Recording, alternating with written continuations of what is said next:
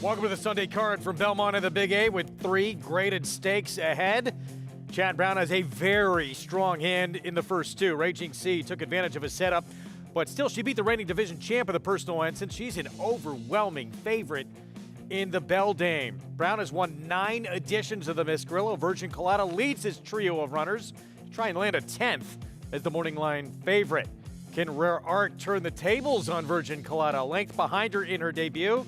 She came back to graduate in her next start. And live coverage to come from the Red Mile in Lexington. Can Hamiltonian winner Carl, coming off a rare loss in his last trot, overcome post 11 from the second tier? It's all ahead on this Sunday edition of America's Day at the Races on Fox Sports 1. It's brought to you in part by America's Best Racing. For the love of the race, visit americasbestracing.net today. Gorgeous Sunday afternoon here in South Ozone Park, New York. Sun is shining, and as mentioned, 3 graded stakes on the card to come, including early on the Grade 2 Beldame. Hello, everyone. I am Greg Wolf. I'll bring in my partner here in just a moment. Beldame in that division for fillies and mares. Distaffers, Raging Sea looks like an overwhelming favorite, able to run down the division champ last time out, Idiomatic, who's running today, by the way, in Lexington. We'll see if anyone can pose a threat to her for trainer Chad Brown early on in that race. Let's take a look at what's ahead, presented by Claiborne Farm. We'll see that, as mentioned, is race number 2. We're just 9 minutes away from the opener. This presented by Claiborne Farm. Fast and firm for our Sunday action, and fast out of the Red Mile, where that big one will come to close things out with Carl as we bring you one of the 3 jewels in trotting's Triple Crown. So with me, New York Racing Association handicapper Andy Serling, and it looks like it'd be potentially another very big day for trainer Chad Brown. Yeah, no, he's very live, obviously, with 3 horses that can win in the Miss Grillo coming up later. A race, as you mentioned, he's won more than 50% of the years he's been running horses in the race, starting in 2008, and obviously Raging Sea. He won it last year with Randomized, a very different horse, a horse with a lot of speed. She was the heavy favorite. It's a heavy favorite today, and you know, you look at Chad Brown's year. He's had 14 great Grade 1 wins, 3 yesterday. 12 different horses, actually. Yesterday was the first time that he had repeat winners in Carl Spackler, as well as Chancellor McPatrick, yeah, who won here and won the Hopeful. I don't know if any of them are sort of more impressive than Raging Sea. I know she got a good setup, but I don't necessarily think of her as a Grade 1 quality horse, and he got a Grade 1 win out of her. That's an impressive job. Yeah, look, still to win that race setup or not, she ran a huge race, really career did. Best effort in that performance, so we will see her in race 2. In that distaff division at 1 mile and 1/8. We're going to kick off the card, though, with a claiming race, all for sale for $25,000 in this race. It's fillies and mares who have not won 2 lifetime, and we have a 9-5 favorite, actually 8-5 on the outside, Miss Fashionista, who we'll get to. We start with My Town, My Rules, Linda Rice. This is the one that Linda Rice is running out of the 2 that she entered, and I don't totally trust her off the layoff and dropping down, but the way Linda Rice's horses have been running, I put her on top. David Donk, Romero Mirage, 6-1 with Big Hazel. We'll see if she likes more distance in this race. She did break her maiden in her 1 truly good race at 1 mile. Here's Elliptic, Kendra Carmouche for Bill Murray. If she can find her form from 2 and 3 back, she's the horse to beat, but she ran horrendously last time.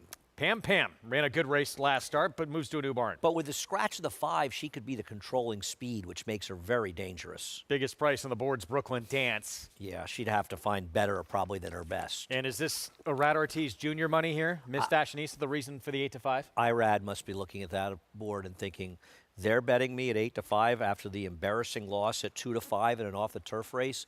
The question with her is, where did that maiden win come from when she won by over 7 lengths to 73 Buyer? To me, her last race loss was inexcusable, and I want no part of her whatsoever. She's had 5 tries since then to try and come close or get back to that. She has not come close. But the 9-5 favorite right now. You could play all the action, including a pick 5 that starts right off the bat here in the opener by getting signed up with Naira Bets. Match 200, as you saw, that code for new members to punch in at sign up and get that $200 deposit match sign up bonus. Again, right there at NairaBets.com. Time to bring in Jonathan Kinchin for his thoughts here as we get set to kick off this Sunday card. Hi, JK. Hey, Wolfie, how are you? Yeah, I agree with Andy here. I think the 8 is extremely overbet in this spot. I don't think the 8 can't win. There is some back races that make some sense. but the last 3 or 4 are not necessarily all inspiring. And so because of that, I think taking 3-2 on a horse like this in this situation is outrageous. I mean, I think it's probably a combination of Todd and Irad that's leading to that money. I think the 4 and the 6 are much more attractive. I'll go with the 4 as my top choice in here. This is one of those situations where the race 2 and 3 back, this horse absolutely wins with those performances. The problem is that there's that last race that, he was wide all the way around there. I guess maybe that's the reason she didn't run as well as you would have liked for her to run. But there's only one bad race versus the 8 where there's a few bad races leading up to this situation, and you're getting a significantly better price. So I'm going to go with the 4 in here. If you're playing the pick 5, I think the opportunity here, obviously you can probably single in the next race with Raging Sea, but the opportunity here is to try to beat this 8 horse in this first leg, and I think you can do that with the 4 and the 6. The 4 will be my top choice. All right, JK, thanks. And yeah, just the one bad race, but it was the one bad race last time out, which is a little bit problematic for Elliptic. I think it's massively problematic for Elliptic, and I don't disagree with what Jonathan said. If she's able to run her 2 and 3 races back, she's the horse to beat in this race. Those were better horses than these. But then she runs as poorly as she did last time, and make no mistake, she was bad. And then they drop her in for $25,000. Don't forget, she was claimed for $50,000, and she was running competitively enough 2 and 3 back to suggest, as a New York bred, she had a little bit more value than $25,000. Now Bill Murray's saying, please, somebody claim her for me for $25,000. She may win. She's also a little bit dead on the board. I'm very surprised that she's 4-1 in this race and a significant sort of co-third choice. Favorite right there in those Rapoli Stable Silks, trainer Todd Pletcher, and usually they get overbet when that man's aboard, or Rad Ortiz Jr. Let's take a look back to the most recent effort at Saratoga, going a mile back on August 10th. At one point, actually did take the lead, wound up second, beat a half length. At 2-5, though, was supposed to win this race. I mean, if you're confused as to why we don't like her in this race, I think you need to go and look at the PPs of the horse that beats her, because she's almost impossible to make in this race. And this was an off-the-turf race where they basically left horses in hoping to get second and third money, and she still couldn't get it done. Yep. No offense. Was third. She's one of your favorite horses, Bertrell. She is. She broke her maiden at 100-1. And she won in the next race at 60-something-1, but on the she's grass. A turf horse. And this was, for me, an inexcusable loss. Will I be absolutely shocked if she wins? No. I picked her 4th, but I think she's a horrendous gamble at 8-5. Seems to be making a decent appearance, though. Let's get Acacia Clement's take on it as we send it downstairs. That's right, Greg. She's warming up pretty well for her. She's a horseman's fashionista that usually just does not carry good weight, that gets very hot prior to her races. So she's gotten warm today. That's totally in character. But much as I thought she did last time, she's carrying good weight for her standards. But again, she looked good before the last race, and I did not think that there was going to be an easier race for her to win than that last effort. Maybe this is actually the easier one, but look, at a short price, just not for me. She absolutely could win in here. I do find her just hard to trust. She warmed up well. I have no knocks against her, but again, the last couple of races, I have felt that way. The number 6, Pam Pam, is first off the claim for Rudy Rodriguez. She was a horse that I thought was supposed to be aggressive and wire the field last time out, and she ended up pressing in second, and then just a little bit flat late, but I thought that she ran okay, and was a heavy favorite that won that race. She's much more settled overall today, though. Kind of more focused, more clued in, I should say. Very, very fit coming back for Rudy, and I think her natural early speed is a big benefit for her. Ruben Silvera aggressive, and he did take her right away from the pony for a big warm-up. The number 1, My Town, My Rules, is off of a layoff. My first time seeing her actually in the flesh, but she takes a big drop off the bench, has the layoff to contend with since February. Those are often big questions, but as Andy mentioned, Linda's Barn going so well right now, and she's a big solid mare, but she looks pretty fit. I'd say about 90% fit coming back off of the layoff. She was strong. She might need one overall to bring it together, but maybe she just meets the right field after just facing tougher in her recent efforts. I thought that she was one that actually looked the part off of the bench and had great energy coming back off the layoff, but I am going to land on the 2, Big Hazel. I have been waiting for her to stretch back out in distance, which is what she gets to do today. I like her at a mile. This is also one of the best times that I've seen her weight look. She too can sometimes get a little bit light with frequent racing. Romero Mirage gave her an aggressive warm-up. He is a rider that will get her into the race stretching out, and perhaps most significantly, a big drop in class here, back down to the $25,000 level, and she gives a nice price. Greg? 8-1. Romero Mirage on board the 2. Big Hazel favoritism remains outside, though, with Miss Fashionista trying to rebound off that 2-5 defeat. As we take a look at My Town, My Rules from the inside for Linda Rice with the drop down in class. I'm not betting the 8. I think she's a horrible favorite. I don't trust the 4 after her last race, though clearly she could win. They both could win. And it kind of leaves me with the 1 and 6 as the alternatives. The 6 has the speed, and I think she's dangerous, but she's 2-1. Whereas the 1's going out for a barn that's hot. Now, maybe the lack of money is a bad sign for her, and obviously Linda made a bad claim.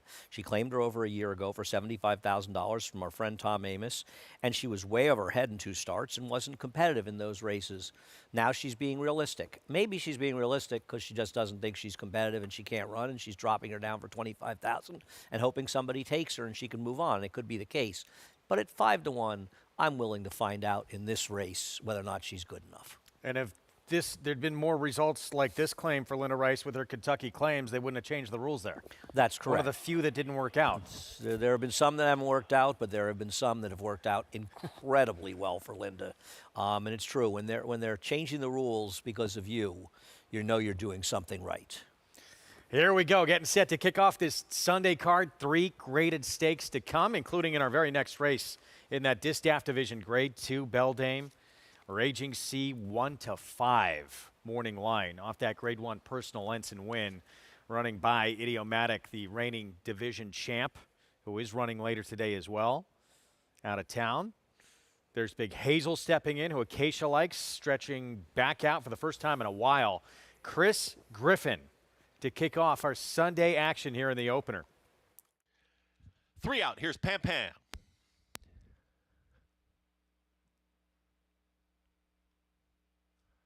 Brooklyn Dance, Miss Fashionista.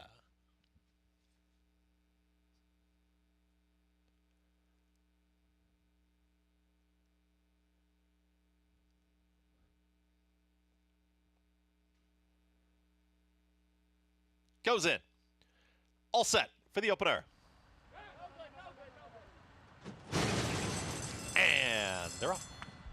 Good speed to the inside from My Town. My Rules is joined by Pam Pam. In between horses, Brooklyn Dance is going to be in that leading group of 3 with Miss Fashionista just off of them in 4th. It's a shared 4th now as Big Hazel has some forward momentum, and the early trailer Elliptic tightly bunched as they come out of the chute.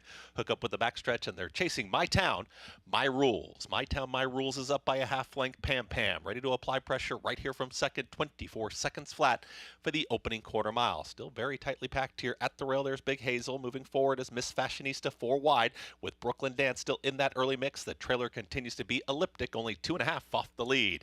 They're approaching the half-mile pole, and it's still My Town, My Rules.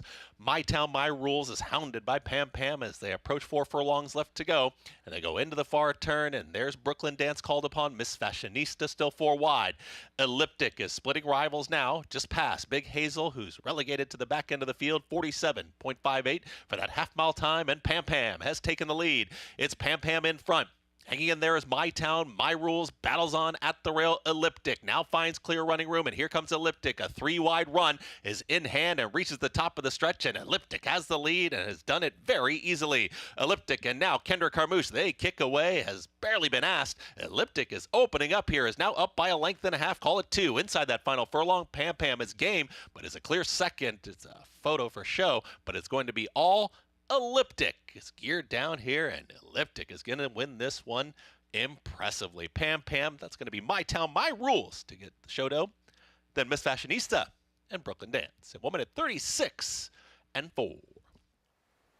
Elliptic back to what she's proven she's capable of. That bad race behind her. Kendra Carmouche, Bill Morey, and a 7-2 start to the card. And I'm going to guess she got claimed out of this race for $25,000, and she ran like she's worth it. She got a perfect trip in here, but she absolutely buried this field. She's a horse that off her races 2 and 3 back could have been 6-5 in this race. People handled her gingerly, including myself, because of her bad race last time. But she certainly put it behind her. And if you took 9-5 on Miss Fashionista, I would reevaluate the way you're handicapping and betting. She's a bad horse who should have been the 4th or 5th choice in this race, and she ran like it. Meanwhile, the 4 did get claimed, as did Pam Pam, who went off co-favorite 9-5. So both those two going to be moving to new barns. 4, 6. Nobody took the favorite. No, 4, 6, 1, 8. Favorite winds up 4th. Miss Fashionista, yeah, did go off slightly as your top choice.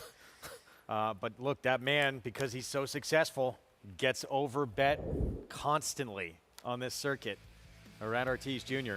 It's Kendra Carmouche, Elliptic, Bill Morey, Bella Cavello Stables, and now 2 for 9 for this daughter of Ericate with the win to kick things off on our Sunday action. We're going to take a timeout. We'll have prices when we come back. We will look back to Saturday, big day on the road to the Breeders' Cup, including that Breeders' Cup Juvenile, and Chancellor McPatrick will be heading to Del Mar undefeated and maybe as the favorite. Stay with us.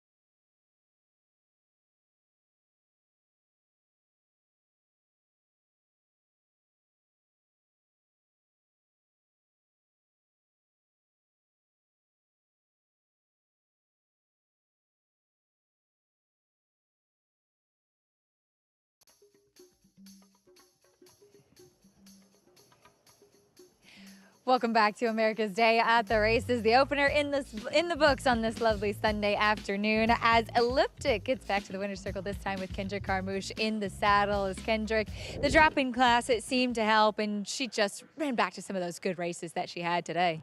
Yeah, William Murray spotted this filly really good today.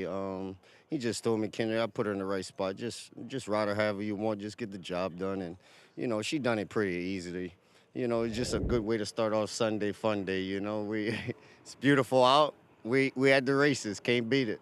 Absolutely. This is what life is all about. And you've had a good weekend and looking to pick up another stakes win, a couple of stakes wins, in fact, today, a little bit later on. But I wanted to ask you about Grace and Grit in the Miss Grillo, who you rode first time out for John Kimmel. I know he was dying to get her on a turf race, and it finally paid off. She was impressive.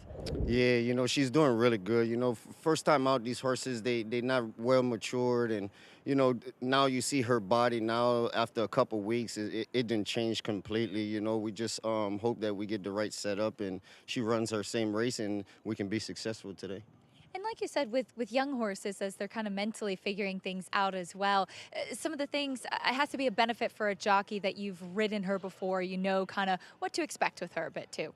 Yeah, that's the thing. Sometimes we get on horses that we don't know, and sometimes we pretty much start with them and we finish with them. And, this filly, I've been with her since the time she came from the sale. She didn't improve each time we went out there and work in the morning. And, Mr. Kimmel does a good job with these young horses and getting them ready. So, we just need a little luck to going outside. Mr. Kimmel been there before to the Breeders' Cup and win those type of races. I just want to be a part of it. Well, we look forward to seeing what she can do later on, but congratulations on kicking off Sunday Fun Day with a win. Sunday Fun Day, Louisiana, baby, in the house. That's a mic drop moment, Greg. Kendrick interview cannot be complete if we don't get that in, so we knew that was coming. Absolutely is in the house. Picture time for the Louisiana native, Elliptic, teaming up with trainer Bill Morey. Yeah, we were just looking at the double, which is paying $15.40 for $2 with the favorite next race, which would make the favorite roughly around 3 to 5 if you do a parlay with those horses, which is kind of remarkable.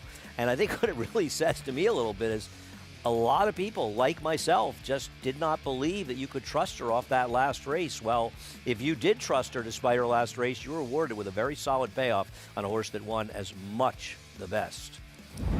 Distaff Division, Grade 2. Beldame is next. Mile and an eighth, purse of $250,000 for fillies and mares.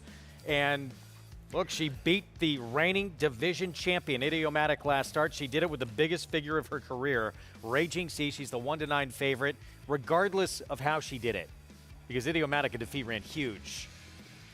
She ran great that day. She did. And she's been improving a lot, slowly. It took her a while to get it together, and a lot of talk was made, and she was the first horse to win a race that had run in the Breeders' Cup Juvenile Fillies 2 years ago. Now, subsequently, we've seen the second place finisher come back and get her form together, and Chop Chop's been okay on the turf, but she's the real star out of that race, and she's just gotten better and better. And the other thing is, you look at this race, and you say she's a little pace compromised, right? Because there's not a bunch of speed.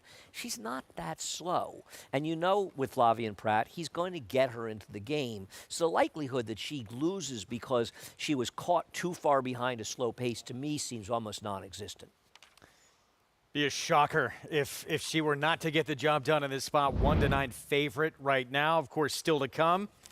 Some big ones from the Red Mile in Lexington, Kentucky. Of course, home of the Kentucky Futurity, which will close out the card. One of the 3 jewels in Trotty's Triple Crown. We'll see Carl in that race, who's going to have to deal with outside post 11, breaking from that second tier. We bring in Jenna and Jessica Otten for more on what to expect from today's action. Thanks, guys. It is a beautiful day here in Lexington, Kentucky at the historic Red Mile. Jenna, celebrating 150 years. There's really nothing quite like the Lexington experience, is it? No, not when the weather is this beautiful. Last weekend, Mother Nature did not bless us No. with nice weather, as we will see a bunch of these horses racing on a good track here. Last week it was, of course, off track as it was pouring down rain, but beautiful weather here for the 132nd running of the Kentucky Futurity. But we are celebrating the 150th anniversary of the opening of the Red Mile. We're not only going to see the superstars in the Kentucky Futurity and the filly Kentucky Futurity, Jenna, but a lot of horses throughout the day. The races we'll be covering, they are prepping for the Breeders' Crown. This could most likely be a lot of these horses' last start before making that elimination at the end of October there. I believe October 18th and 19th. So this could be the last time we see them prepping for that big Breeders' Crown. Makes it even more exciting, and you want to go into that Breeders' Crown off of a good effort. So I'm excited. Glad the weather's cooperating, and hopefully this red clay will be freaky fast here today. We've seen a couple of track records and world records here so far this weekend, Jenna. And, you know, getting in a good start, good finish, and good race this weekend, prepping for the Breeders' Crown, that kind of determines a few of year-end rewards. We will see Carl on tap today. He has post 11 here in the Red Mile. That is a trailing position. Nancy Tachter was quoted on earlier in the week right after the draw. She would much rather have the second tier than an outside post. We will also see him team up and meet up with Highland Kismet, Jenna, who raced here last week over those sloppy conditions. They took the trotting hobbles off of him. Last time we saw him in the Hamiltonian, he had those trotting hobbles on. He unfortunately made a break in the Canadian Trotting Classic, but I haven't seen him look that good aside from last week in a long time, and he gets post 3 today. The addition of the trotting hobbles back on is quite interesting to me. He has looked phenomenal without those trotting hobbles, but they say if you like money, you must race with the trotting hobbles on. It can't hurt him, so I'm curious to see. He does have the post advantage. Carl will have some options on who he's going to have to follow out here, but I'm curious to see Yannick's tactics, and we have to wait all day to find out. Yeah, there is plenty of great races on tap, of course, at Kentucky Futurity and the Philly Kentucky Futurity as well. We will see the Hamiltonian Oaks champion Warwee Michelle take on a very nice field of fillies in there. But for now, we'll send it back to the desk as we get ready to cover all the action from the Red Mile in Lexington, Kentucky. Jessica, Janet, thank you two very much. We'll have much more from those two coming out throughout the afternoon. Top 4 finishers from that Hamiltonian return in that Kentucky Futurity up next. There she is, 1-9 favorite Raging Sea. Back-to-back graded stakes win, including the Grade 1 win over the reigning divisional champion at Saratoga in that personal ensign. The Beldame is next when we come back. Tonalist, a 4-time Grade 1 winner with 11 triple-digit buyers, including the Belmont Stakes and the Cigar Mile. He's already living up to his potential as a sire with multiple graded stakes winners, including Grade 1 winner Country Grammar and Grade 2 winner Tonalist Shape, plus multiple 6-figure yearling and 2-year-old sales. Proven on the track, proven in the sales ring. Tonalist, standing at Lane's End. Horse racing? Check. Weekly promotions? Got 'em. Huge payouts? You bet. With Naira Bets. Download the app today and bet on any track, anywhere, anytime with live HD horse races, betting tips and tutorials, expert picks, and more. You bet with Naira Bets. Join now for a new member bonus at NairaBets.com. History remembers moments of extraordinary strength, skill, and determination. True greatness is forged by those who fulfill their destiny.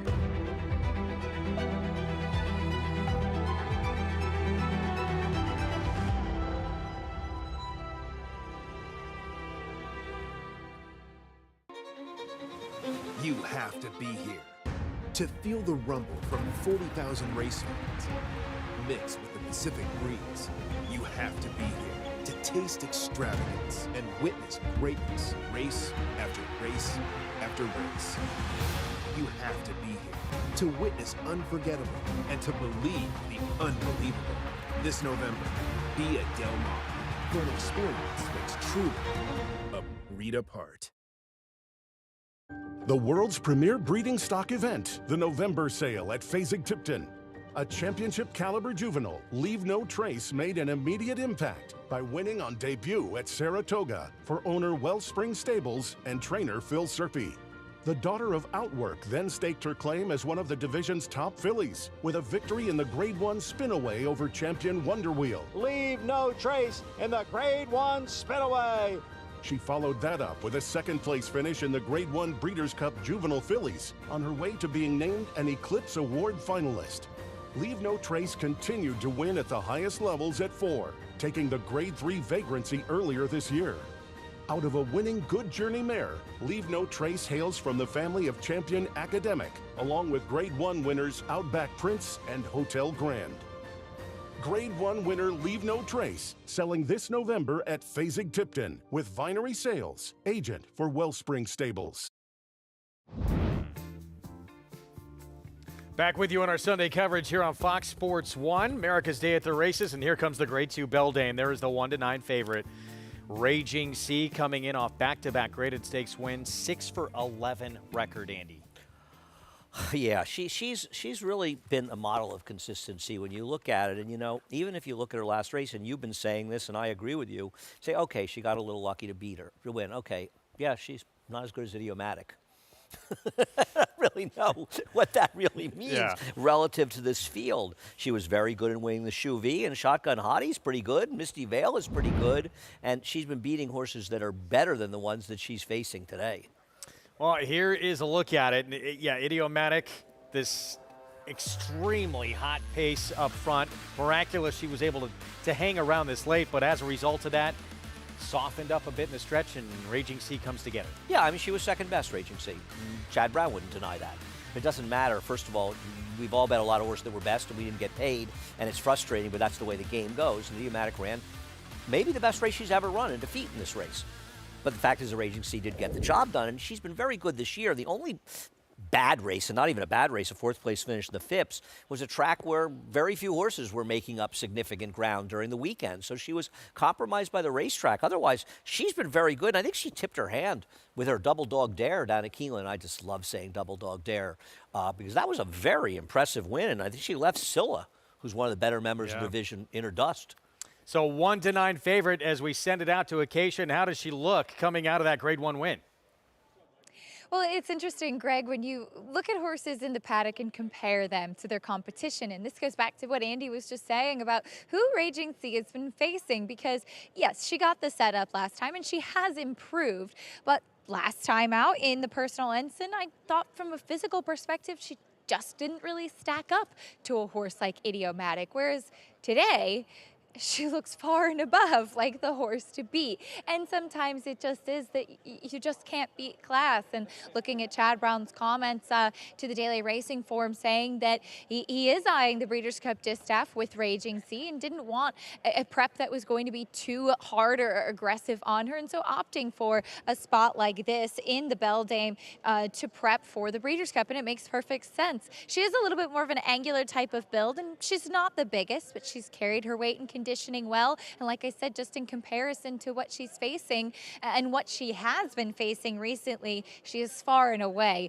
the horse to beat. Now, the other Chad Brown runner in here is the one Signal from Noise. And I thought it was interesting that he had said that she's not just in here to be a pace setter stretching out, that he really thinks that she can get a piece of this. Now, typically, I'd always preferred a little bit on the shorter side for her, but she has actually filled out. Now, as a 5-year-old mare by Arrogate, and being by Arrogate, distance actually should be her friend. While she's not the tallest, there's a lot of length to her frame, and she is pretty forward and sharp here in the paddock. She broke running and then was taken back last time. I wouldn't be surprised to see her be forwardly placed in this spot from the rail with Dylan Davis aboard as you see her get on her toes and actually framing it up quite nicely going out. Now the number 3, Libin, for Safi Joseph, 1 of 2 for the barn in here. She is one that typically is forward, and the blinkers are going on. Safi's comment saying that he felt that she just wasn't really showing the talent that they knew that was in there. And sometimes you'll see horses that are not really kind of putting it all out there on the racetrack. Little equipment changes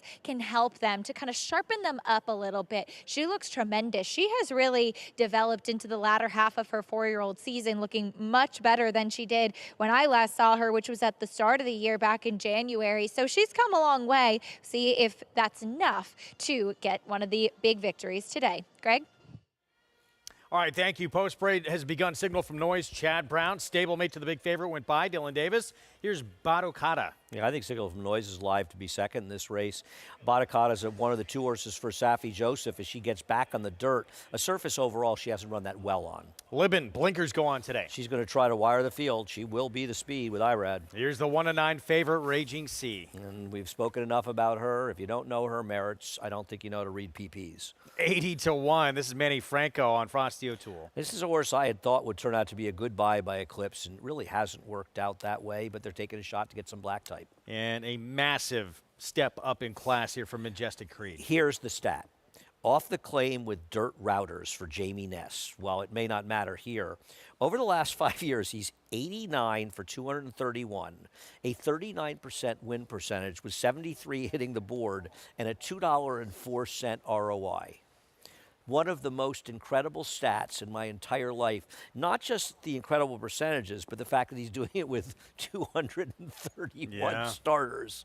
So if people wonder why people say, boy, Jamie Ness knows how to move him up off a claim, that would be why. 1-9 favorite. And there's Flavia Pratt breaking off to get some air in her lungs here for the warm-up. I want to remind everyone watching the program, you can download free Equibase past performances, get all the stats on the horses, trainers, jockeys by going to NYRA.com/TV schedule. Jonathan Kinchin, even when there's a 1-9 favorite, you can still make money in this game. How do we try and make money here in this Grade 2 Beldame? Well, hopefully you're alive in the pick 5, trying to beat that favorite in the first leg and singling Raging Sea here. Look, I completely agree with what you guys are saying and what Andy was saying. I was thinking about it. I can't think of a more fortunate Grade 1 winner this year than Raging Sea. The way that Idiomatic and Randomized hooked up and just that whole situation, and Idiomatic ran outstanding. I'd like to think she'll come back later today at Keeneland and run well. And Raging Sea just picked up the pieces in a perfect scenario, getting a Grade 1 win. But in most situations, you would want to try to play against her out of a situation like that. She can run her third, fourth best race of this year and still win this race. I don't think there's a scenario where someone can get loose and still beat her. I don't see a scenario where she can get into traffic and it be a weird sprint for home. She is significantly better than all of these horses. Don't try to get cute betting her trying to bet other horses to win. And I agree with what Andy said. I think Signal from Noise makes some sense underneath. But I'll also give you the two, Batacata for Ricardo Santana, a horse who's been running on synthetic in the last couple starts. A lot of times people will kind of ignore those races because you can't trust it. But I think this horse is good enough and has some okay dirt numbers in the past to get involved, to just at least hit the board here. But I think you're wasting money if you try to beat Raging Sea in this spot. Try to beat her next time. As the board reflects, look, very few trying to take the stance that, and obviously anything can happen in this game, but very unlikely with this competition that Raging Sea gets beat today. Here's a look at what's still to come. Beldame, of course, in a couple of minutes here. Miss Grillo, prep, and winning you're in for that Breeders' Cup Juvenile Fillies Turf, where this race today and that Breeders' Cup Juvenile Fillies Turf races, Chad Brown's dominated. And then the Grade 3 Matron with 2-year-old fillies on the grass sprinting. I don't know what more you can ask for. You've got two 12-horse fields in the stake races coming up in races 6 and 8. And, I mean, they're wide open races, and I don't think you'll see a short price on anybody in there, and justifiably so. And both races can and will have implications towards the Breeders' Cup, as I imagine the Matron winner, a filly will likely go to the Breeders' Cup, especially if she runs well enough to go there and get in the race. And the Miss Grillo could see one of the major players, the Breeders' Cup Juvenile Fillies Turf. 3 minutes to post. All eyes on this filly coming off that Grade 1 win at Saratoga. Let's go downstairs to Acacia.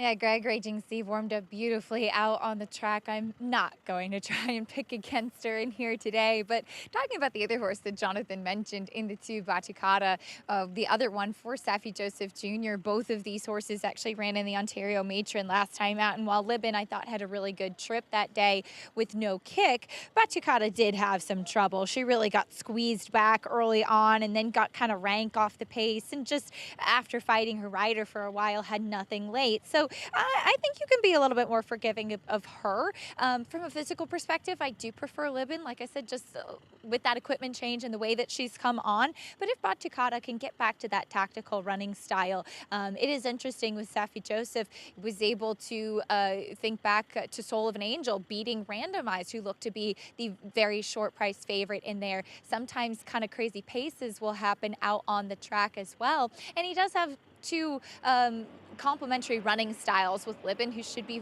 aggressively handled on the speed early, and Batacata, who will be coming from off of it a bit. But as Jonathan mentioned, Raging Sea's just a better animal than what she faces today. Now all she has to do is go out and do it. Greg? See if she can get it done here. it would be a massive upset if sure not. Look, there's 3 big names, Andy, in this division. Obviously, the reigning champ, Idiomatic, who she just beat, and she did get help in a setup doing it. There's Torpedo Anna, who just missed against Fierceness, the boys and the Travers, who's been so dominant against 3-year-old fillies, it's not even funny. And then there's Adair Manor, who is retired.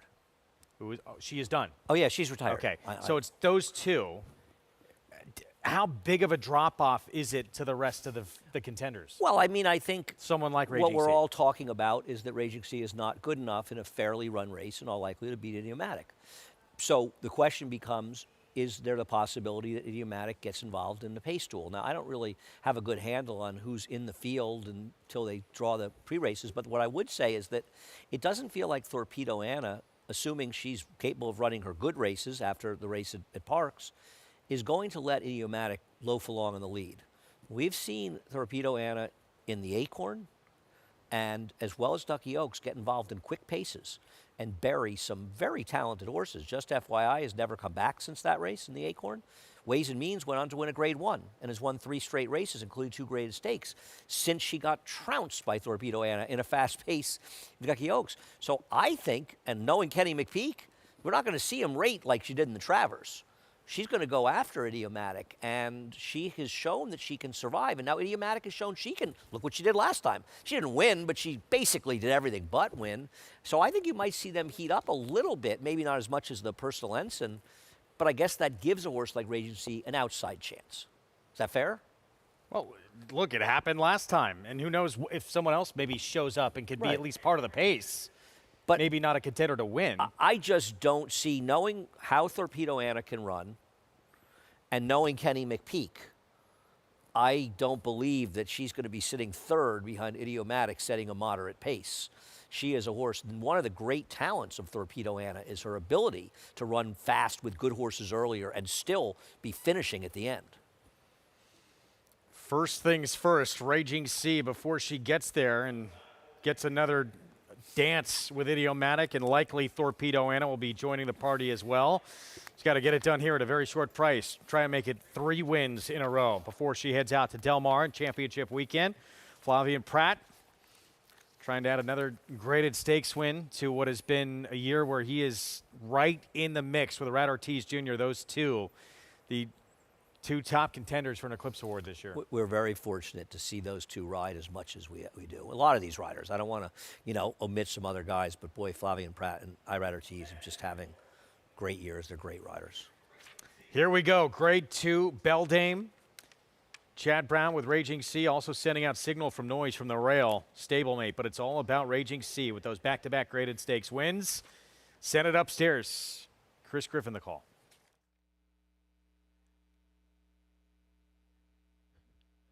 Goes in. All set for the Beldame.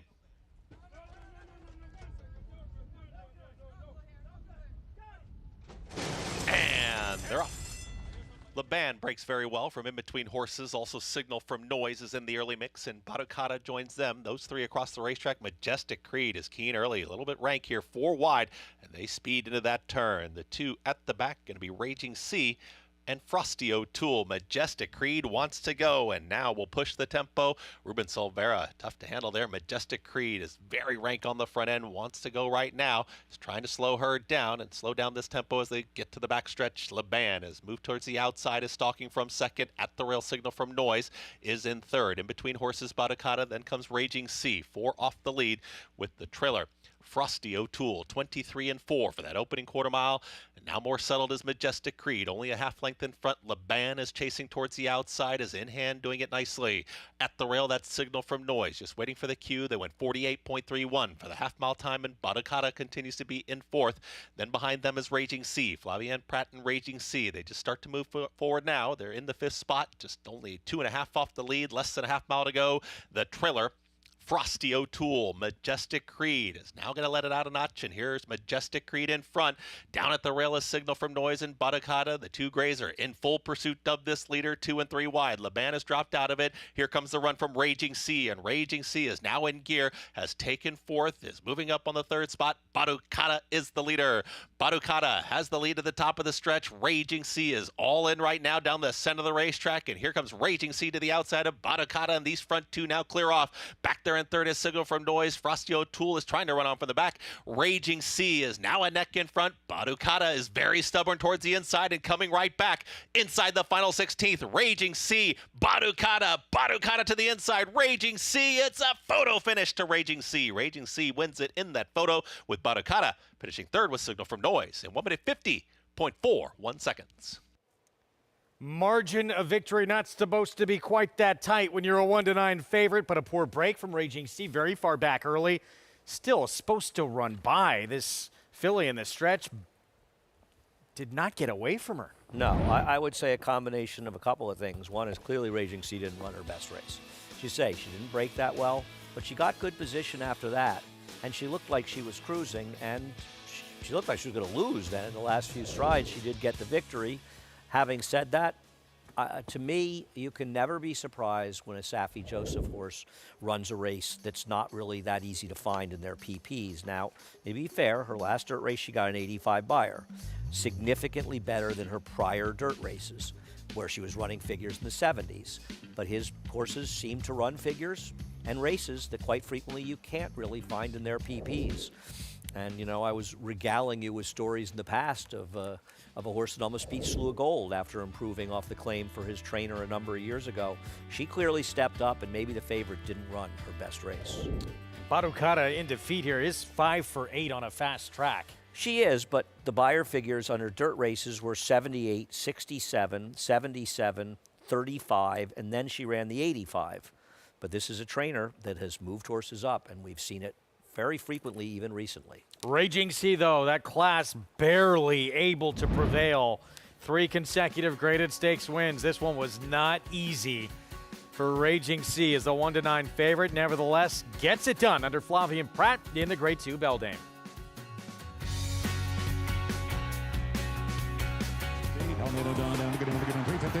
Here we go. 3 here, 50, now 4, 8.5, in the back. 1,400,000 stands way in the back. Thank you. 1,005,000 and I'm $1,600,000, $150,000, $1,550,000 and a half. $1,500,000. Jody, thank you. Please hold your applause. Charlatan, ultra impressive. It's a new day for a new king.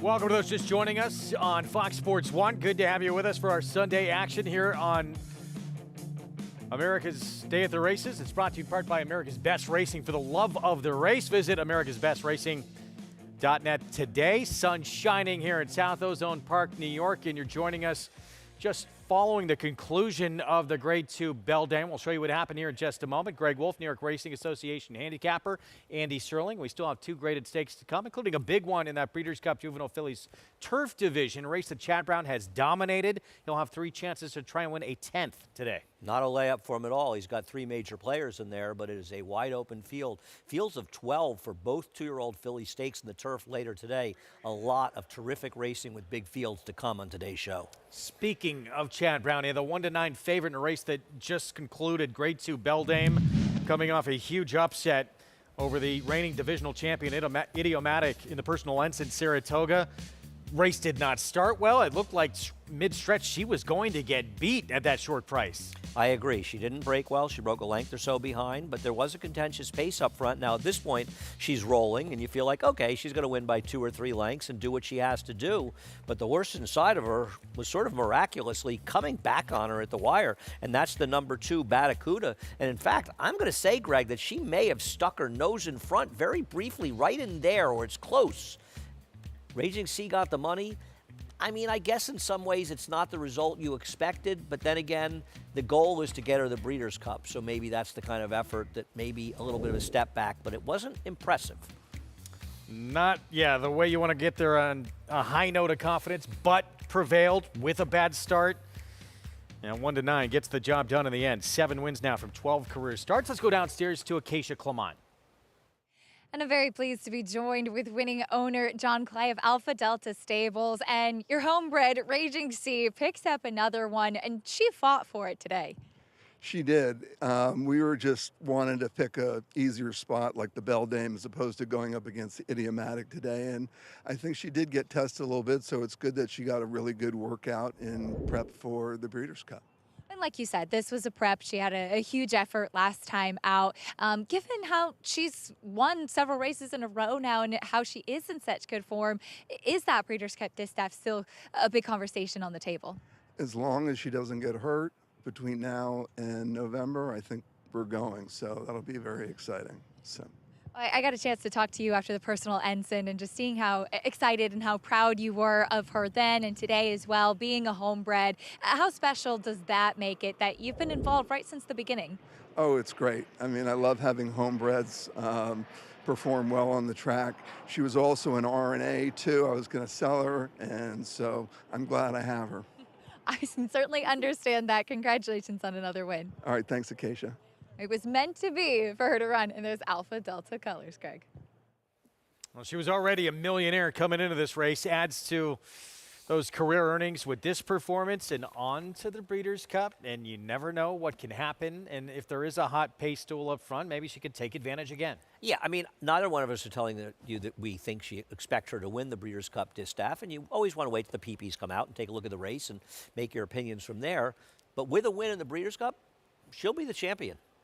With 2 Grade 1 wins and a win in that race and 5 for 6 this year. I'm not saying it's a likely event, but it's not a 50-1 shot. We move on to race 3. Here's a look at the current odds. 7 furlongs, allowance optional claiming field. Fillies, mares, 3 and up. And Fancy Azteca, Rick Dutrow Jr. barn with Alrad Ortiz Jr. 2-1 favorite right now. You often like to say to me, I think anyone can win this race. I won't be shocked by too many results in this race, Greg. I think it's wide open. There are question marks on both the horses on the outside. I kind of like the number 6, who's taking no money in here, Cali Magic, but there's speed on the rail, but I don't trust her completely at 7 furlongs. There are some oddballs in here that may have a chance as well.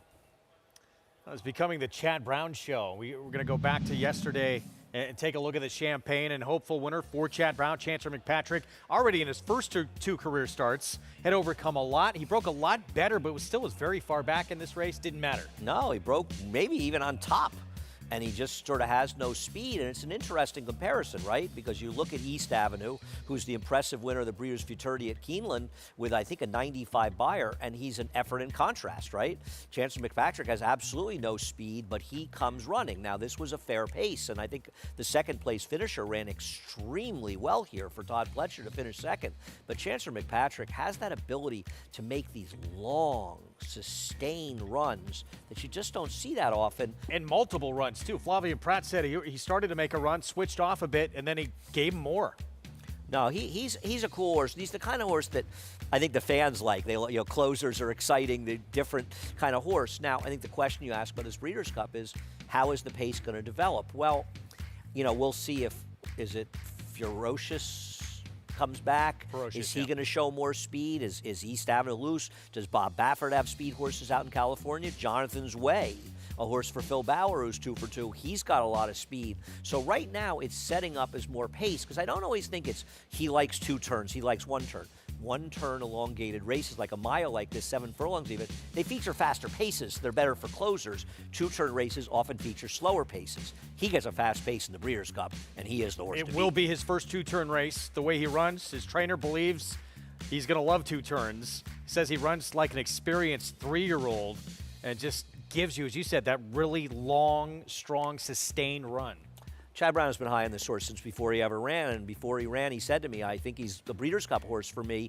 I don't know that means he's going to win at 6.5 furlongs first time out, and he was very impressive winning first time out. He did not have the best of trips, and he really made a big run. 5th win in this race for trainer Chad Brown, all since 2016, but ironically, his only horse of that group to win the Breeders' Cup was a horse who didn't win the Champagne. Yeah, he could be 6 for 9. He lost to Firenze Fire in a close photo in the Champagne, but it is really remarkable when you think about it. 14 Grade 1 wins this year, 7 on the dirt, 7 on the turf.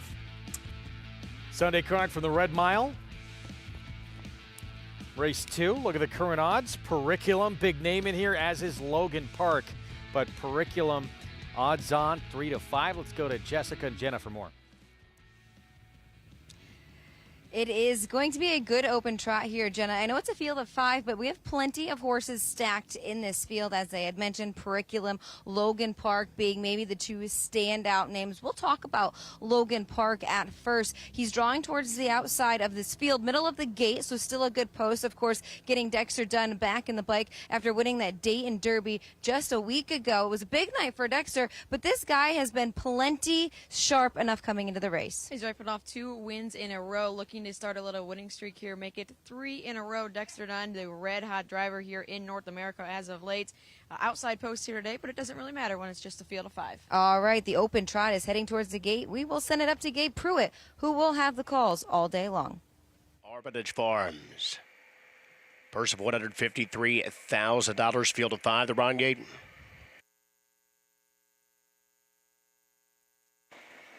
They are off, and they are trotting. It's Academic, left the gate sharply from the sitter up your Dale. Also on the move there with Hill Exotic. Down at the inside as they roll out of that opening turn up your Dale. They're in between trotters, but Austin Headers and Hill Exotic assert their authority down at the inside. It's Hill Exotic who takes over the early lead. Up your Dale will come away, trotting in the 2nd spot. That's It's Academic, who will dive in the 3rd spot for the Periculum, who got trotting in 4th. Logan Park following 5th. The quarter was 26-2, so a hot opening mark here is Hill Exotic is at high gear early. Up your Dale continues to track there 2nd, but It's Academic looking over 3rd. Periculum following in 4th, and at the back still Logan Park, still single file here, the short field across the back stretch. And it's Hill Exotic who continues on top. Hatters looks to tap at the brakes here in the 2nd quarter. Up your Dale, following there from 2nd, but it's Academic. Still very patient there so far in 3rd, and for the Periculum. And Logan Park last. The half mile was up in 54-2. Solid tempo here is Hill Exotic. Continues on the point here, the longest shot of the board. Still loose in the lead with 3/8 to go. Up your Deo is right there, tracking in the pocket with the Periculum. Now advancing up there the outside 3rd. It's Academic opts to sit in 4th. Logan Park swings wide, but still has 3.5 lengths to make up as they trot towards the top of the stretch. Held Exotic still there, but here's Up Your Deo, fresh out of the pocket here for Sponstead. Up Your Deo's upset-minded here, and he looks to a power on past Held Exotic as they move to the top of the stretch and off 3/4 at 122-3. 3, and Up Your Dale is taking over the short lead. Logan Park rallies up at the 4 outside. That's Periculum in between as they move into the final 16th of a mile. Up Your Dale still maintain the lead, but here's Logan Park, who burst to the scene with Periculum. Logan Park or Periculum, it's Logan Park who rallies past the outside to win. Periculum was second. Up Your Dale finished third in 1:49.2. 1:49.2. Jenna, Logan Park come from well off of the pace there. You end up being third over to pass those the quad on the front end. Very good effort from him. Austin Hanners had a hot pace up front there with the rail horse Hill Exotic. Up Your Dale put in a big first over effort, and again, field of 5, post 5. Dex opted to go to the back of the pack and still swooped them at the end of it. Very impressive efforts here today for Logan Park, 3 in a row. It is a very nice, good way to start the day off for Dexter Dunn. Trainer Rob Fellows, he'll make it 3 in a row, 1:49.2. We'll send it back to New York.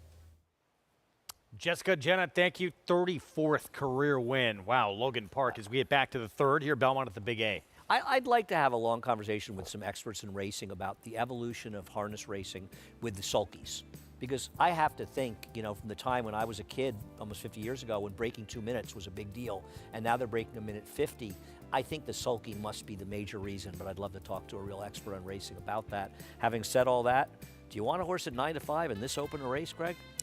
Well, guess who's aboard? Rat Ortiz Jr. And he's good, right? He is very good, but he gets over bet. Look, this was it's a 7-time winner. Just missed, though, as the favorite last time out. Had put together back-to-back wins before that. And you look through the field, and there are some other legitimate contenders in here. We'll talk more about it in a moment. Let's bring in for the first time today, the MIG, Richie Migliori. Yeah, thanks, Greg. Absolutely glorious day here at Aqueduct. And we'll start down on the inside with the one-horse Fancy Azteca. But she really stands out. This is a filly that has a lot of chrome. She has those white legs. It just always makes a nice impression. Carries good weight, keeps her coat. You know, she's been in good form, running the last couple starts over at Monmouth Park. And she's inside, and she has speed. But, I mean, looks very, very good. A horse that really always catches my attention is the 2-horse, Captain's Daughter.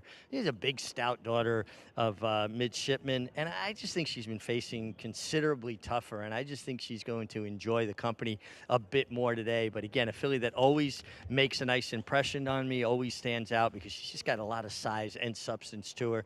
And then the 6-horse, Cali Magic, making her first start for Jimmy Ferrara, coming off of back-to-back winning efforts, and she's well drawn towards the outside, turning back a bit in distance, but I think she probably could get a really nice setup in here, Greg, and another one making a nice impression. Should note, it is a little bit warm and beautiful. It's breezy, it's sunny, so you're going to see some horses get a sweat on. That's not something to diminish your enthusiasm over their chances. You want to see a horse get a little bit of a sweat on today. It's just warm enough that you want to make sure the natural coolant system is working properly.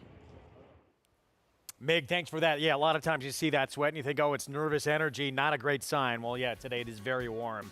So good to point that out. We'll have the post parade from here in the third on our Sunday card from South Ozone Park, New York, when we come back. Stay tuned.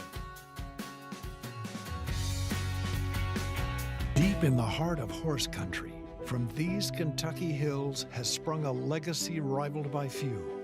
From the all-time greats of yesterday to the breed-shaping bloodlines of today, our roots hold strong with the promise of tomorrow. For over a century, our passion has guided us to where we stand and everything we stand for. Claiborne Farm, the tradition continues. Horse racing? Check. Weekly promotions? Got 'em. Huge payouts? You bet. With Naira Bets. Download the app today and bet on any track, anywhere, anytime with live HD horse races, betting tips and tutorials, expert picks, and more. You bet with Naira Bets. Join now for a new member bonus at NairaBets.com. The rumblings started early and only intensified, with performances that sent shockwaves across the nation.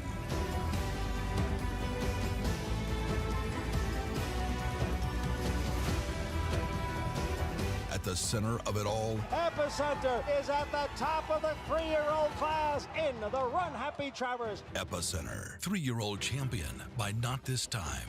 Coolmore America, home of champions. Grayson Jockey Club Research Foundation was formed in 1940 with a simple goal: to raise funds for research to enhance the health and soundness of horses. Since then, we've provided millions of dollars to hundreds of projects at universities around the world, leading to major advances in welfare. Our process of selecting and producing peer-reviewed research has become the trusted industry standard. And with your help, we'll be here for many years to come, supporting the health and wellness of all horses.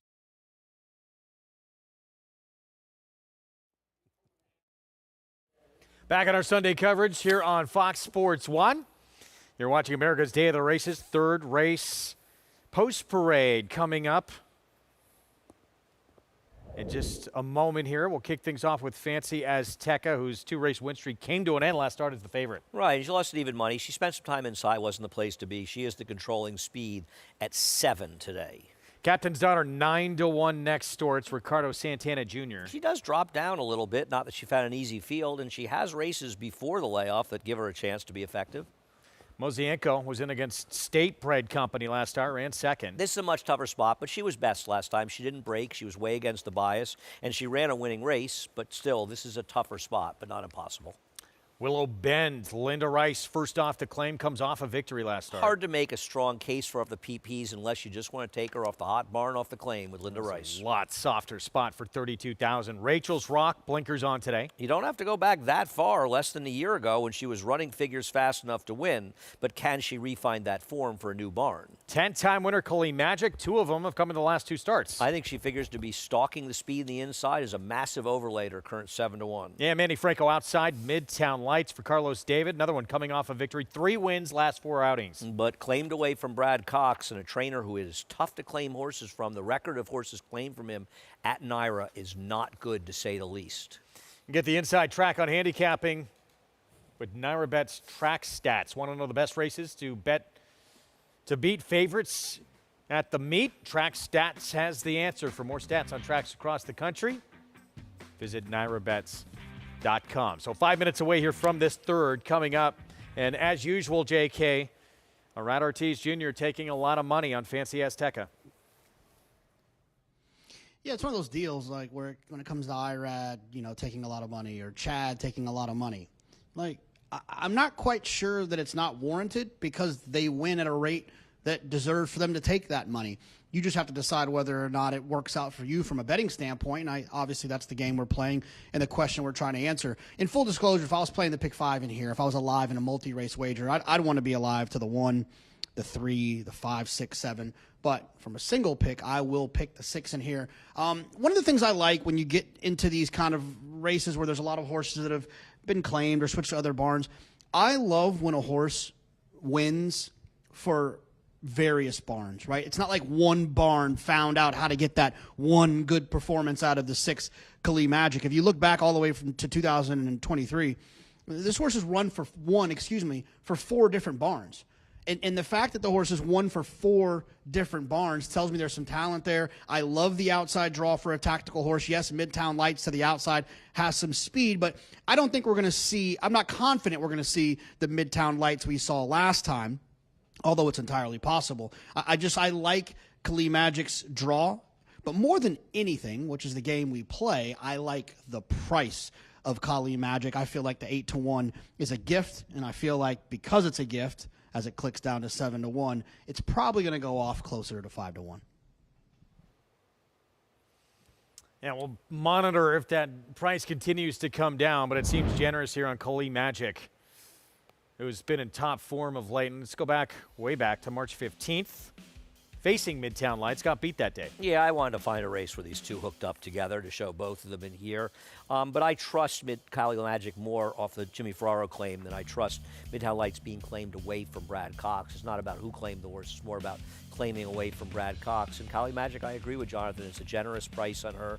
And at that price, I'm more than happy to bet a few dollars on her. I don't need confidence, but I think she's a generous price. And there actually is evidence of Irad Ortiz being consistently overbet, because if you look at his ROI, at least in New York, it's consistently very low and much lower than the ROI of riders that he's better than.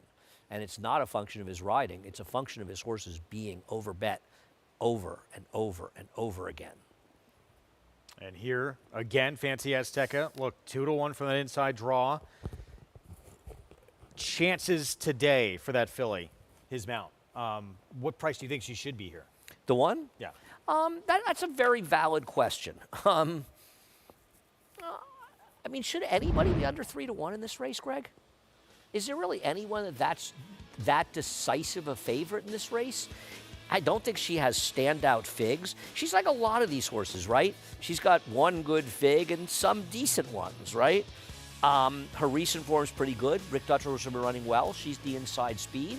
But I think the right price on her about 3-1 in this race, somewhere in that range. I don't have any issue. I picked her second. I won't be surprised if she wins. But I don't say this that often. And you look at the board, 2-1 to 10-1. Yeah. The public agrees. There's no outlier in this race. I mean, the biggest price is the 2, Captain's Daughter. She probably should be, but she is not without merits. That doesn't mean she can't win. She's got speed in her corner, and she's got the right post position to take advantage of it from the inside. Let's go back down to Mig. Yeah, guys, one horse I didn't talk about in the paddock that really caught my attention on the racetrack is the marvelous, the wonderful Mosienko, a 7-year-old mare that just is consistent, hard knocking, and she just puffed up. She got on the racetrack. She got bigger. She got stronger. She warmed up beautiful. I've always been a fan of hers, obviously very cleverly named, being by Hat Trick. And I would have been remiss not to mention her because I didn't talk about her in the paddock. The 2 Captain's Daughters who I'm going to pick. She's going to have to find one of her better races, but she's her 3rd start off the layoff, and she's going to get in the starting gate, and she's going to look around. She's not going to see Tricky Temper or Can't Harry Love or Lilu or Sterling Silver, Security Code. This is a nice group, but I think those are considerably tougher. And I like Ricardo Santana, hard riding Ricardo Santana getting aboard because she is a mare that needs some encouragement. And I just thought 10-1, if she could find one of her better races, in her turf races more recently might have dirtied up her form a bit more. I just thought 10-1 was too big a price, and physically, she was certainly one of the horses that stood out to me. Well, good sign physically that she's come back looking like that because the last 2 starts coming back off after going to the bench.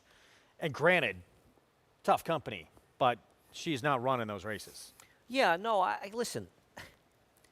There are cases to be made, right? Better horses, getting easier company.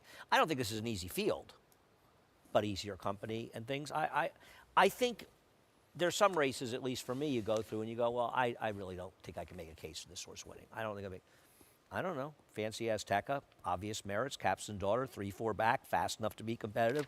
Mosienko ran well last time. She has a lifetime of good races. It's claimed by Dennis Lawler.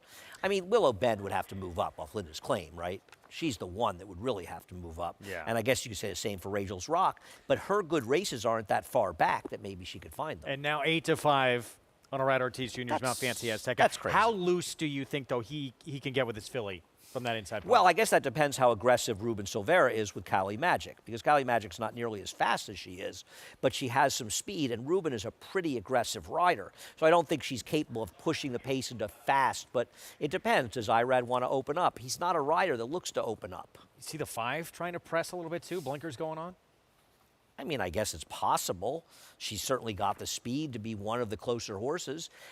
So much of the paces depend on how the riders ride, and I'm the wrong guy to ask to tell you how they're going to ride from one race to the next. 2-1. But you're right, the 5 could go. Yeah. 8-5 is way too low on the 1. Way too low. Win or lose, to me, this is bad value. It's too competitive a race for anybody to be 8-5. Beaten favorite at Monmouth. Last time out that race we showed you, but we'll see if she's able to open up and control from the outset here under Irad Ortiz Jr. We're set for the 3rd. Let's go to Chris Griffin for the call.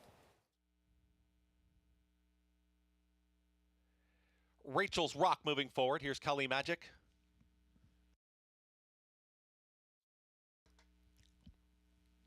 Midtown Lights.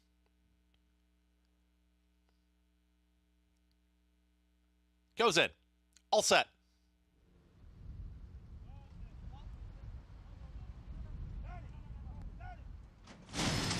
And they're off. Willow Bend broke beautifully from in between horses. Also in the early mixes, Fancy Azteca at the rail. Joining them out wider, Kali Magic, and 4 wide is going to be Midtown Lights. As now it's Fancy Azteca towards the inside is challenging, puts ahead in front. Kali Magic applies the pressure right here from second, and still wide is Midtown Lights. Breaking on top was Willow Bend, is back to 4th, and Rachel's Rock is progressing now in 5th. The 2 at the back, that's Mozienko with Captain's Daughter. They're chasing Fancy Azteca through at 22 and 3. Opening quarter mile right to the outside is Kali Magic within ahead of the leader. They've got 4 furlongs left to go, and Midtown Lights is on the move 3 wide. Just behind them, Willow Bend waiting for room here in the 4th spot. Ground saving journey at the rail with Rachel's Rock and Kendra Carmouche trying to progress from 5th. Mozienko is still second to last, and Captain's Daughter is 8 lengths now, the trailer. They're chasing Kali Magic, and Kali Magic is still clear. It's Kali Magic who's got ahead in front now. Here's Midtown Lights to the outside. Fancy Azteca has lost some ground. Willow Bend dives down towards the inside, and Rachel's Rock. It is Midtown Lights who's ready to challenge in between horses. There comes Kali Magic from far, far out of it. Captain's Daughter was far back, and Captain's Daughter's making a big move on the grandstand side. Rachel's Rock has taken the lead. It's Rachel's Rock in front. Down towards the inside, Kali Magic. Rachel's Rock got the jump. Willow Bend is running up into a photo, but it's Rachel's Rock to get the win. There's Willow Bend up in that photo with Kali Magic. Then came Captain's Daughter in 1 minute 22 and 4. Thought she might be a little closer here. Kendra Carmouche on board, a mare who's been a lot closer in shorter distance races and blinkers going on. Not the case, comes from off it today to win. And I think you could make an argument that this is a race that really demonstrates how much handicapping has changed in this game, where a lot of it is really coming down to how you feel about trainers off of claims, right? Willow Bend's not fast enough to win this race in any race, and she ran second. Now, she got a great ride and a great trip to get second. Clearly, she didn't run as well as Kali Magic, who survived a pace that completely fell apart and ran extremely well in doing so. But she ran second. Rachel's Rock. Now, Rachel's Rock does have races to get to, as we talked about before the race. But her recent form, obviously, her last 2 races, one in February, one in August, they gave her no chance to be effective. And here, she wins off the claim for Michelle Giangulio. Listen, Kali Magic ran well off the claim for Junior Ferraro, but she was consistently running to her races. These 2 horses refound form. Well, Bill Bend found form that she basically never had, and Rachel's Rock found form from a year ago. 7-1 upset win here. Michelle Giangulio off the claim with Kendra Carmouche. We'll have these prices coming up in a moment. We talked yesterday's Champagne. Chancellor McPatrick the win. Meanwhile, for Zed, it was a huge scratch. The odds-on favorite sends a Parole open this race up, and 2 maidens who had not yet won run 1-2. Scottish Lassie, first ever graded stakes win for trainer Jorge Abreu. And as impressive as Senza Paroli was in her debut, she would have had to have her running shoes on to beat this horse. This was a very, very impressive win. She got a 90 buyer. She ran about a 1/5 of a second slower than the winner of the Champagne did, to give you some idea of how well Scottish Lassie ran. And for Jorge Abreu to get his first graded stake win in a Grade 1 the Frizette is a great moment. And she goes to the Breeders' Cup. I'm going to tell you right now, she could be favored. She probably should be off that performance. Immersive, who everyone was thinking might go there as the favorite, just ran an 80 buyer in that Alcibiades win. I know she's 3 for 3 and undefeated. Scottish Lassie, 90 buyer speed figure here in start number 2, dominant 9-length score. And how about McKinsey sweeping the Grade 1s for the 2-year-olds? McKinsey has really started out very, very strongly. And, you know, it's interesting. Is it last year's Breeders' Cup Juvenile Fillies, Jody's Song? Is that the Jody's Pride? Yeah. For Jorge Abreu almost became his first graded stakes win when she almost won that. She's coming back on the turf on Friday's card, which is the surface she's really bred for, and she almost provided it, and this horse finally did. This was some performance, right? I mean, on the surface things, she could be favored, right? I don't think that Jorge's got the name to carry the money that she should, but she was good. Wow. Just her second career start and dominated that group to win by 9 lengths. It just, I mean, in the ballpark of, as you said, as fast as almost Chancellor McPatrick ran. And good trip or not, she just annihilated that field. And it was a field that was going to have trouble if somebody ran a fast race. Well, somebody did, and nobody was within hailing distance of her. We're going to send it back to Lexington, to the Red Mile. The Tatteralls, 3-year-old Pace coming up. Let's go to Jessica and Jenna. You know, Jenna, this is the first of two divisions for the Tatteralls Paces, the Glamour Boy division, as we like to call it. 3-year-old Colton Gelding's on the place. Lots of horses coming out of that Little Brown Jug coverage here, including the horse that won the Meadowlands Pace, Legendary Hanover. I prefer this guy on a big track. Another starter from the outside post here, 2-1 on the morning line, 7-5 on the board right now. James McDonald will have a tough task from that outside post, but the bettors are on board with Legendary Hanover, 7-5 on him. We'll send it up to Gabe Pruitt for the call, the Tatteralls Pace. Sponsored by Cameo Hills Farm Beer worth $211,000. Field of 7. The Ron Gaten. They are off, and they are pacing. Mirage Hanover left the A gate quickly from the center. Better Biz Dice on the attack towards that opening turn, and Legendary Hanover left out there for the 4 outside as they scramble for early position. Captain's quarters also on the move. It's Legendary Hanover there up to the outside, looking to about foot Mirage Hanover on that opening turn. Captain's quarters come out racing in third. That's Better Biz Nice. We'll dive in the 4th spot as Total Stranger was under a hard early hold from 5th. Hunting for Chrome come out racing in 6th. The Number Cruncher is last. The quarter was hot here, 26-1. So a sizzler as they straighten out across the backstretch. It's Legendary Hanover who calls these shots up top. Mirage Hanover is there in the 2nd spot with Captain's quarters still looking over in the 3rd position. Better Biz Nice following there from 4th. That is Total Stranger remains in 5th in front of Hunting for Chrome as they move across the backstretch here in straight line. But James McDonald and Legendary Hanover pave the way past the half here in 53-4. And Legendary Hanover on the business end of that quick opening half mile as Mirage Hanover continues there from the 2nd spot. Captain's quarters is following in 3rd. Better is Nice still 4th in front of Total Stranger 5th. Hunting for Chrome tracks dead at the inside in front of Number Cruncher. Still no change here is Legendary Hanover. Front seat field around the far turn. It's Legendary Hanover's been there every step. Mirage Hanover is looming right off the leader there in 2nd. Here comes Better Biz Nice up and underway on the outside of 3rd. Captain's quarters 4th. 3 quarters and 120-2 as Legendary Hanover's giving way down at the inside. Mirage Hanover's taking over the lead. Better Biz Nice rallies into a 2nd. Captain's quarters moves up to 3rd, but to the final 16th of a mile, it's all Mirage Hanover here. Coast clear. Mirage Hanover sharp. Mirage Hanover going to pounce and win by 4. Better Biz Nice was 2nd. Captain's quarters finished 3rd. 146-3. 146-3, Jenna. Legendary Hanover set some tepid fractions up top from an outside post. It was Mirage Hanover who pocketed the trip. Pocket pop there just past the 3/4 pole. Got the job done there in hand, easily setting a new lifetime mark here today. 146-3. Better is Nice. Got a nice little second over toe there for a while behind Mirage Hanover. He just ended up 2nd best here, but it was all Mirage Hanover in the Tatteralls. Again, new lifetime mark here, 146-3. It is a nice effort by Mirage Hanover coming into the race sharp, and he was sharp indeed today, 146-3. Back to you, Greg. Thank you very much. Winner's Circle, Kendra Carmouche, 10 Strike Racing Silks, and trainer Michelle Giangilio first off the claim victory with Rachel's Rock Blinkers going on, sitting off the pace for the win. Yeah, and this was a race where being off the pace was beneficial.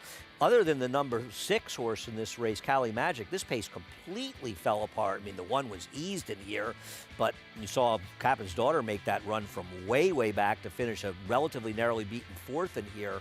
But a perfect trip, a perfect ride by Kendrick, and she showed up today and really got back to those good races for the new trainer, Michelle Giangilio. 5th career win. Start number 13, returned $16.80 for the victory. And Kendra Carmouche remaining in that mix for leading rider at this meet as we move on to the pick 6. Starts in this race coming up. 6.5 furlongs, New York Breds, $40,000 maiden claiming race, so all for sale for that price as these 2-year fillies try to get that first win on the resume. Favorite 7-2 outside on the class dropper for the Mike Maker barn. 11 horses in the first 2 legs to pick 6, 12 in the 3rd leg, 11 in the next leg, 12 in the next leg, and I believe we've got 10 in the final leg.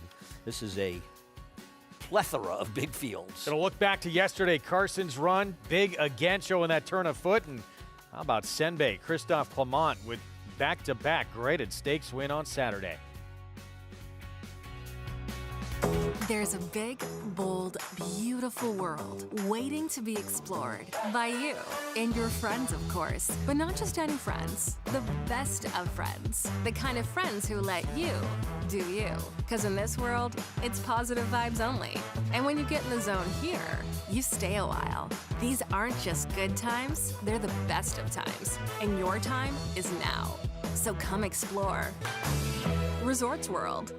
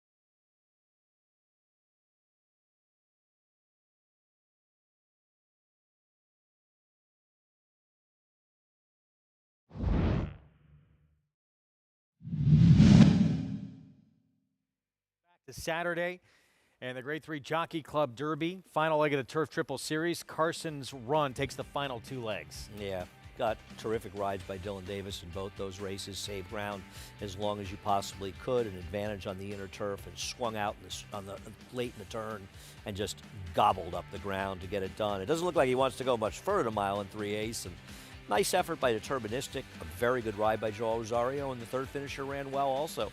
Winner got a 90 buyer. I think it's the fastest buyer we've seen in a stake race for the 3-year-old Colts all year. Christophe Clement was 1-2 in that race. He'd wind up winning the next race as well. Grade 3 Belmont Turf Sprint, and Senbei with the victory, holding off Nothing Better. Is very talented. Yeah, he really did run well in here. Manny Franco was very patient. Didn't really start asking him until mid-stretch in here, and once he did and he started rolling, he ends up winning by almost 2 lengths. No knock on Nothing Better, continues to run well, but Senbei's a horse who's been a little unlucky in some turf races, but he's really run well, better than he has in the dirt, and he's not a bad dirt horse. Just his second win on the grass. Took a big step forward with that performance, winning for the Silks of Reeves Thoroughbred Racing, and a big Saturday afternoon for the Christophe Clement barn.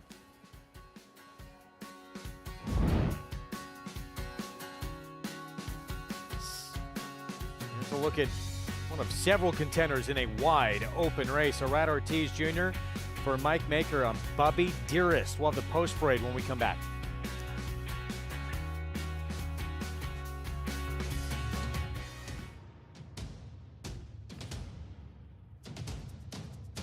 Drain the Clock will win, and win by as much as he wants. He'll win by 6 in the end.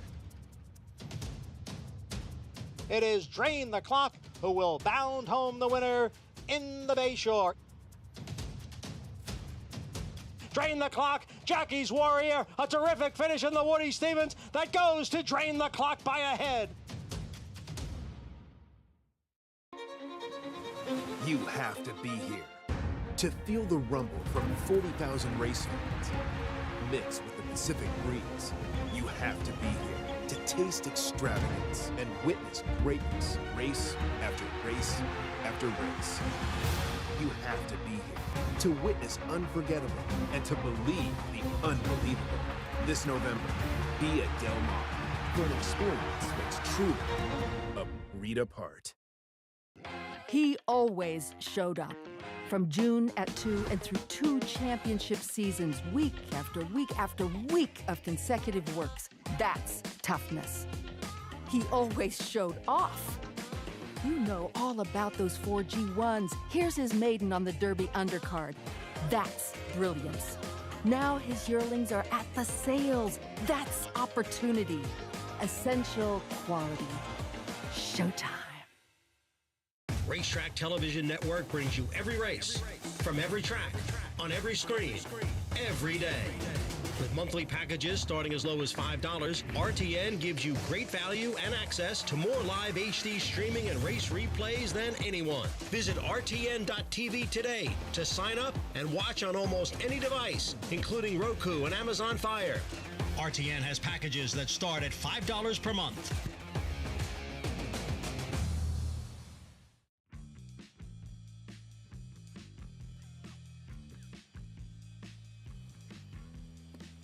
Welcome to those just joining us on Bally Sports SoCal. Those already with us on our Fox Sports coverage as well. You're watching America's Day at the Races as we get set for the Pick Six coming up. Greg Wolf, Andy Serling with you in the race to kick off the Pick Six.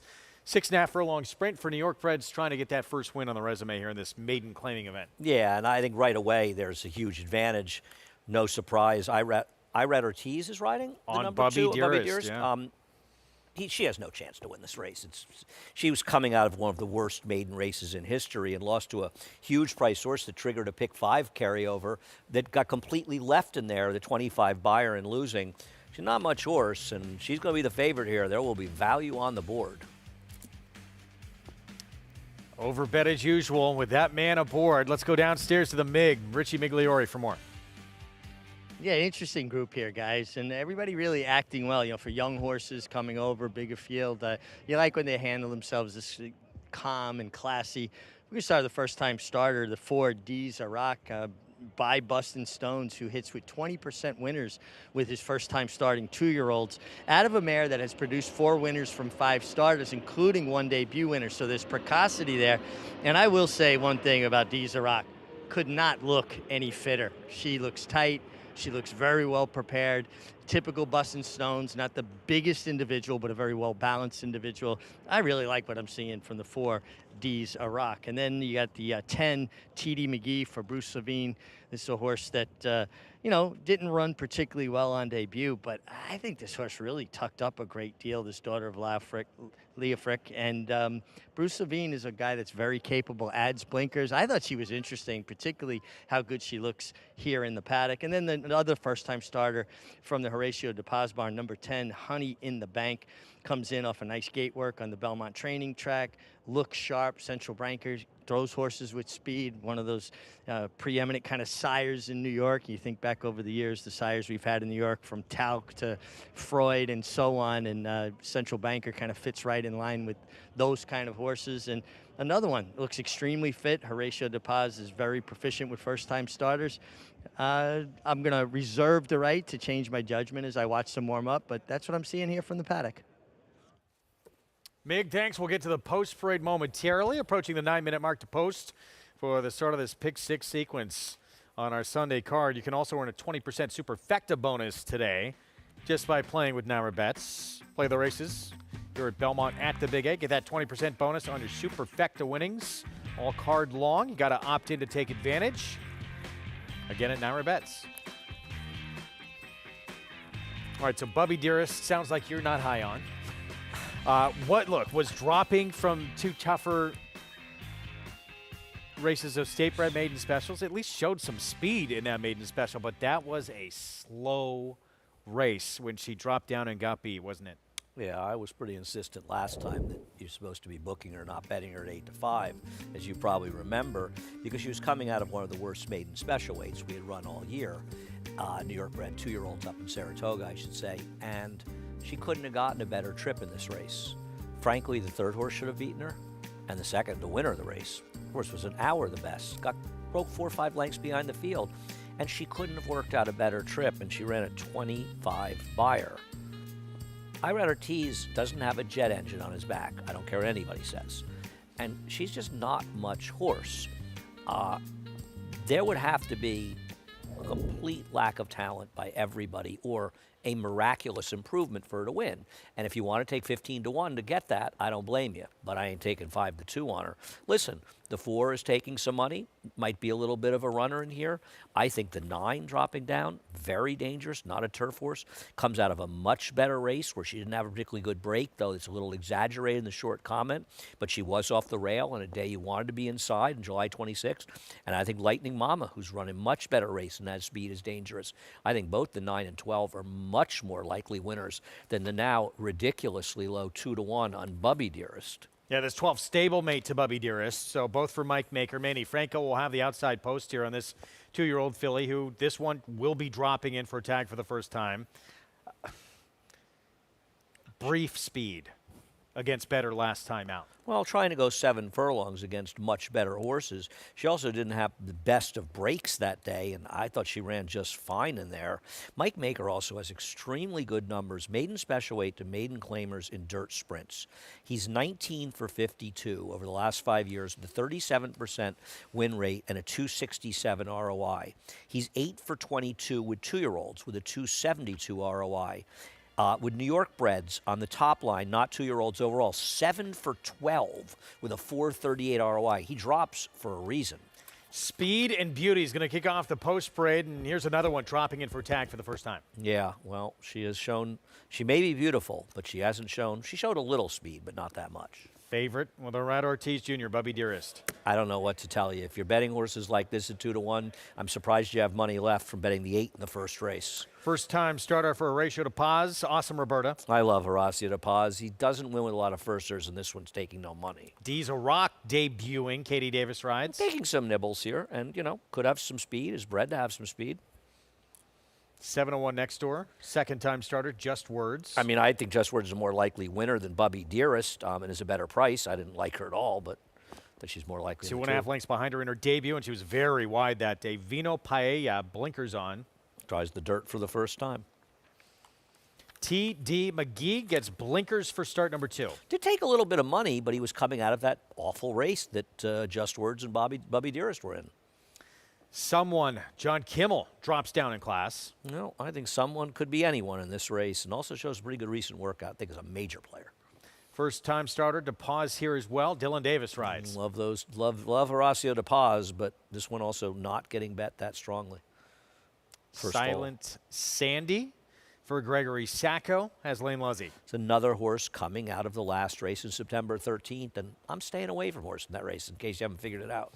And there's Lightning Mama, 4-1, class dropper for Mike Maker. I think she could be favored by post time, and I could see that happening. I thought favoritism should vie between the 9 and 12 in this race, but the Irad Ortiz factor. Whew. It's amazing how much attention he takes on the board. 5 minutes away from the race that kicks off this pick 6. Let's check in with JK for more. Yeah, look, I was hoping one of these Horacio de Paz first-time starters was going to take money because I wasn't crazy about the horses that had run. When I looked to see they both hadn't taken any money, then I deferred towards the outside to a horse that's at least shown a little bit of talent in Lightning Mama, a horse who showed speed last time, stopped badly, but, you know, it was facing tougher. This is a horse, Lightning Mama, who I've always thought not the horse herself, but with horses in maiden special weight races that show speed, I think that when they drop to maiden claiming races, it's one of the best chances that you have to find a horse who's going to be able to run a little bit better now that they've found their friends. This is not a confident selection. This is a group of horses that literally not one of them really gets me going at all a little bit here. I just defaulted to a horse who, from the far outside, has some speed and is likely going to appreciate the significant drop in class. 4-1 on this outside runner, the other Mike Maker runner, and yet Piers, there could be a little more upside here. Yeah, I mean, you're supposed to be looking for the newer faces here. If there's a firster that catches your eye, fine. But otherwise, horses like the 9 and 12, they're more likely winners than a horse like the 2. And there's even some runners who come out of the race with the 2, had tougher trips. And I don't want anybody out of that race. Okay. That race, to me, is going to live in a bubble. Horses win out of that race. I don't think they're doing it at Naira. 4 minutes away from this first leg of the pick 6. Let's go downstairs to Mig. Yeah, we'll go back to the horse that stood out, the first-time starter that stood out in the paddock, the 4D Zarak. I loved what I saw from the paddock, liked the way she warmed up on the racetrack. I think she's very interesting. She's bred to be precocious. She's bred to have speed. And I think she landed in a good spot. I think she is definitely a player here. The 8-horse TD McKee, yes, is going to have to improve vastly, but sometimes a horse kind of calls to you. She had the one start. I think she can improve at a big price off of that one try. And then the 9-horse, Someone, who did not particularly catch my attention in the paddock, but really caught my attention coming on the racetrack. Big, stout filly, daughter of Improbable, liked the way she warmed up. And she got geared up and focused. And looking at her from a physical perspective, I'm not sure why John decided to try the turf. Doesn't particularly look like a turf horse to me, but she has a very fast work over the Belmont training track, 2 back, and then comes back with that slower work. I like that kind of pattern. So I landed on Someone because she does have experience, and I just think she's getting in an easier spot. And off of that work, she has flashed some ability. All right, Mig, thanks. Beyond in this pick 6, what did you think? Any heavy, lean races? No. We talked about the Miss Grillo being completely wide open. I think the favorites, morning line favorites, 7-2, Virgin Colada. I think the 5th race is wide open. I think, as you say, the Miss Grillo. I like Marvelous Madison, but the State Bred Maiden Special in the 7th. Good luck. Like the 9 and 10, but they're probably the ones I'd lean on. The Matron, I picked Abiento, but Loris is a chance. Flirting with Time is a chance. You got to have hope. Maybe we will not be swayed. I mean, that's an open race, and the last race ain't easy. A lot of people are going to bet Unique Economics as a lead. I do think he's the worst to beat, but I picked Barrage in there, and there's plenty of alternatives. This is a terrific sequence of races. It's going to be very hard to put it together in the pick 6, but this is a terrific, terrific card today. I mean, it just shows if the weather holds up here in the fall, as it has, the racing has been strong from start to finish. No question. Final moments to put your pick 6 together. And despite that incredibly slow runner-up finish last time out of the dropping class, Bubby Deere still your favorite. Having said that, look, I know it's 25 buyer in that runner-up finish. The figure that wins this race is not going to be much faster here, is it? No. I mean, that's a fair point, but you don't know about the firsters, and the four's taken some. Ford has dripped down to 4-1. So clearly somebody thinks that horse is live, so that horse could be live in this race. Horacio Paz are not getting bet, but he's a pretty good trainer, so I'm never surprised when they run. And horses like the 9 and 12 dropping down after facing much better horses. It's not as though they did absolutely no running in those races against better horses. They're just more likely winners. I don't know that the 2-1 on the 2 is going to be reflected in multi-race bets or exactas, but for this horse to be 2-1 here is a complete failure by some bettors to actually analyze this race. Maybe I'm going to end up looking like a complete imbecile after the race, and it won't be the first or last time. But I think, and I said last time, as you remember, Greg, betting this horse 8-5 was a terrible move. You have consistently not been a fan. No, I remember. Look, Someone the 9 starting to take some late money too. And this horse's only dirt start obviously went longer on the grass. Next time out for John Kimmel, but first time out faced Accelerating. It's a tremendously fast and talented Steve Asmussen 2-year-old. I thought he ran fine in there. I mean, I'm not sure he's not the worst to beat, Greg, to be honest. And I think, there's one thing to just look at figures, but you can't be a slave to figures. You have to ask yourself how they're earned. And were they earned under optimal circumstances or less than optimal circumstances? And I don't think Someone's were earned under horrible circumstances, but more taxing than she rates to face compromise here. beginning too. Yeah, no, these are just logical types. There she is. And the 12 also just went down to 7-2. I wouldn't be shocked if the 12's favored by post time. I think both the 12 and 9 should be shorter prices than the 2, and the 2 drips down to 2-1. They can't get enough. They can't get enough. of Arad Ortiz Jr., who's on the 2. Yeah, he'll fill in. Well, he was last. He was 5th at 8-5 in the first race. He was last in the third race at 8-5.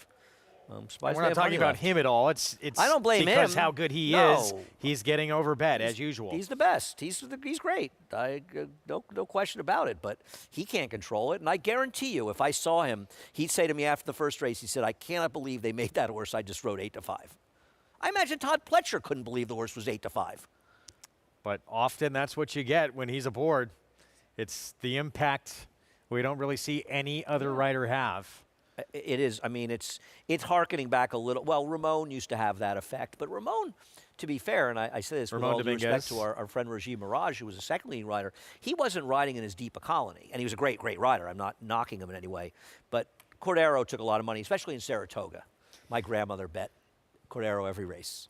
She loved Angel. Probably came out on top, too, right? She loved Angel. We'd go out. I didn't know. I'd say, who do you want to bet? She'd say, I want to bet Cordero. It's always great when she beat me by a nose with some Pick Cordero 6 horse. starts here on our Sunday card. Let's go to Chris Griffin to kick it off.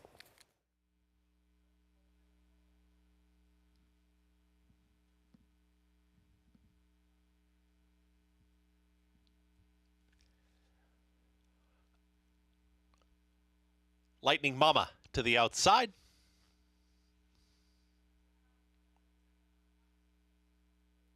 And in. All set. And they're off. Lightning Mama bobbled, but did break very quickly. And in between horses, there is D's a Rock in the early mix with Just Words. Stalking too wide, Lightning Mama trying to join them, and does, is now taken third. At the rail is Bubby Dearest, is in front. Now moving forward, in between horses there, Awesome Roberta. Outwider is Honey in the Bank, and Blue Silks' Speed and Beauty is going to be mid-pack. TD McGee has lost some ground, just got passed by someone. The 2 at the back, Silent Sandy with the trailer.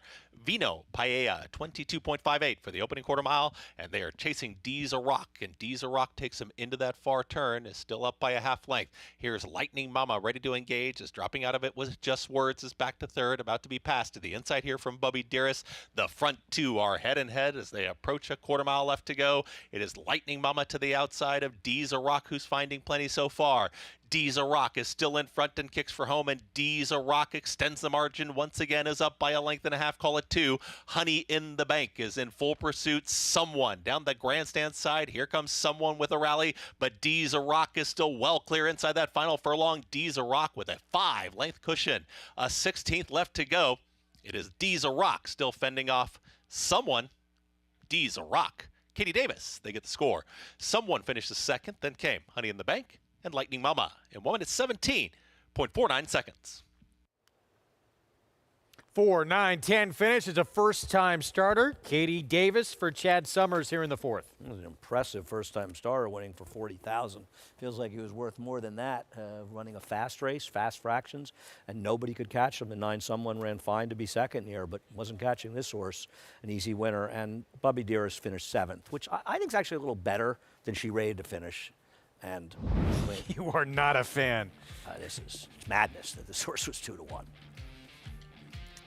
Meanwhile, new face, race primed to take a new face. Yeah, no question. This horse was bad. I mean, there was an announcement that this horse could run. And, this is not a trainer that's going to, his horses sometimes are overbet because he tells everybody they can't lose. But the reality is you look at his first-time starters. This is his 4th win with a first-time starter on the dirt over the last 5 years, with 30 starters now. The other ones that won have been bigger prices. This horse was an announced at 4-1. And tell you what, the way he ran, he should have been 4-5. She should have been, excuse me. Yeah, it looked that way. Impressive in the debut here. See if she stays with this barn. And a 4-1 start to the pick 6 on this Sunday card. Yeah, I don't think that Bubby Dearest was 2-1 in the pick 6. 4, 9, 10, 12. Pick 6 players are smarter than that. Katie Davis with the victory to kick things off here. 117.49 for this first-time starter. Easy time of things against this relatively soft group of those who had run. We're going to take a timeout. We'll be back with prices. D's a Rock all alone in the stretch for the victory here to start off the pick 6.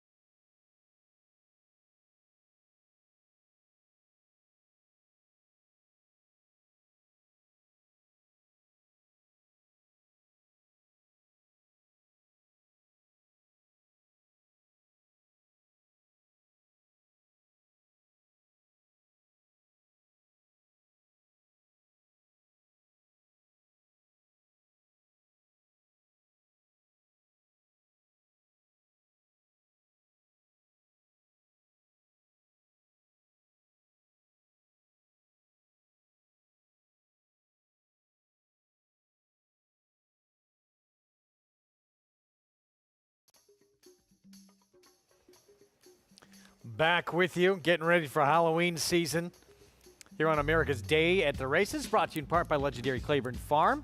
100 years of doing the usual unusually well. Our pick 6 underway. Katie Davis on against this level. Impressive first-time starter, Diesel Rock for Chad Summers. Oh, this was a very impressive win by this horse. Extremely impressive in charge from start to finish. Set a very legitimate pace and just powered away from the field. So it ran like he probably could have won a maiden special weight, to be honest with you, on the turf. Just destroyed this field, including the 2-1 Bubby Dearest. She was 7th. Thanks She for beat half the field. She did. Give her a little bit of credit. 12 horses, 42% of the field. So Diesel Rock graduates right off the bat.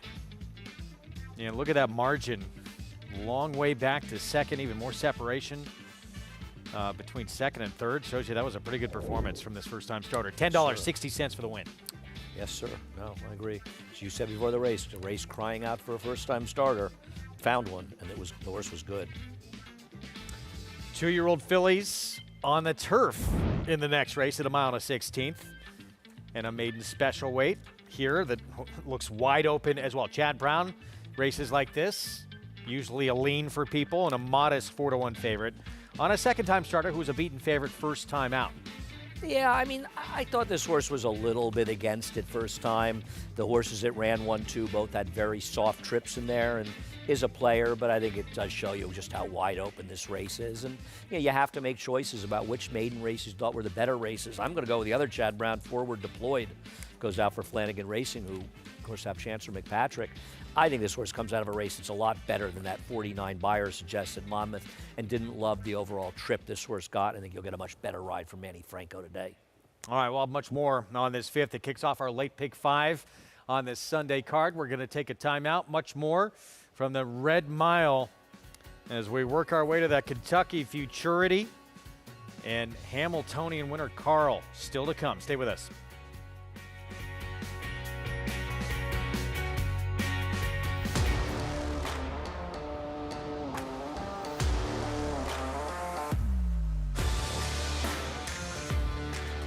Wet Pink surging to win the Coaching Club American Oaks. 4K to win the Breeders' Cup Juvenile. $400,000. Eclipse champion Blame, standing at Claiborne Farm. Horse racing? Check. Weekly promotions? Got 'em. Huge payouts? You bet. With Naira Bets. Download the app today and bet on any track, anywhere, anytime with live HD horse races, betting tips and tutorials, expert picks, and more. You bet with Naira Bets. Join now for a new member bonus at NairaBets.com. He possessed such natural athleticism. It is Golden Pal winning the Juvenile Turf Sprint. He's very, very agile and quick. Golden Pal has repelled the challenges. Each and every race, he just got better and better. Golden Pal broke like a rocket. Golden Pal, wire to wire. He's a very confident horse. Golden Pal, the lead is out to 5 lengths in deep stretch. He's just got a brilliant mind. They're all behind Golden Pal. I'm going to be breeding everything I have to him. When you can bring over a champion like this to the Night of the Stars sale, it's exactly what we dream of and what you hope for. Anytime we've got a marquee filly that is ready to be brought to market, we know that the Night of the Stars is the venue. It really wasn't a question as to where we were going to sell her. We have had a long history of selling 7-figure mares here at Night of the Stars. Boyd Browning and his team just do such an exceptional job promoting these mares, getting them sold. Back with you on our Sunday coverage on Fox Sports, regional networks across the country. Program brought to you in part by Naira Bets, where you can play it all. Go to NairaBets.com and bet any track, anywhere. I can walk that fast. You actually do walk that fast. It's scary. I can't keep up with you when we get off the subway. Joining us on set, Paul Verderosa, our resident harness expert. Now, we're looking forward, obviously, to seeing Carl back in that Kentucky Futurity. Top 4 finishers back from the Hamiltonian. Yeah, it's always exciting when you can get everybody together. And the thing with Carl to note is, since May, he hasn't run a race slower than won 51-3. So that's pretty impressive, you know, when you look at that on its face, because there's a lot of races in there. So he does draw the second tier today, but he is the best horse in this race. I feel bad for Nancy Tactor because she's always getting those bad draws, 8, 9, 10. How difficult a post tier. is that? Can he overcome it? You'll be able to follow, I believe, whoever you wish at the Red Mile. So he should be able to follow maybe Highland Kismet, who's in the 3-hole, make it a little bit easier for him to get some position. He's the best horse in the race. He's got to get his position going, but boy, when he gets going, he can take off, as we've seen. How come on mile tracks they've never thought about staggering the start, so the outside horses have less of a disadvantage? That would be an interesting like running races. Yeah, that would be an interesting thing to do too. And you notice too, overseas, when you take a look at racing overseas too, a lot of times you'll see them start in a staggered way as well. So it's something interesting to think of, though. I never really thought of it for here, though. They're usually smarter over there than they are here. Carl coming off a rare defeat last time out. You know, I just think he got picked off that day, and I think he's going to run better today. We've seen him bounce back from a little bit of losing effort, like we saw also back in July with him. He reminds me of the movie Sling Blade. The character's name Carl. Yeah. 3-year-old filly Pace we have coming up next. Glen Garcy Memorial. That's race 5 from the Red Mile. Have more on that with Jessica and Jenna when we return. And, of course, late pick 5 coming up from here at Belmont at the Big A. Much more coverage from the Red Mile in Lexington. When we return, stay with us. At the Keeneland September yearling sale, the premier thoroughbred auction venue in the world, Mandy Pope of Whisper Hill Farm signed the ticket on the $5 million sale topper by Curlin, bred by Stone Street Thoroughbred Holdings. He was one of $5 million plus yearlings by Curlin to sell. No fewer than 44 of his yearlings fell to the auction gavel, averaging nearly $600,000, making Curlin the #1 sales sire at the September sale. Curlin, the classic sire.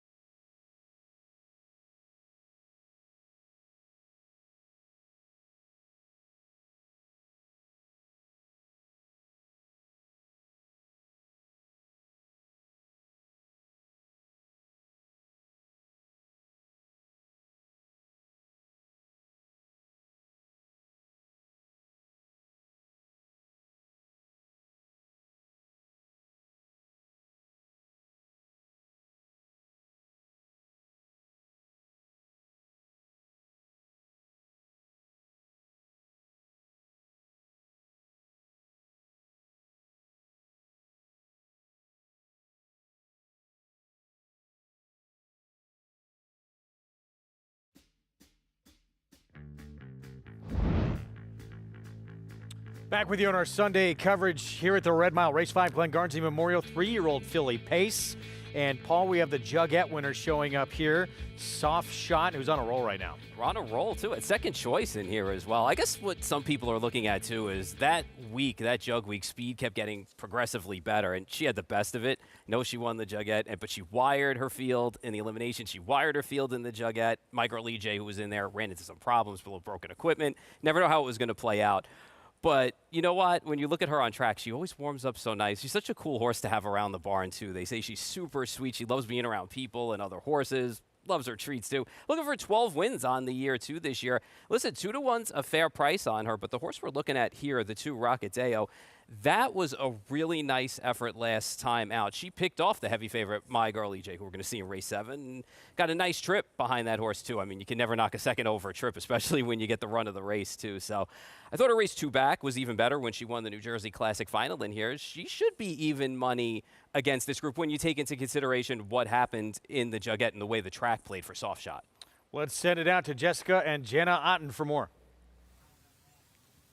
Thanks, guys. A stacked field of 3-year-old filly pacers on tap here in the Glen Garcy Memorial field of 6. Brett Pelling sends out 2 killers on top of Soft Shot, as Paul was talking about there, the Jugette winner. Let's focus on those 2 Brett Pelling trainees. Jenna, you like Disney on top. I love Rocket Deo on top. 2 horses that are just simply coming into the race sharp. They know the Red Mile surface, and I think that's important, too, as well. You see horses coming from every which way, and I always seem to, kind of focus on the horses who've been racing well here. Yeah, we got a little price on her last week. I liked Disney last week. She's been no worse than first or second in her 9 career starts. Last week, 17-1. She was taking a jump up in class from that Kentucky Goldenrod Series to the Grand Circuit action, the Bluegrass. She was a winner by just a head there. Todd McCarthy, Brett Pelling team up on this daughter of Always Be Mickey. Again, no worse than second. 5 wins, 4 seconds from those 9 tries. She looks to take on Grand Circuit competition here again today. Get a good post to work with and an even better price as Disney, my top choice, 5-1 on the big board now.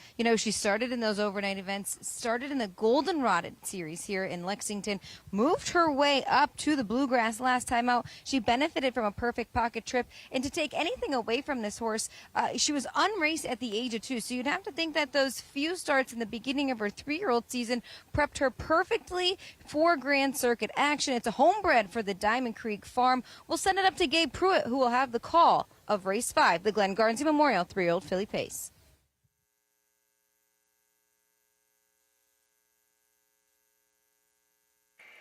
Fifth race, Pacers lined up. First division of the Glen Garcy Memorial, sponsored by Diamond Creek Farm, with for $116,000. A field of 6 on game. They're off. They are pacing. Rocket Dale left the gate quickly there for McCarthy. Down to the inside. Can I get a loop? Also way alertly with the Soft Shot. Taking an early tuck back in the 4th position as Disney come out racing in 4th. That's Peace Talks next, and at the back, a Sweet Beach here. They circle the Tatteralls turn. And it's Rocket Dale 1-2. Can I get a loop?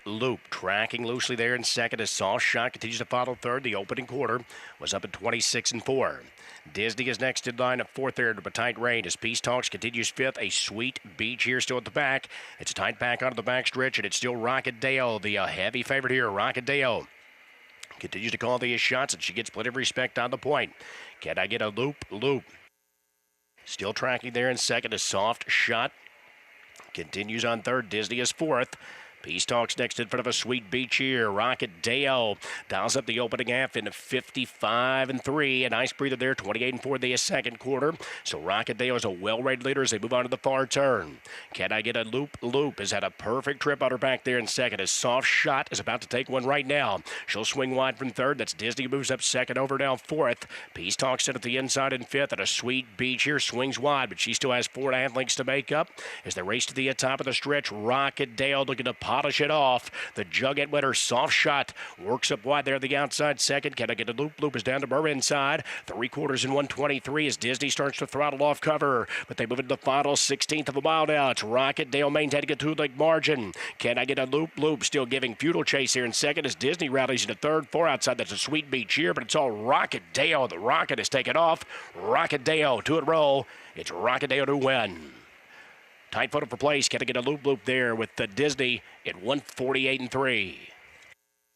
It's all Rocket Deo in this Glen Garcy Memorial. Andrew McCarthy in the bike ball. When you're on the best horse, just go. Same goes for thoroughbreds, same goes for standardbreds. That's what Andy McCarthy did. Didn't really get a challenge either and got nicely rated in that second quarter to the half and just kicked away late for Brett Pelling. Nice time, too, in 148-3. 10 wins now from 13 starts on the year.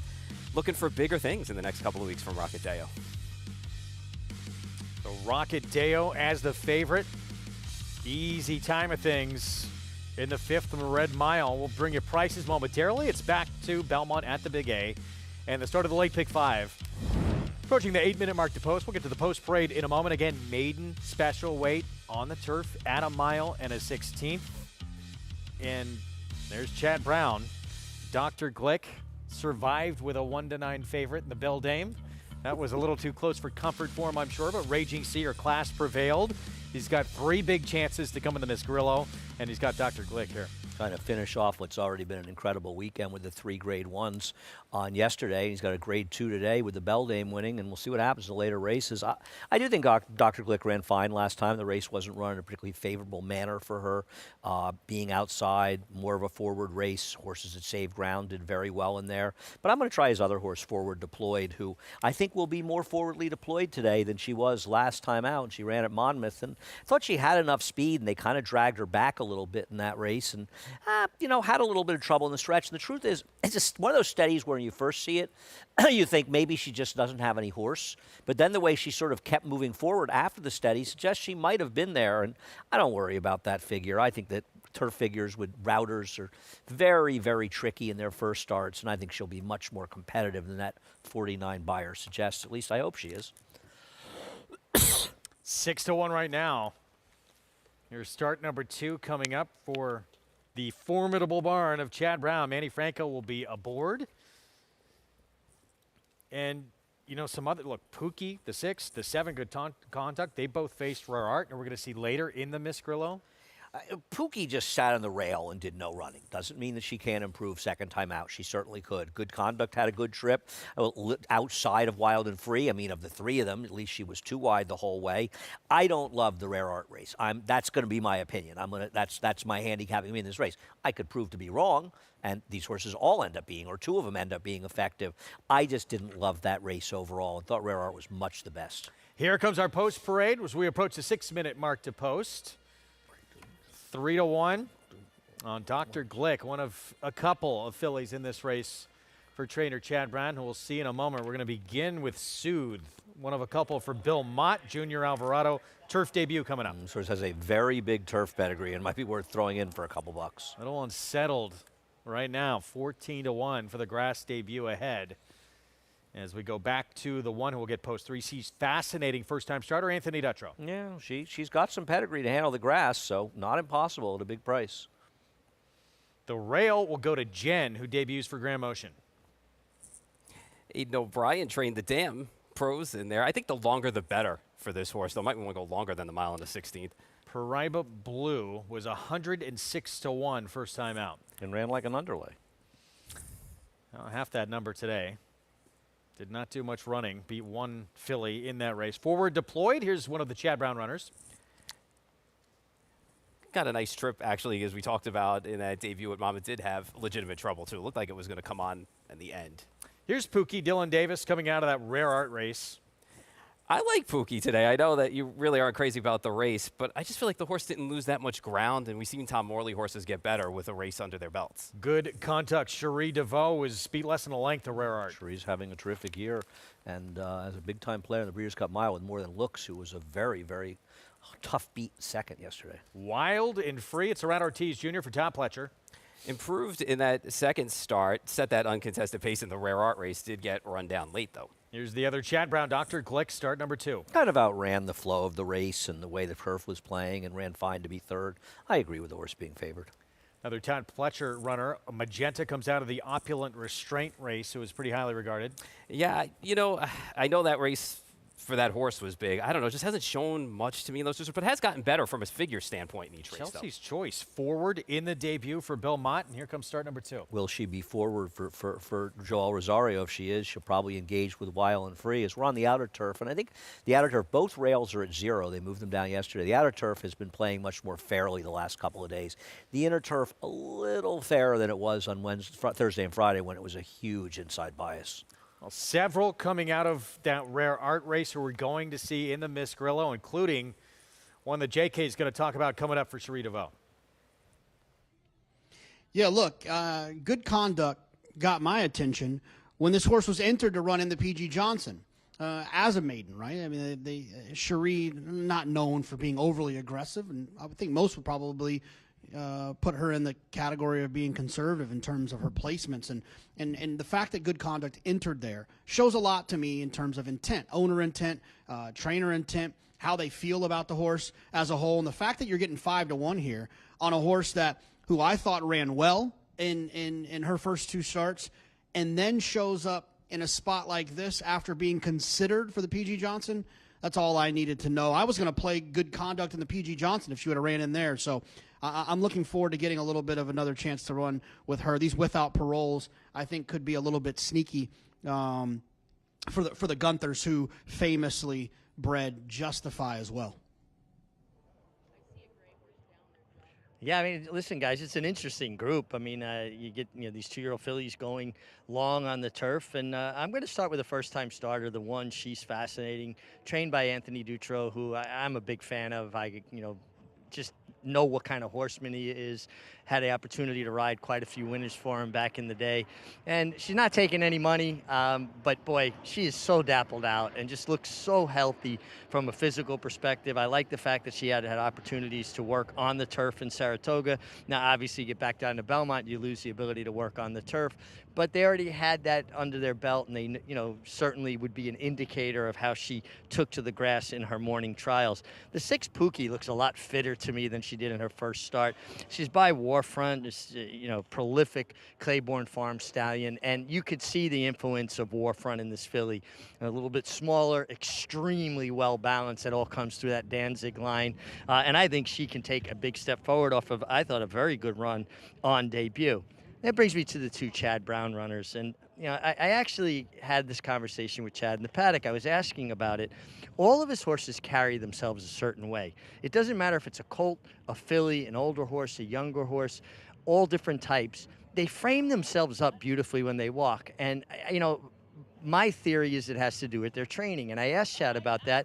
And one thing about it, his riders, they don't gallop horses off the bridle. They don't make them pull, they don't make them rank, but they make them use themselves, and they frame up and they bow their heads. And it carries over to even how they walk. And I see that strongly with both of these fillies, starting with the 4, forward deployed. Again, by Warfront, you see that influence there. I thought she had an interesting trip first time. Now, she's going to have to improve, but she's going to be my top selection. I thought that she was sent hard out of the gate, then she was wrangled back, and that confuses a young horse. You're asked to do one thing, and then it's taken away from you. And then she seemed preoccupied with some horses outside of her, and she wound up getting shut off at the 16th pole, and it looked like because she wasn't quite keeping up, but I think it was more that she was looking at the horses on the outside, because then when she jumped heels and got in the clear, she actually finished again. And I think that race was a lot better than it looked. She's the less fancy of the 2 Chad Brown runners, but that's the one I'm going for, number 4, forward deployed. And then the 9, Dr. Glick, again, just seeing what I was talking about. Horses framing up beautifully, even at the walk. She makes a lot of sense. She looks great. And you get Flavie and Pratt for Chad Brown, who have become a very formidable combination. Here's one for you. The connections of forward deployed also own Chancellor McPatrick. They paid $75,000 more for this one. Now, she's a filly, so she has residual value as a broodmare that obviously, now, at this point, there's obviously much value as a stallion for Chancellor McPatrick, but he didn't have that going in, and she does. It's kind of interesting. And on the note that Jonathan was talking about Good Conduct having been entered in the stake, well, she was also, I think, entered in the Miss Grillo last week and just not put in the redraw, and she ran the maiden race instead. Yeah, so is that negative or positive? I don't think tough read. I don't. As you say it a lot. Look, these races, these Breeders' Cup Juvenile, Phillies Turf, all the juvenile races for that matter, but especially on the grass, they're kind of there for the picking because there's no stars. They haven't really developed at this point. You want to be in those races. Every owner and every trainer that's buying horses seriously, that's going to buy any horse that ends up on the turf or breed them, wants to get in those Breeders' Cup races. They are the most winnable Breeders' Cup. I'm not saying they're easy, but in relative terms, they're a lot easier than the other ones. And so people are going to do what they can to try to get those races, and Cherie is certainly smart, a good trainer and smart, and she wants to get in those races, and why shouldn't she? And you really don't see a total standout, as Greg said, you said, that walk into the gate and that wow you a lot of times, that say, well, they're the horse you're going to single in these races, or even in the lead-ups sometimes, because you just don't know what you have until they develop.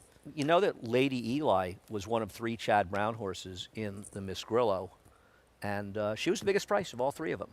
She galloped, and then galloped in the Breeders' Cup. Meanwhile, this filly for Chad Brown, she has looked sensational warming up. 5-2 favorite right now. She could be very tough here. Start number 2, bet down to favoritism first time out. Certainly acting the right way here for start number 2 with Pratt back aboard. Just terrific. It's good to have this good weather leading up, in the fall towards the Breeders' Cup. So these horses that are all trying to get in the race, they're getting their fair chance, And that was a shot of probably what the Eclipse Award is going to come down to. Those two riders you just saw in that last shot we had. Arata Ortiz Jr., he's on Wild and Free the 8. Flavian Pratt on Dr. Glick. Probably going to come down to what happens Breeders' Cup weekend. I think that's very, very fair. The Trainers' Eclipse Award has already been decided. Chad Brown has just absolutely dominated the competition this year on a bigger scale. 2-1 favorite, Dr. Glick. Pratt for Chad Brown. Wise Racing. As we get set for the late pick 5, let's go to Chris Griffin for the call.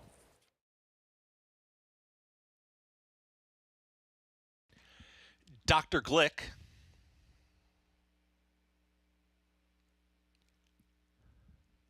Magenta.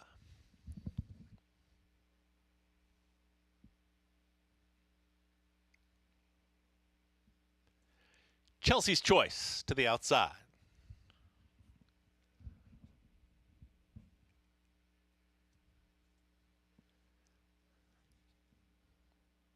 Goes in. All set. And they're off. Off a step slow was She's Fascinating, the early triller. Forward Deployed has forward momentum, but here comes Wild and Free, and now Wild and Free will assume command. Forward Deployed is going to hold that rail position and now moves on through and makes it these two into that turn, gets very tightly bunched in behind, and cornering the worst was Soothe. The front end here is Wild and Free is in front, and Good Conduct is right there tracking from second. 3 wide is going to be Dr. Glick, and at the rail now saving ground. That's Forward Deployed is back in the 4th position. Soothe is straightened up, is now taken 5th, is in front of Pookie, who's right there in 6th. At the rail comes Jen, she's in 7th. Then towards the back end of the field is Paraiba Blue, followed by Chelsea's Choice and Magenta, and She's Fascinating shares the trailer spot. 24-4 for that easy opening quarter mile for Wild and Free. Wild and Free has the lead with mild pressure here, Dr. Glick, and here's Good Conduct right there just off of them in 3rd. Soothe is out in the center of the race course, and Forward Deployed is still at the rail saving ground, 49.55 for the half-mile time. Pookie is right there in 6th, splitting rivals, under drive now. Here comes Jen, and Jen's trying to launch a rally also from the back. Chelsea's Choice has started to move, and here comes She's Fascinating, second to last, Paraiba Blue, and no move yet from Magenta. They reach the top of the lane.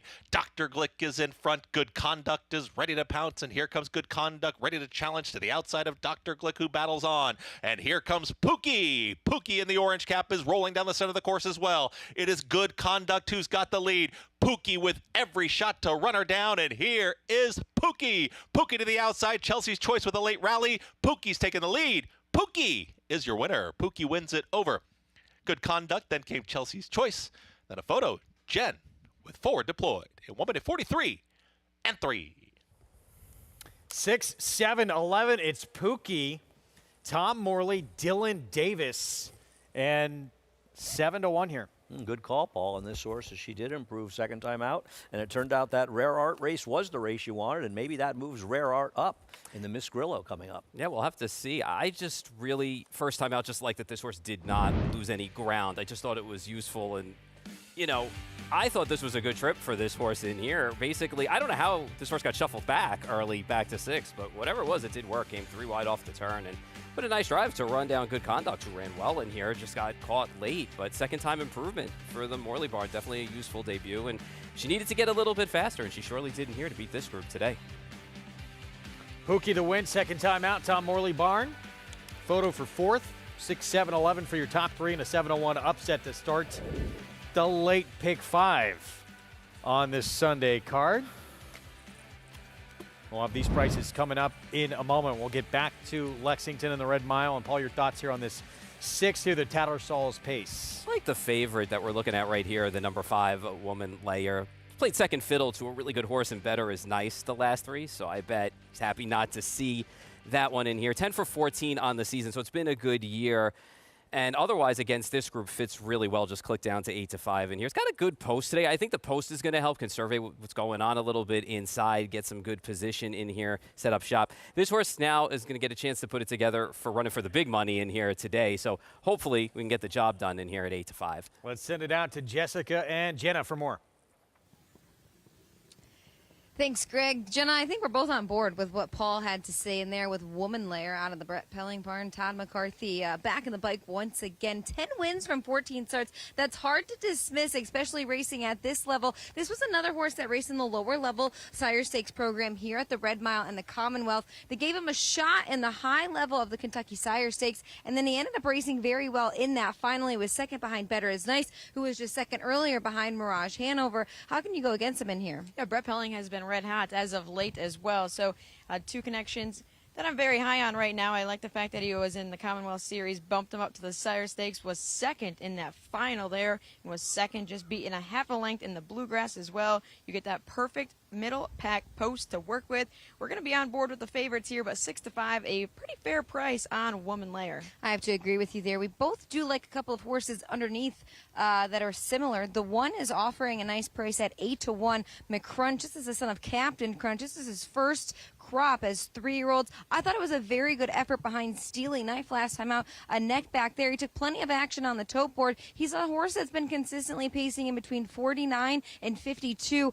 Plenty of versatility with this guy. He went right down the road when he was at the Meadowlands in 49, taking a lifetime mark there. He was unraced at the age of 2, so he's been using these starts to grow and get better and gain experience. 6 wins from just 16 tries. He did race in an overnight race here at Lexington, Kentucky. 2 starts back, a good prep for that nice second place finish in the Bluegrass. Remember, sloppy track that day as well, so now you can start from the rail. Nice, beautiful weather, beautiful fast track to work with here today. Andy McCarthy, very familiar with this son of Captain Crunch, as he is offering a very fair price right now at 7-1. You know, sometimes we see horses come from the Little Brown Jug. They'll take that first week off of Grand Circuit racing and then prep for the Tatteralls. But that's not the case for Captain Luke. He's got post 7 here this afternoon. Scott Zieron, his primary pilot in the bike. He was a very good second in that Jug-a-Lim. Didn't work out in his favor in that final. He came back last week, comes out of that same race as Steely Knife and McCrunch to finish third, 52-4, home 29-1. It was over a sloppy track, terrible conditions last week, but he took plenty of action on the tote board, and he was the favorite. This is a horse that's been down here in Lexington before, and a lot of people like to say this red clay can be very forgiving to horses, so you got to take that into effect, especially on a day like today.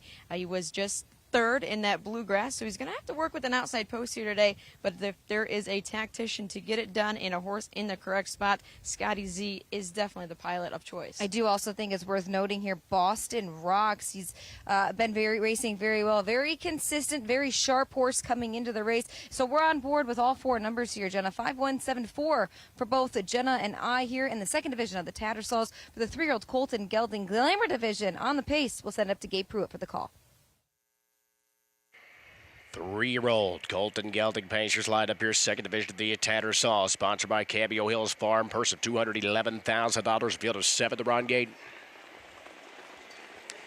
They are off and they are pacing. Boston Rocks left the gate sharply from the center of the track. McCrunch also is out down at the inside. So those two square off towards the opening turn. It's Boston Rocks and Teacher who take over the early lead as they make their way out of the opening turn. Women Layer is pressing there on the outside with McCrunch coming away closely down at the pylons. Nuclear forcing the issue early. Still parked and pressing there in the outer flow as they make their way towards that opening quarter. And up top, it's a Women Layer there at the inside. But here is Nuclear, the fresh there. The quarter was 27-1. So they continue to shuffle the deck onto the backstretch as Boston Rocks is relegated to a third. That's McCrunch who's following down at the inside in fourth. Steely Knife is fifth in front of Courtship, and Captain Luke looks over from last as they move midway across the backside. It is Nuclear, the son of Always Be Mickey. Nuclear is taking over here at 7-2.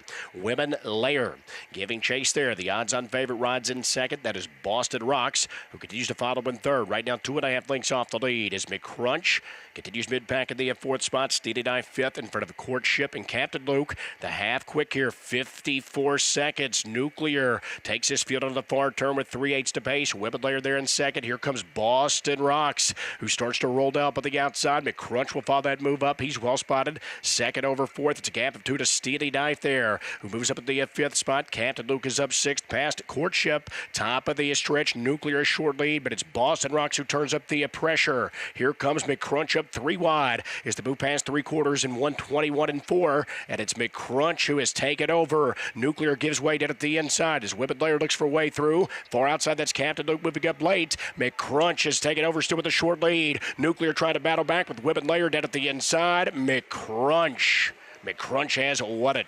Whippet was able to slide through to grab the second spot. Nuclear finished third. Captain Luke was fourth at 1:48 and 2.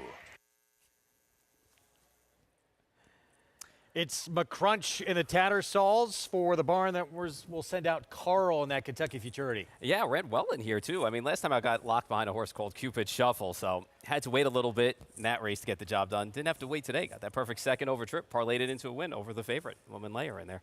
Again, real quick, your final thoughts on Carl. I know coming up later on in our FS2 coverage. I think Carl's the horse to beat in there, but I'm going to hope that Highland Kismet turns the tables on him. I'm going to go with the 3 in there at a little bit of a price.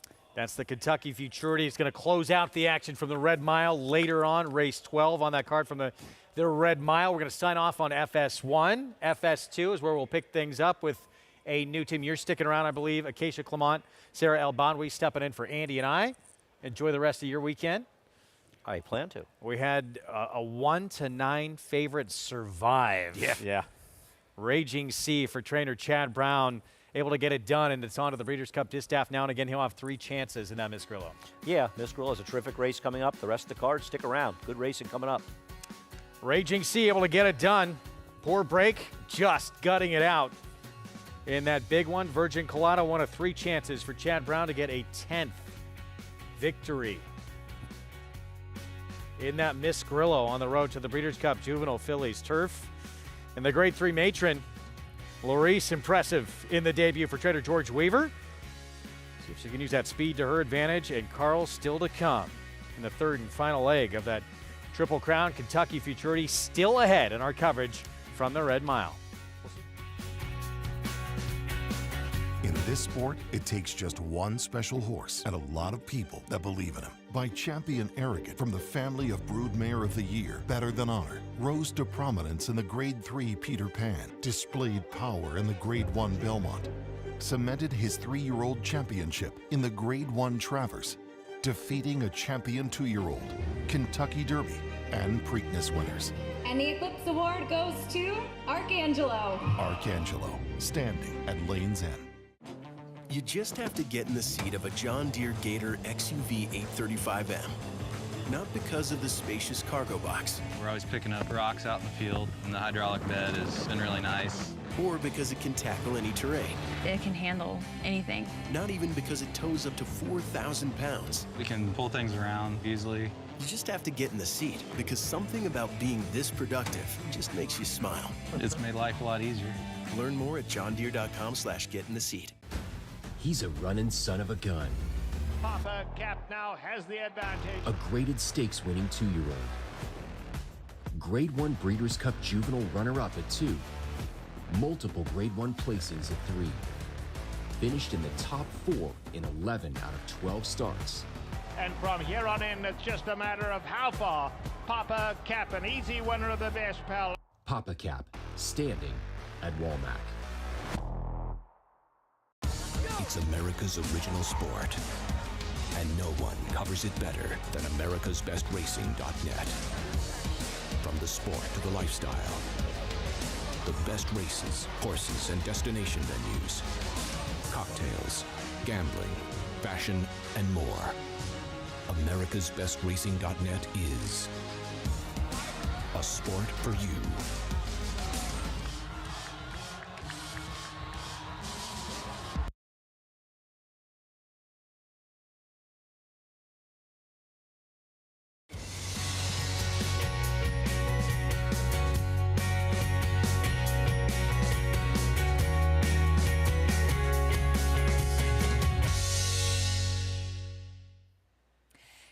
Celebrating America's Day at the Races, brought to you by America's Best Racing. For the love of the race, visit americasbestracing.net today.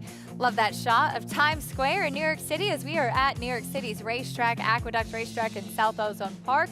Thanks for those of you tuning in with us here on FS2. Continuing coverage of what we've already seen over on FS1, but plenty of exciting action still to come. I'm your host, Acacia Clamadas. We are just a few minutes away from the Miss Grillo, an important prep race for the 2-year-old fillies potentially going on to the Breeders' Cup Juvenile Fillies Turf. This race was canceled from last weekend due to some wet weather, and luckily that is not a problem this weekend with beautiful sunshine and some perfect conditions for turf racing. As we'll take a look at what is still to come. Today's races, as always, presented by Claiborne Farm.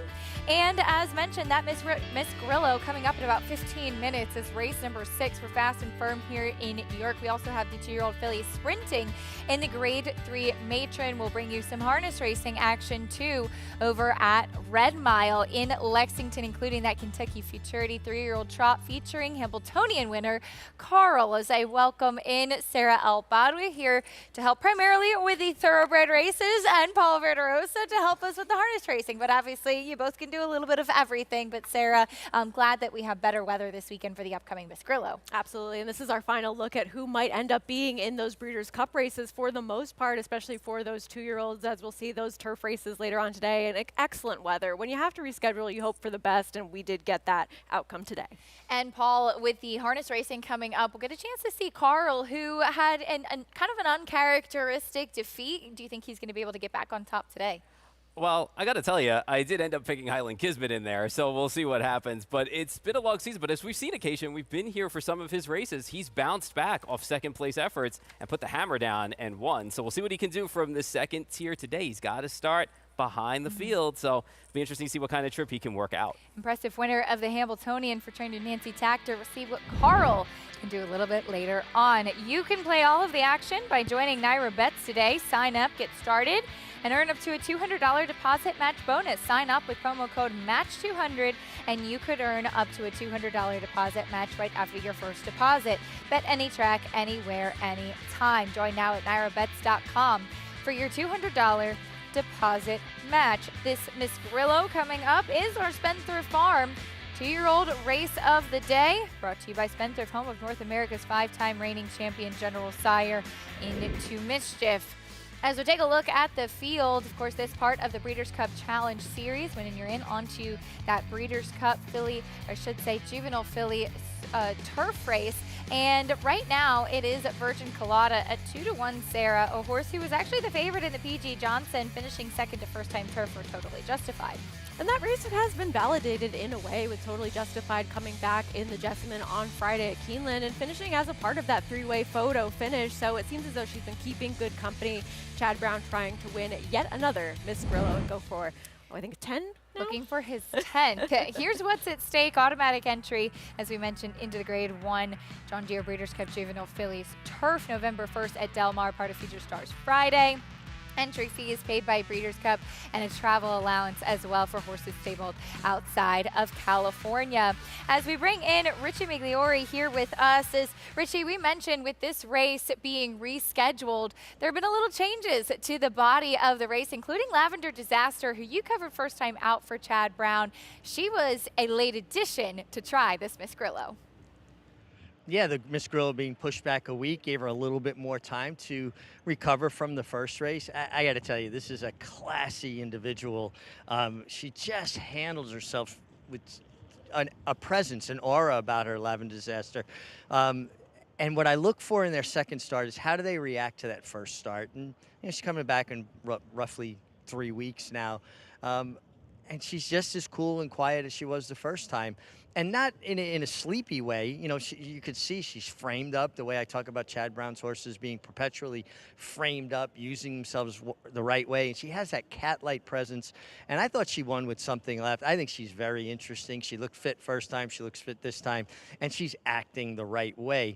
We'll head down towards the inside. The other Chad Brown runner, the 3, Virgin Colada. Her owner, Resolute Racing, John Stewart, is here today. And this filly ran 2 terrific races. She broke her maiden, came right back with a bang-up effort in the PG Johnson. and she looks like she's sitting on another good effort today. The 4 Shifty, you know, she won so nicely, breaking her maiden in a stake at Woodbine sprinting.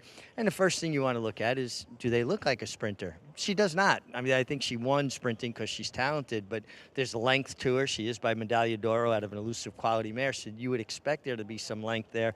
And she does not look like a sprinter. Looks like a horse that will stretch out effectively. And then the 7 Rare Art. Again, I'm a big Anthony Dutrow fan. I think he's a tremendous horseman. This filly ran well against Virgin Colada first time, came back to break her maiden, and I think there's a forward move here. I think Rare Art could be a major player and take another step forward here in the Miss Grillo. Richie, thank you. Rare Art just flattered as Pookie, who finished 4th in that race, we just saw come back to win previously and break her maiden, so potentially flattering the quality of that race, Sarah, in which Rare Art broke pretty slowly, but finishing gamely. It's always nice when you sort of have that barometer of how horses have really performed with a race just prior to when you're going to see somebody else on the racetrack to really see how everybody does stack up. And of course, a good sign for this one with Good Conduct coming back to finish 2nd in there, Pookie being your winner in that race. And so perhaps could take another step forward in here, and kind of too big of a price right now at 11-1. It's 2-1 on the 3 Virgin Colada as she looks to pick up the first stakes win of her career as trainer Chad Brown looks for his 10th win in this Miss Grillo. More on the rest of the field after this on America's Day at the Races.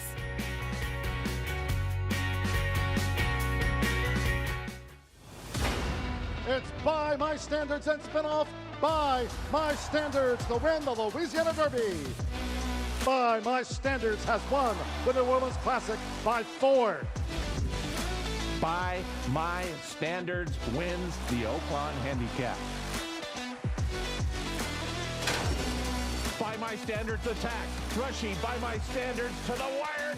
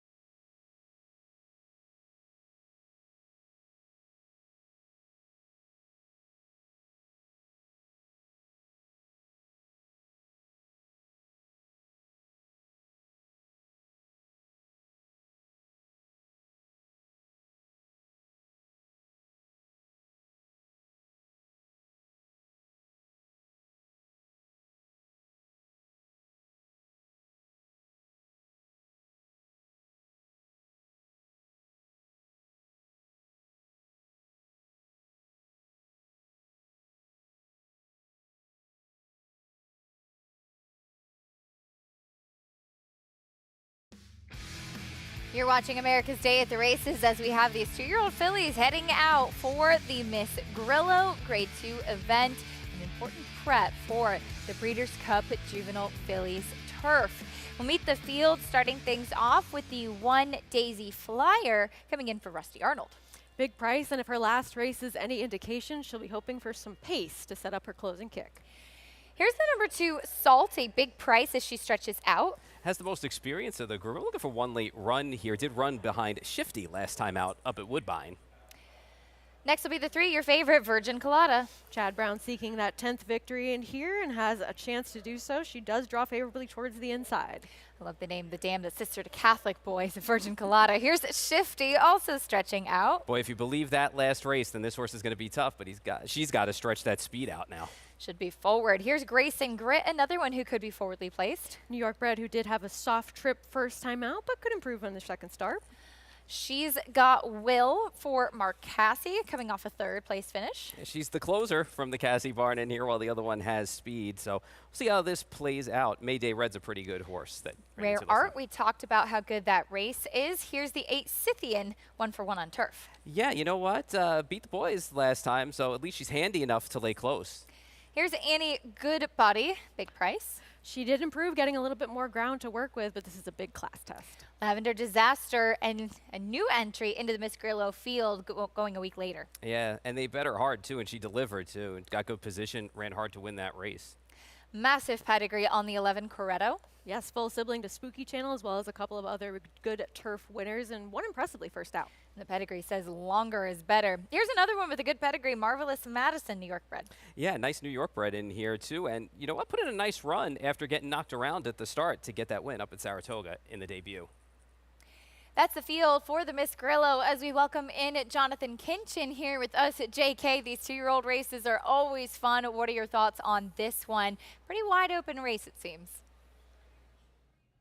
Absolutely. Look, I mean, Virgin Colada is one that I like. I think she ran extremely well last time, and her start prior to that. She deserves to be the favorite in here, but I think there's some other horses that are interesting.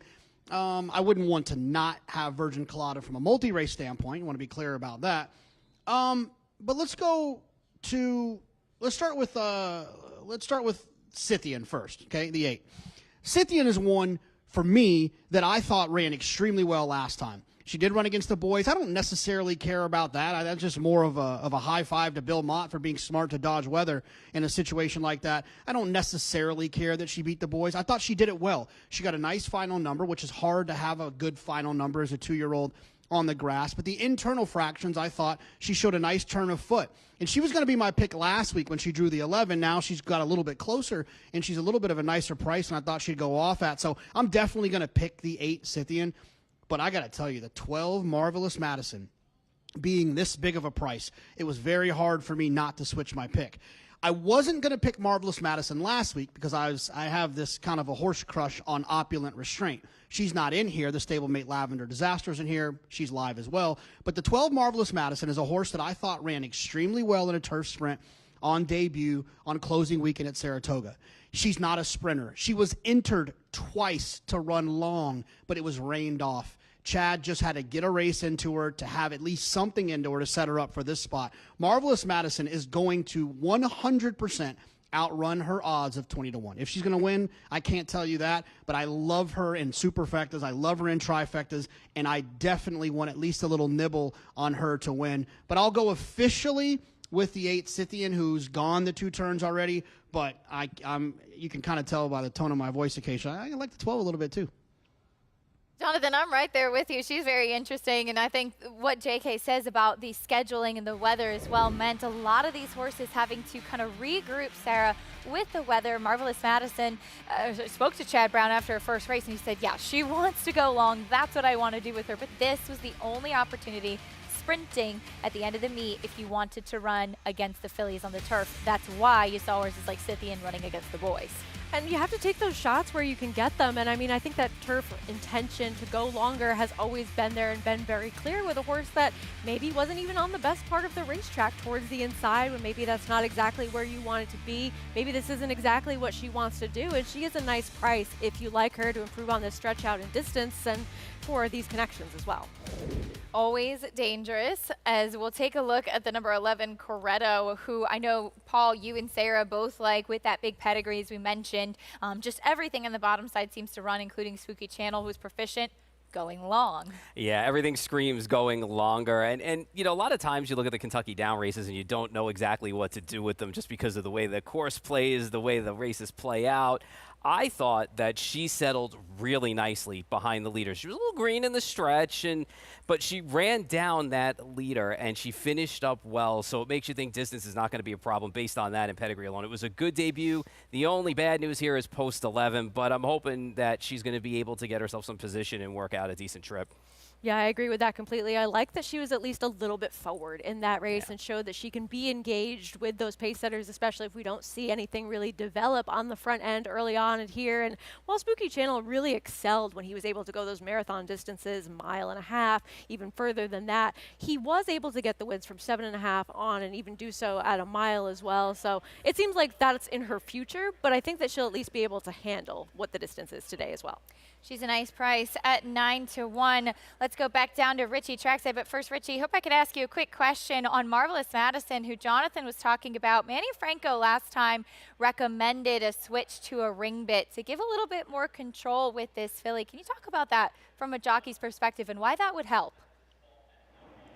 Yeah, well, you know, sometimes horses are outfitted with a snaffle bit. It's kind of a softer kind of bit. A ring bit gives the rider a bit more control. It has a ring, hence the name ring bit, that can kind of get a horse to, you know, use their jaw a little different, a little bit of different flexion there. And, you know, it's nice when a trainer and rider have enough respect and good communication where they can get their heads together and try to figure out what equipment will work best for which horse. Let's talk about the other Chad Brown to begin with here, the 3-horse Virgin Colada. This is a Fasig-Tipton sales graduate.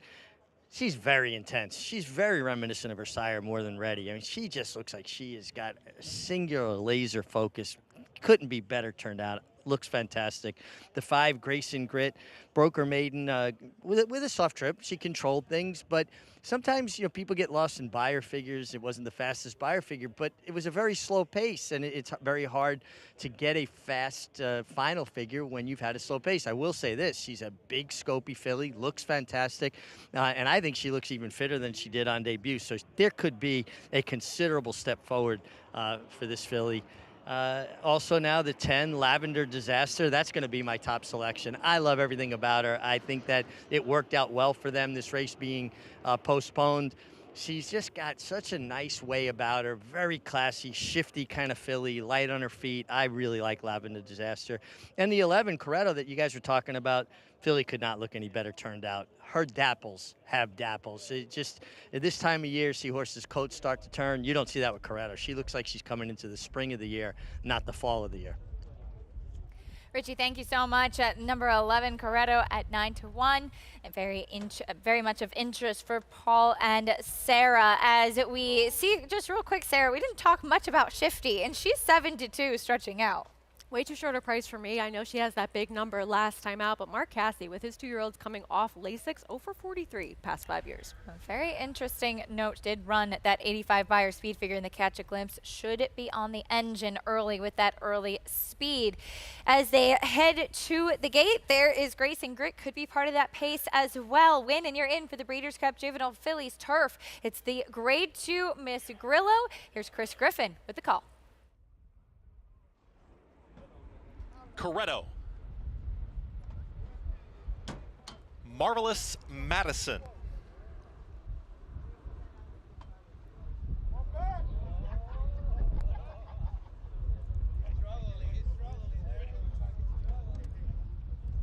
Goes in.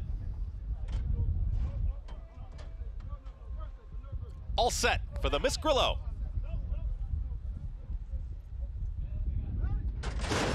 And they're off. Good speed from Grace and Grit right out towards the front. Joined towards the outside, Lavender Disaster in the early mix. Also in between horses, there comes Scythian, and out wider, Marvelous Madison. And Marvelous Madison now takes command. It's Marvelous Madison who will cross over from the outside stall, now gets over towards the rail, is going to take him into that first turn. It is Marvelous Madison, and Manny Franco in control here as Grayson Grit is now wanting off the rail, tips towards the outside, and that's going to drift out Lavender Disaster, who's right there, a stalking third. At the rail and behind them, that Scythian is in the 4th position, and moving forward towards the outside is Coretto, who's now taken 5th. Back there in 6th is She's Got Will. Then coming in 7th there is Daisy Flyer. Back there in 8th is Annie Goodbody. Behind Annie Goodbody at the rail comes Shifty. Towards the back end, Rare Art.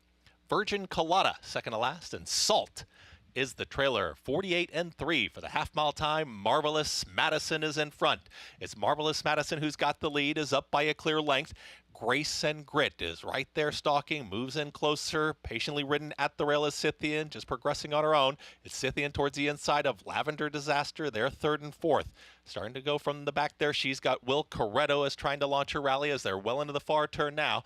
113.47 and cornering not well was Marvelous Madison, who bolted, and that just drifts out Lavender Disaster and Grace and Grit. All three run into trouble as Marvelous Madison bolted at that turn, and they have reached the top of the lane, and Scythian has now taken the lead. It's Scythian who starts to sprint away. Here in the clear is Virgin Colada in full pursuit, also trying to run on Corretto and Rare Art, but it's Scythian who's in front. Scythian and Junior Alvarado, they will win the Miss Grillo and punch their ticket to the Breeders' Cup. It's Scythian who wins it. Then came a late rally there. That's Virgin Colada, who's in a photo with Corretto. Then she's got Will and Rare Art in 1 minute 42 and 3.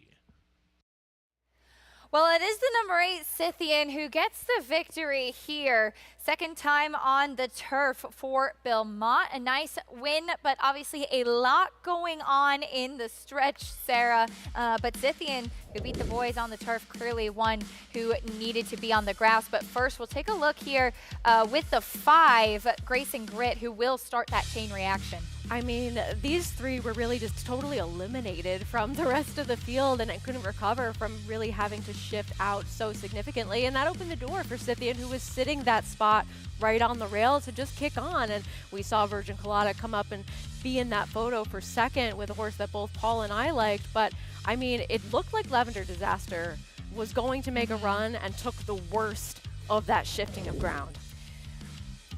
Right there, we're going to see the number 5, Grace and Grit bolt. A really unfortunate situation, Paul. I think especially for Lavender Disaster, who looked like she was really ranging up and about to make that big move. Yeah, definitely had horse to go on by. It'll be interesting to hear from everybody after the race to see what exactly happened. And we thought the biggest problem was what happened at the start, with Shifty not being in front and getting shifted out of the pace. And then, I mean, right place, right timing for the 8 in here. And I mean, the 8 ran a good race. I mean, just handy enough to lay close and not have to launch from all the way in the back, and avoided the trouble. So good call at 11-1 by Jonathan with this horse. But I'll be interested to see what happened, what the riders and the trainers have to say with those horses. Let's get Richie's input here. Richie, what did you see as far as that situation, top of the stretch?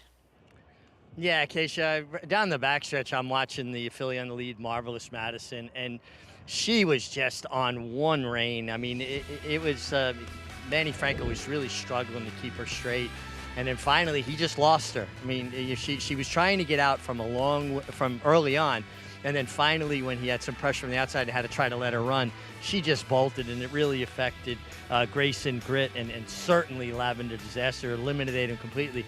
Very lucky that Grace and Grit didn't clip her heels. Kind of a dicey situation there, and kind of interesting, right? The winner, owned and bred by Larry Goichman. His filly, Marvelous Madison, is the one that bolted as well. So one eliminated herself and 2 others, but maybe helped her uncoupled stablemate, who got a clean run on the inside. So Richie brings up a very important point. I'm trying to figure out what the situation would be here, because it's a stake, so they're not a coupled entry. If they were a coupled entry with common ownership, that would result in the 8 Scythian also being disqualified if it is determined that the 12 Marvelous Madison caused the incident. Now, they are uncoupled in wagering purposes because it's a stake. So that's, I think, where the big question comes in here.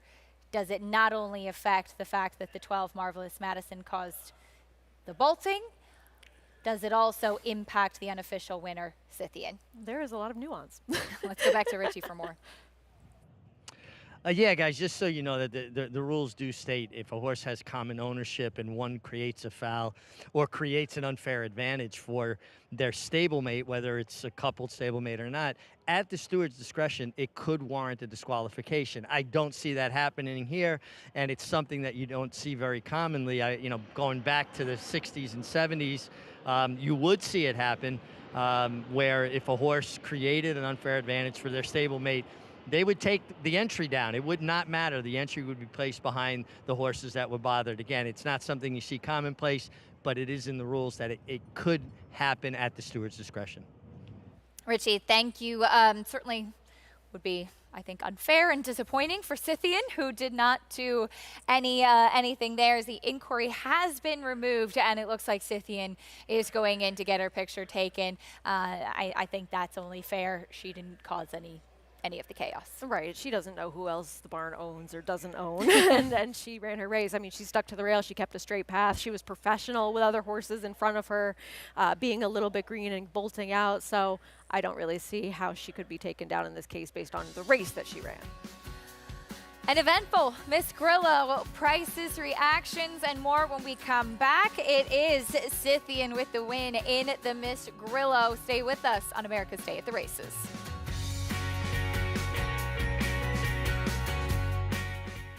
Spun to Run.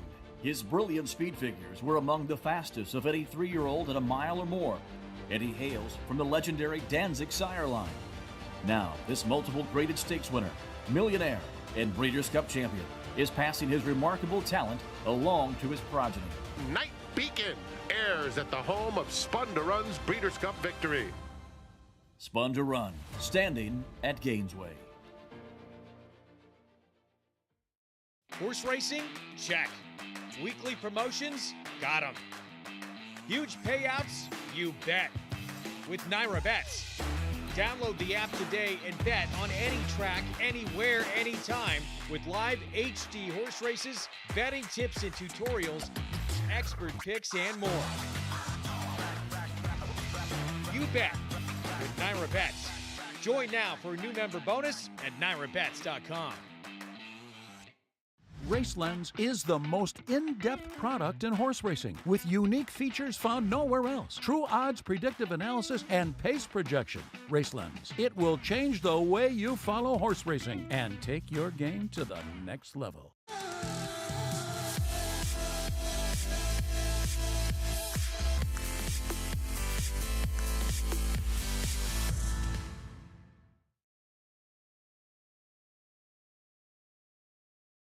Racetrack Television Network brings you every race, from every track, on every screen, every day. With monthly packages starting as low as $5, RTN gives you great value and access to more live HD streaming and race replays than anyone. Visit RTN.tv today to sign up and watch on almost any device, including Roku and Amazon Fire. RTN has packages that start at $5 per month.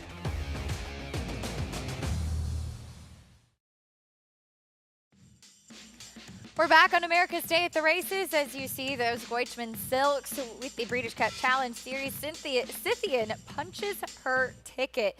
New York bred filly, who is now 2 for 2 on the grass. And Paul, maybe she was a bit fortunate in the situation here, but clearly she is one that has greatly improved with turf and distance. Without a doubt. And sometimes you want to be in the right place at the right time, but it's not like she lucked into it. She ran. You know, she ran last time out, and now she ran this time out. So it'll be interesting to see what she does in the Breeders' Cup. You're assuming they're going to go. Hopefully everything will be okay and they'll go. So it'll be interesting to see what she can do, because her last 2 starts and the figure she gets out of here will be interesting to see. And we'll see what she can put together, because she's on the improve.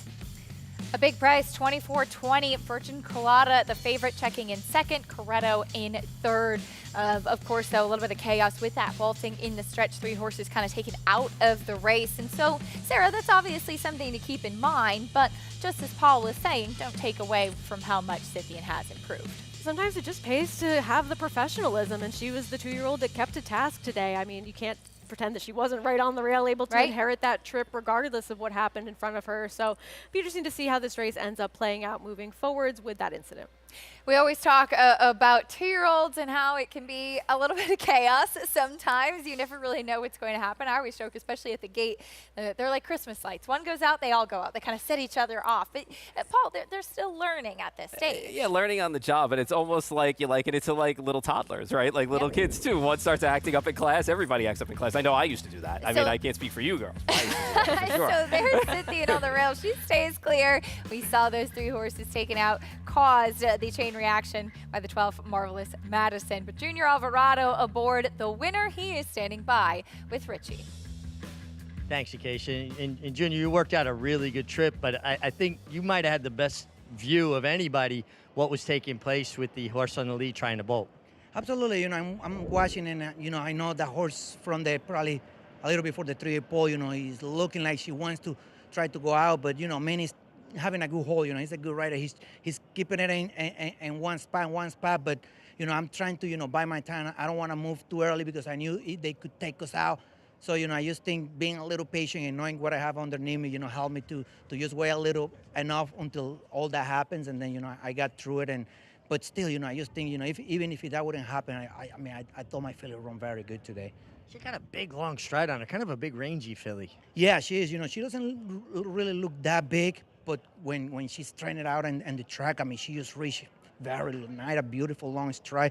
She put her hair very low, and she just, like I say, she just reached. And today I think it was a very good race. I know she was a little cold in the board. I said like 11-1. She beat the boys last time, and only her second race. So, but like I said, I like my chances going into this race, and she proved she's one of the best. Junior, I know being in a position like that, sometimes it's hard not to overcommit, right? To be that a little bit more patient. But it feels like to me the relationship you have with Bill Mott and the confidence and trust you have in each other, that you felt more confident, more comfortable to say, no, I'm going to wait just a bit longer. Absolutely. Is that, I have made some mistake, and he simply give me the opportunity to ride the horses back and fix what I did wrong in the time before, and that's what I just think it makes our team to be so successful. Like I can really think, I can really see things without hesitation, without thinking that I'm gonna get in trouble if I don't make the right decision. So it gives me, like I said, a very, relaxed to be on a horse without any hesitation. All right, Junior, thank you so much. Congratulations, guys. When a trainer gives a rider confidence, they're going to get the best out of them. They are a strong team, Bill Mott and Junior Alvarado. Richie, thank you. Well, still to come, live harness racing from the Red Mile down in Lexington. We'll talk a little bit more about some of the races coming up after this on America's Day at the Races. This proven son of Giants Causeway has sired 7 millionaires. With over 10% stakes performers, his recent top runners include Tarabi, placed in the Grade 1 Spinaway and Breeders' Cup Juvenile Fillies, Grade 2 winner Plum Ali, plus these standout performers.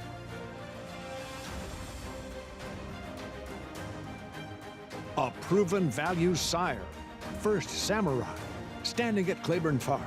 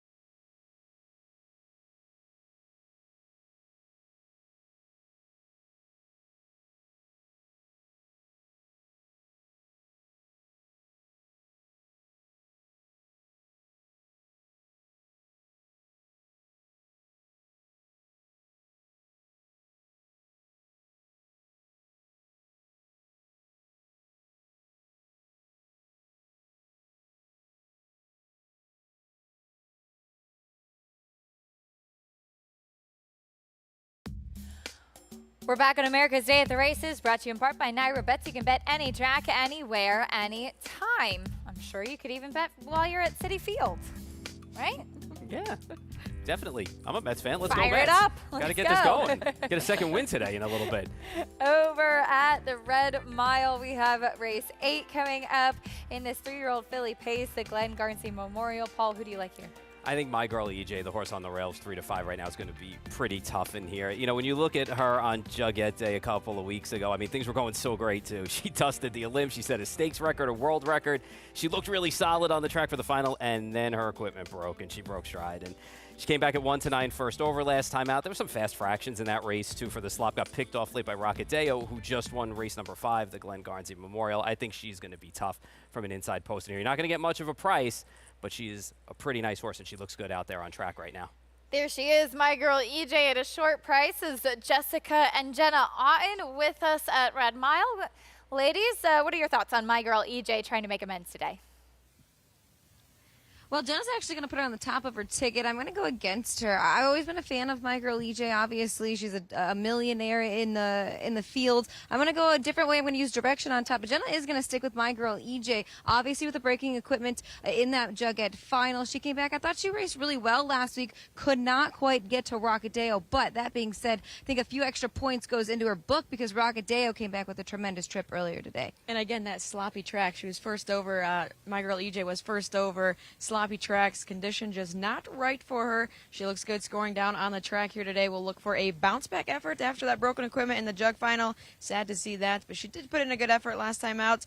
Look for a winning effort here today. I couldn't go away from My Girl EJ. Public's going to be on board as well, the heavy 1-2 favorite. You know, you're getting 7-2 on the 5 direction. A horse who's got 7 wins from 10 starts this season, Jenna. Another homebred for Diamond Creek, looking to make it 3 in a row, mainly staying here in Lexington, Kentucky, in their Kentucky Sire Stake program. I like that week off coming into today. I don't mind that at all, especially the fact that she has been down here at Lexington, the Red Mile, training all week here for trainer Brett Pelling, that guy we've been talking about quite frequently as his barn is starting to heat up towards the end of the season. She's looking to get on a winning streak here. The 3-year-old filly by Always Be Mickey. 7 wins from 10 tries and 2 second-place finishes. Over $361,000 here made this year. A win here today would put her over the $500,000 mark. Another horse that Brett Pelling is going to be sending out is a filly by Sweet Lou, post 7. Sweet Gal. She's got a couple of really nice siblings. She had no wins at the age of 2. She's won 3 times from her 14 starts. Maybe a horse who's a little lesser in the win column, Jenna, but a horse who is always there at the end of the mile, and she always puts forth a good effort. Yeah, not heavy on the win column by no means, but when you look over here in the program and see 97,000 made in her last 4 starts, clearly a horse that can hit the board, and especially the ticket, just beating ahead last time out to Disney, who came back today with a very nice, solid 3rd-place finish that improves the effort of Sweet Gal last time out. Outside post, but not too big of a field. Just 7 horses here. Sweet Gal, the daughter of Sweet Lou, looking for her 4th of the year. And if the fractions are hot and heavy like they have been, she does like to sprint home. We could see Sweet Gal there get a little upset. She's 9-2. Beautiful Roz is the final Brett Pelling trainee in here. And if there's one thing about Brett is he always likes to bring his horses along slowly. And that's what he did with this filly. Another filly by Always Be Mickey. 7 wins from 17 starts this season after being unraced at the age of 2. Picking up Scott Zeron for the 2nd time. She was 3rd in that bluegrass behind Rocketdeo and My Girl EJ last time out. A horse I think that might like to sit the rail and pick up some pieces. We're seeing it more common just over the course of the last few years of horses being unraced at the age of 2. Sometimes don't know how to take that when they do start their 3-year-old season off. This girl did not mind the no racing at 2. 17 tries. She's got to learn as she goes. All these other horses did race at the age of 2. They had that experience. Not Beautiful Rose, as she is 7 for 17. Clearly maybe took the time off to grow up a little bit, but she's another one that made the transition from that Goldenrod series to Grand Circuit action look quite easy, as she was 3rd last time out behind Rocketdeo and My Girl EJ. Scott Zeron picking up the drive for the 2nd consecutive week, 15-1 on the board now. Dexter had his choice in here, 1 or 2. He opted to stay with My Girl EJ. Dongal Spirit, Andrew Harris, Yannick Gingras teaming up here as they go to the gate. She did all the heavy lifting for Disney last week. front end assignment last week was pretty tough on those pouring down rain, sloppy tracks there. So you can't fault the effort. Just got beat ahead there. Still paced home well, 27-2, 52-2. Next, they're done opping with the 1, My Girl EJ. Yannick Gingras will pick up the drive here for trainer Andrew Harris. The second division of the Glen Garcy Memorial 3-year-old filly pace will send it up to Gabe Pruitt for your call. Thanks a lot, guys. It is post up here for the Glen Garcy Memorial, sponsored by Diamond Creek Farm. The Diamond Creek Farm, the new home of Carl, as we learned earlier today. Late pick 5 here with the mandatory payout. Purse of over $116,000. A field of 7, the Bron game. They are off, and they are pacing. Cappy Tretch steps out quickly from the center of the track, far outside Sweet Gal. Also goes sprinting out with direction. Right away well from the center of the track as they bank out of the Tatteralls turn. Cappy Tretch quickly crosses over for the lead. It's My Girl EJ, who came away close there at the inside second. Direction still sweeping up. Dodigal Spirit come out racing in fourth. That's Beautiful Rise. The fifth spot is Sweet Gal. We'll find an early tuck there in sixth in front of Foxy Hill. As they move around the far turn, direction right to the top here. Past the quarter, 26-4. Cappy Tretch continues to give chase second. Here comes My Girl EJ, the big favorite here at 1-5. It's My Girl EJ, who works up at the outside, looking to loop past direction. Cappy Tretch still following closely third, as Dodigo Spirit is next in fourth. Beautiful Rise remains fifth in front of Sweet Gal and Foxy Hill. They move across the backstretch, and it's My Girl EJ, the daughter of Sweet Lou here. My Girl EJ is past the half-mile mark at a quick 54-2. 26-3 in that second stanza there as My Girl EJ continues on the point, and she takes his field onto the far turn, and direction is right there second. Cappy Tretch still following in third as Beautiful Rise works up at the outside. Sweet Gal well spotted here. She's second over, suddenly just 4 lengths off the lead as Dodigo Spirit's been shuffled back to sixth. Foxy Hill's up third over as they move around the far turn. It's My Girl EJ. Still the target up top. That's Beautiful Rise, who's up to apply moderate pressure there at the outside. Direction is locked in there at the inside third as Sweet Gal starts to tee it up 3 wide. They move past 3/4 here in 122-2, and My Girl EJ looking to make good at a 1-5 promise. Direction works out of the pocket spot as Sweet Gal continues to sweep up at the far outside. Deep stretch now. My Girl EJ maintaining the lead. Direction is giving chase there second. Sweet Gal third. My Girl EJ. My Girl EJ will win it. Direction was second. Sweet Gal finished third. It was tight for fourth at 148-1. My Girl EJ gets the victory, and the Glen Garcy Memorial delivers as the favorite. And we head back over to New York. We have race 7 coming up. Sarah, we will meet the field in this New York bred maiden special weight, starting off with first-time starter Renew the Blue. Some of these horses for the David Donk Barn have been outrunning their odds. This one would have to do just that to get the victory. Paul, here's another firster. Share the loot. Yeah, stepped it up last work and half to stakes winners, Parisi and Breakfast at Bonnie. So taking some money here, 7-2. Free Dance, second-time starter. Does come out of a race that has been a little bit more productive moving forwards, at least. Here's Spirit of the Law. Gets blinkers on. Yeah, it took some money in those 2 starts, but it's come up empty in both of those starts as well. The equipment change makes a difference. First-time starter, Empire of Angels. Some big works for this one, especially from the gate. Equipment change as well for Rockstar Rebel, blinkers on. Yeah, I thought that the debut race was actually better than the second race, even though finished second. The second race, we'll see today what this horse can do. Big price on Resilient Hero. Big price as well on first-time starter Uncle Barry. Yeah, second dam was turfy for this horse, but a long price today. Keeping It Real, current co-favorite, second time out.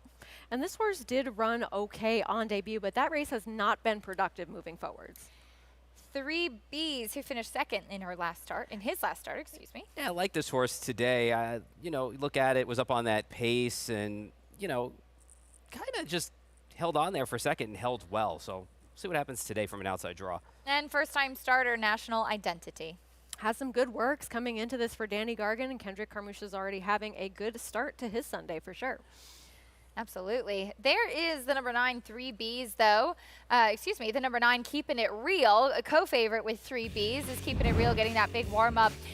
Manhattan Twist wired the field, but as you said, Sarah, we have not necessarily seen horses come out of this race and be productive, including the winner who disappointed in New York Bred Stakes Company next out. Yeah, Manhattan Twist regressed significantly from a 70 buyer in this race to a 39 in that stakes race. The second place finisher of this race, Man of Mischief, actually tried the turf in a race behind Scythian, who we just saw win that very eventful Miss Grillo. and then got back to the dirt, dropping in class, and just did not do much running. So with thinking that both of those horses had run a better race in that event than this one, I just wasn't too keen on taking this one at a short price. A horse that I had written down first time out, just one that maybe really needed a race mentally and physically to put things together. Sharp out there warming up. For more, let's check in with Jonathan Kinchin. Yeah, guys, look, the 9 and the 10 are the 2 horses in here that make the most sense to me. The 9, Keeping It Real, who I thought ran well last time, was wide all the way around there in the debut. And yes, Manhattan Twist did come back and didn't run particularly well, but I'm going to forgive that to a certain extent. But I think Keeping It Real is going to take another step forward, and at a similar price to the 10. I thought the 10 might have been an interesting type to use in here, 3Bs, but with the way that this thing's unfolding, with them being so close in price, then I'm going to just go with the 9, Keeping It Real. The 10 3Bs makes sense, drawn towards the outside, was wide last time, ran well last time, but at similar prices, Richie, I prefer the 9, Keeping It Real. Yeah, listen, I think there's a lot of ways to go here. Interesting. We got some first-time starters, a little bit of everything, right, Jonathan? So we'll start down towards the inside, the 2, Share the Loot, who taking money is drifted up to 5-1 now. That potent combination of Melanie Giddings with Sean Bridgmahan aboard. They did some good work in Saratoga. This is a horse that's out of a mare that had 3 horses to start, 2 of those foals winning on debut, so there's precocity in the pedigree. Now, got pretty good size to him, this good-looking son of Catalina Cruza, and I just wonder if he's going to be really quick and shifty, particularly with that inside post, the longer you're in the starting gate. But he's a horse that looks like he has some quality. I like what I'm seeing from him. I just wonder, with the size of him, how quick he's going to be early and how he'll handle dirt if he is outrun, kickback thrown in his face. The 4, Spirit of the Law, makes a really nice impression. Most of the Tiz the Laws are very good-looking individuals and very well-balanced. This horse adds blinkers. It's not a lot of blinker cup, but he's trained by a tremendous horseman in Barkley Tag, assisted by, he's just a horse that really, I think, is going to take a step forward. Like, he's a work in progress. The 5, Empire of Angels, first-time starter from Mike Maselli. This is a good-looking son of Tom's Day Todd. I like what I'm seeing from him. I do think he'll be better for a race under his belt, just enough to tighten up. And also, full disclosure, I used to ride the Grand Am Bien Sucre for Bobby Reinecker, terrific horseman and a terrific person, and she was very talented in her own right. I'm going to pick the 6, Rockstar Rebel, who feels like people just kind of maybe gave up. 5-1. He went off the favorite last time, came up second best. He also adds blinkers, kind of a smaller blinker cup too. But this horse showed enough ability, particularly on debut, that I think he could be a player here, and I think 5-1 is generous for him. Getting that equipment change today, Richie, thank you. As he points out, was the favorite last time and second best after an outside post. That was going 7 furlongs as well, so he does actually turn back in distance a little bit here. He does, and I mean, he did regress a little bit in terms of his Beyer speed figure from that debut to that second start, but we've talked about how we don't really think that first race that he was in is necessarily indicative of how those horses have been performing moving forward, so I don't really look at that as too much of a negative, and he ran well. We saw Paddock come back and run a good second in a stakes race following that, so he makes some sense in here and going out for with Dylan Davis aboard for Charlie Baker, who certainly needs no more say in terms of the kind of meet that he had at Saratoga that he has been able to translate over here to Belmont at the Big A. Paul, what about 3Bs, who's still your co-favorite, also at 2-1? Ricardo Santana has been aggressive, and he knows this horse well, having ridden him in his 2 prior starts. Yeah, a tale of 2 starts for this horse, right, too, because you look at the debut race and, had a rally from off the pace there, a little bit past horses anyway, and under whose radar went wire to wire in there, then won on turf, subsequently came back, ran 4th yesterday in the Futurity. And the last race was up on that pace, with One Vision and just got beat late, but, held well for second instead of packing it in, which is what you always like to see. And Ricardo's been aggressive, as you said, since he's been here riding. And I think with an outside draw, he definitely can see what's going on and use this horse's natural speed to get him in the race early. Ricardo been riding very well here at this Belmont at the Big A meet, the days that we've seen him here in New York. And as we said, some of those aggressive rides really paying off. Had, what, a 5-win, 4-win day the other afternoon? Yeah, I mean, he's just been on fire, really. And having his horses in the right position to make a move or be effective has been a real difference maker for him, and especially something we have seen glimpses of over the summer at Saratoga, especially on the turf, when he's able to take that initiative and have his horses be forwardly placed and sometimes cause those upsets, because we don't really see a lot of other riders want to take that early position in some of these races. So I like this horse quite a bit for him, for Horacio De Paz coming in here for his 3rd start. I like the step forward he took in that 2nd start, and he just got run down late. I think he'll be aggressive again today. 3 Bs, 3rd time out for Horacio De Paz. Very capable trainer as well, and he and Ricardo have teamed up for some nice wins together as they load in. Renew the blue, 1st time starter, a little bit green going into the gate. Once again, these are 2-year-olds. Anything can happen, just as we saw in the Miss Grillo. The number 8, Uncle Barry, getting a little bit of assistance from the starting gate crew. 9-5 now on the number 9, 2nd time starter, keeping it real for the potent duo of Chad Brown and Flavian Pratt. 2-year-old New York bred maiden special weight coming up. Here's Chris Griffin with the rest of the load and call. Spirit of the Law. 3 Bs.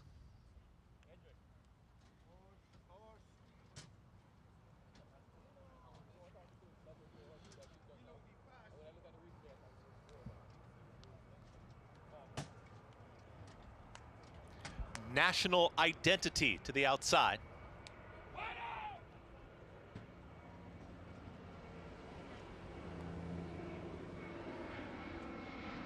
And in. All set.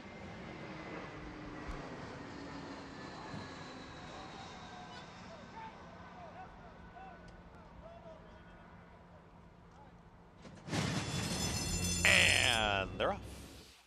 Speed from Keeping It Real right to the front. It's Keeping It Real who's got the lead. 3 Bs with this leader. National Identity out wider, and also moving through. Here comes Share the Loot. Share the Loot wants to be part of the early action. It is still Keeping It Real who's in front, but plenty of pressure as they are joining this leader now. Up on the outside, here comes 3 Bs applying the pressure. Share the Loot is down towards the inside, out wider. That's National Identity. Purple Cap is Free Dance, is towards the inside there, is now in 5th. To the outside comes Rockstar Rebel, who's in 6th, less than 4 furlongs to go. In behind that leading group is Spirit of the Law.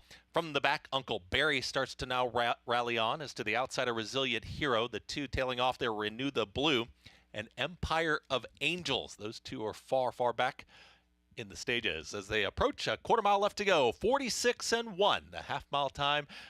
They reach that quarter pole, and here in between horses, right there is 3 Bs, and the oncoming strides towards the outside of National Identity, and still in there is Keeping It Real. These 3 across the racetrack here as they approach that final furlong. Trying to join them is Rockstar Rebel, is to the outside of Free Dance, but is still 3 Bs, very game in between horses. 3 Bs is right there, Keeping It Real. The oncoming strides of National Identity down to the wire. It is 3 Bs, Keeping It Real, 3 Bs. Got it. 3 Bs wins it over Keeping It Real, National Identity, then a photo. Free Dance with Share the Loot in 1 minute 17 seconds flat. They made it exciting down to the wire. 3 Bs, incredibly game in between horses to run down pace that are keeping it real. He ran well. I mean, being in that position, especially with these younger, more inexperienced horses, to really be brave in between 2 others and fight all the way to the wire. And the pace was honest, but it's not like it came apart at all. No, and I just like the way that right here, as you said, being in between horses, it's very easy to get the staggers when you're in between horses, especially young. Start to want to get out a little bit. National Identity loomed up on the outside, just couldn't go on by. And for a second, you thought the same was going to be the same for 3 Bs, but finally wore down, Keeping It Real in the end. They both ran a very good race from start to finish. And a nice effort from the first-time starter, National Identity, who, as you mentioned, I mean, pressing on the outside, trying to get by those 2 more experienced foes, it can be a challenge as well. For sure. I mean, it just seemed like he was really putting in his all to go on by, and the other 2 did dig in gamely, and we'll see what he does next time out, because experience will do him well in here. But, I mean, he was professional. Nothing wrong to knock about this first out performance from him. Just maybe ran into some horses that might be a little bit faster, at least right now. And it's almost interesting to go back and watch a little bit, too, because from the half to the 3/4, it's almost like Ricardo Santana gave the horse a little bit of a breather. Like, he got on to get position. Yeah. And then he kind of just held and just kind of just took a hold a little bit and gave a little bit of a breather while keeping up with keeping it real without forcing the issue and forcing the horse to expend a lot more energy in that. And that may have just been enough to get the job done in here. We sung the praises of Ricardo Santana, and he delivers another winning ride here with 3 Bs, 10-9, 11-3 in race number 7, 5-2. Second choice, 3 Bs, races maiden in start number 3. Prices in a moment. We'll also look back on yesterday's Grade 1 action. Talking about impressive 2-year-olds. This one is a good one. Popping the champagne. Chancer McPatrick just cruising to win the champagne and punch his ticket to the Breeders' Cup.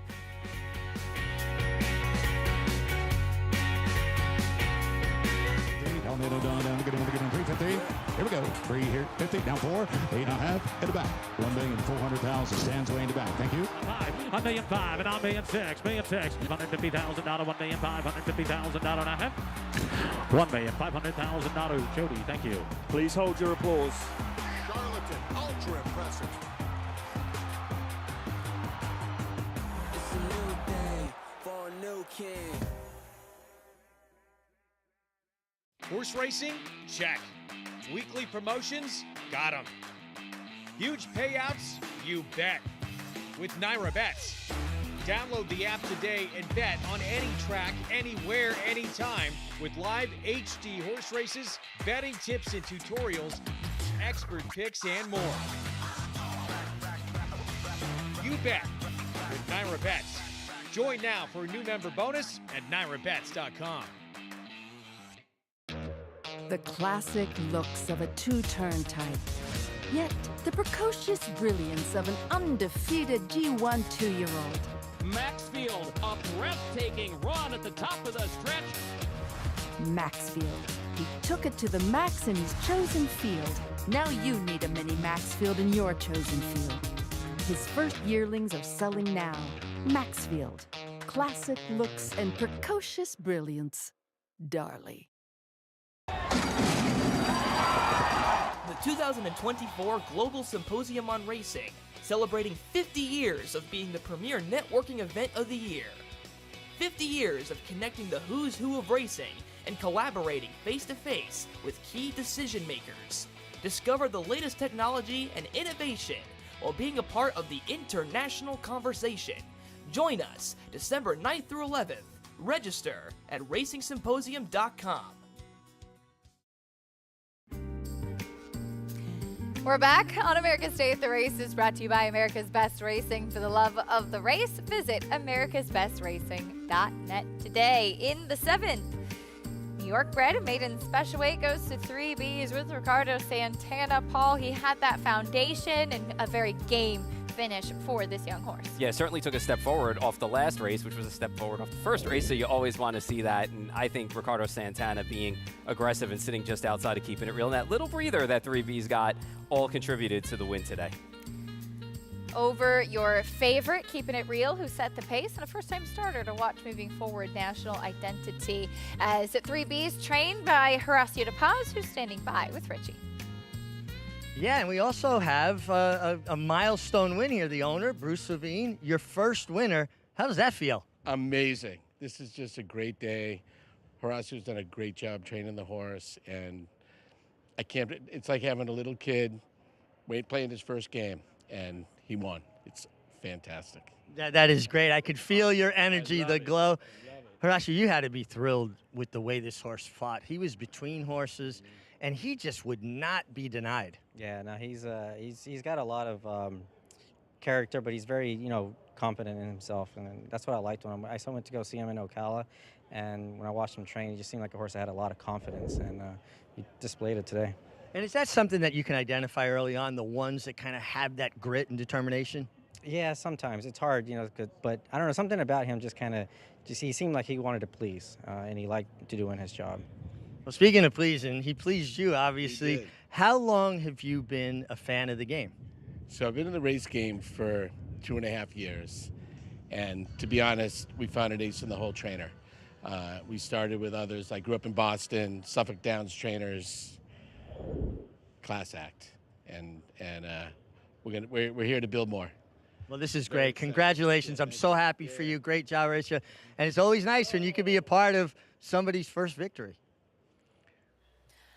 Absolutely. Congratulations to Bruce and the Triple B Stables. I'm assuming he's a part of the Bs there, but 3 Bs winning, and that's always exciting, and I'm sure a bright future for the team and for that 2-year-old. But speaking of bright futures for a 2-year-old, yesterday we had the Frisette and the Champagne. Important preps into the Breeders' Cup, and Chancellor McPatrick, Sarah, we knew had talent as he was coming into this race undefeated, having won the Hopeful.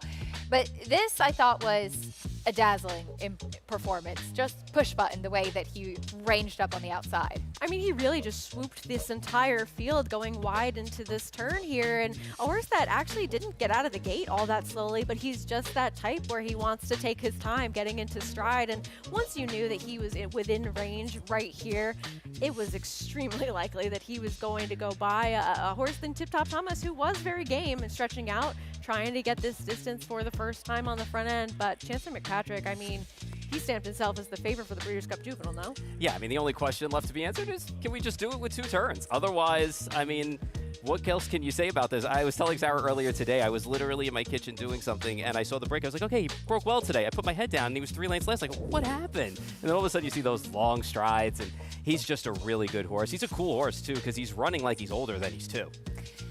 Owner Sean Flanagan said pretty much the same thing. He said he's going to give me a heart attack with this being last early in a sweet and emotional interview afterwards. But Chancellor McPatrick, as you saw on that list there, in very good company with that Hopeful Champagne double, will try to keep the momentum rolling onto the Breeders' Cup. We saw East Avenue impressive at Keeneland yesterday. It's kind of like the other big horse, you know, as far as the 2-year-olds are concerned. We haven't seen anything out of California as of yet that I think rivals those 2. But back over to Red Mile. We have race number 9 coming up next for the Fillies and Mares Open Pace and Sylvia Hanover. I think if anybody has watched any of our harness racing shows, Paul, they'll be familiar with that name, and she is a short price. Yeah, and I know she's only 1 for 13 this year, and she's piling up those second place finishes, got 7 now, but I've always been a fan of this horse, and I'm going to take her on top today. Let's not forget, she won the Breeders' Crown last year.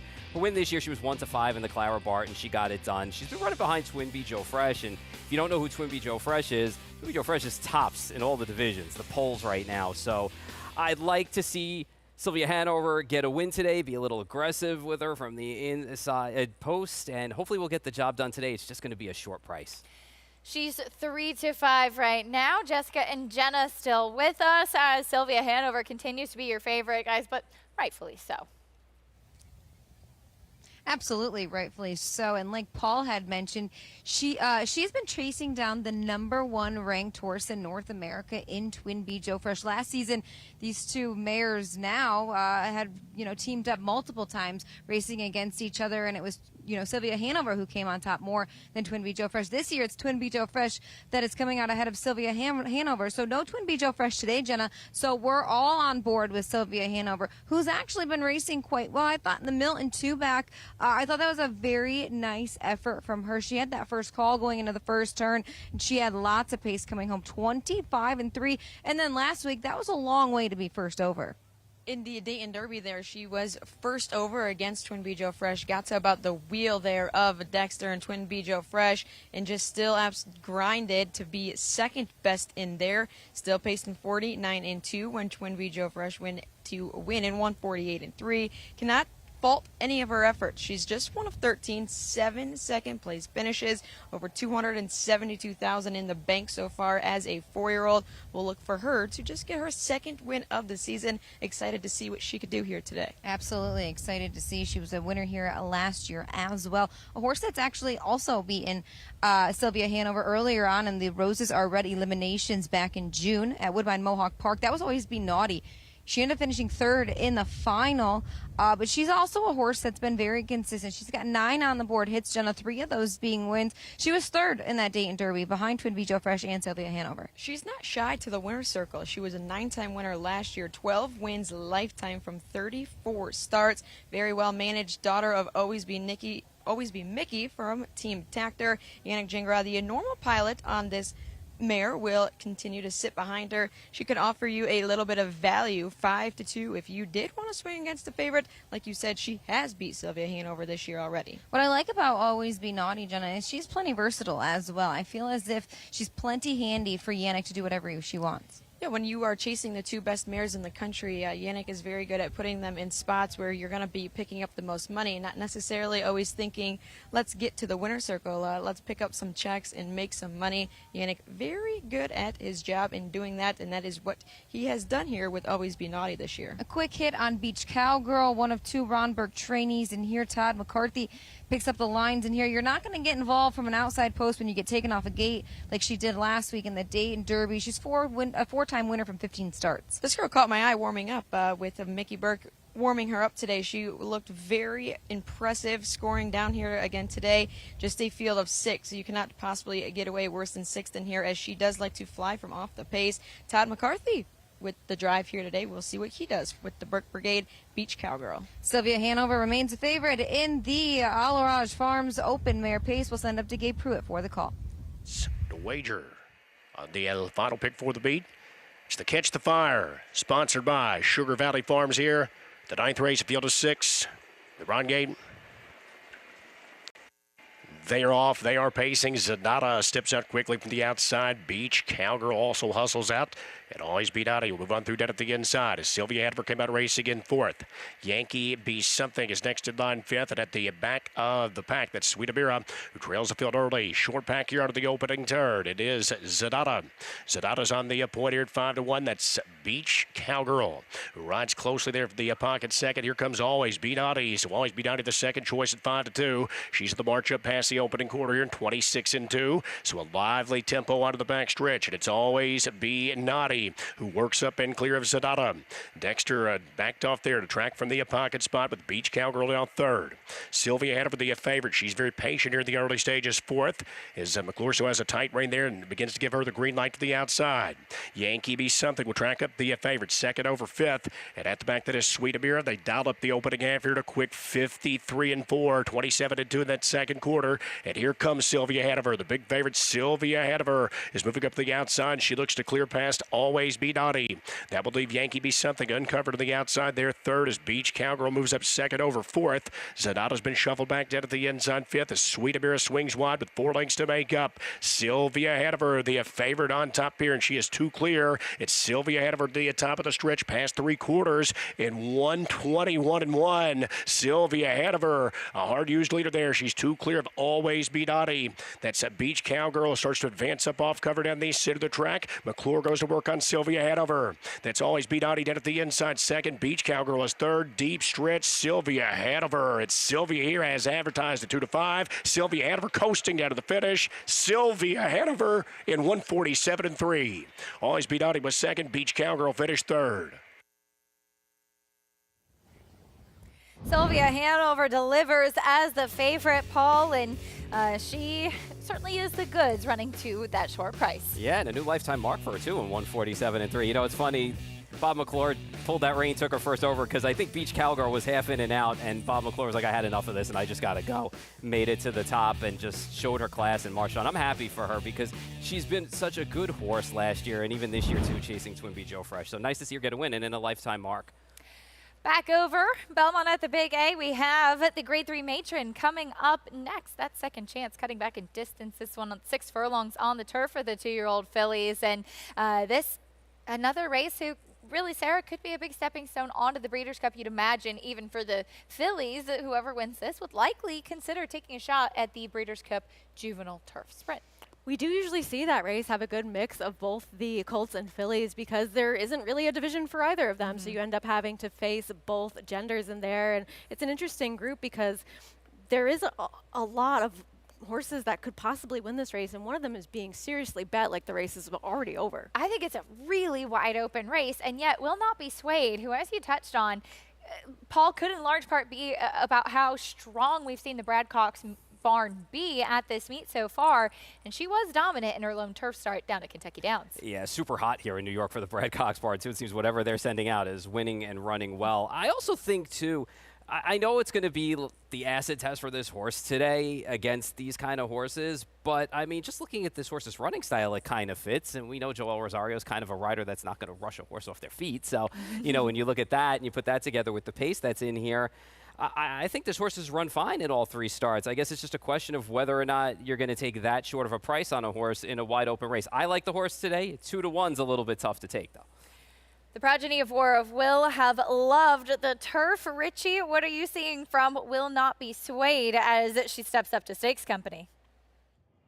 Well, unfortunately, guys, to be honest, I will be swayed. For a Brad Cox runner whose horses are usually extremely well turned out, resplendent coats, I'm not seeing that with her. Kind of a dullish coat, a little bit of skin disease over her top line, which doesn't necessarily mean they're going to run poorly, but it's not something I expect to see from a Chad Brown runner. Usually his horses have that resplendent coat that I've come to expect, and I don't see it here. So I kind of does turn me off just a touch. The 2-horse Baytown Butterfly trying the turf for the first time.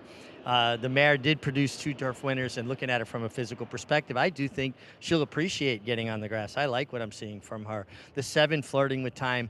If this was a beauty contest, and we know it's not, pretty is as pretty does in racing, I'd just give her the check right now. She is the most well-turned-out horse in the race. Looks fantastic.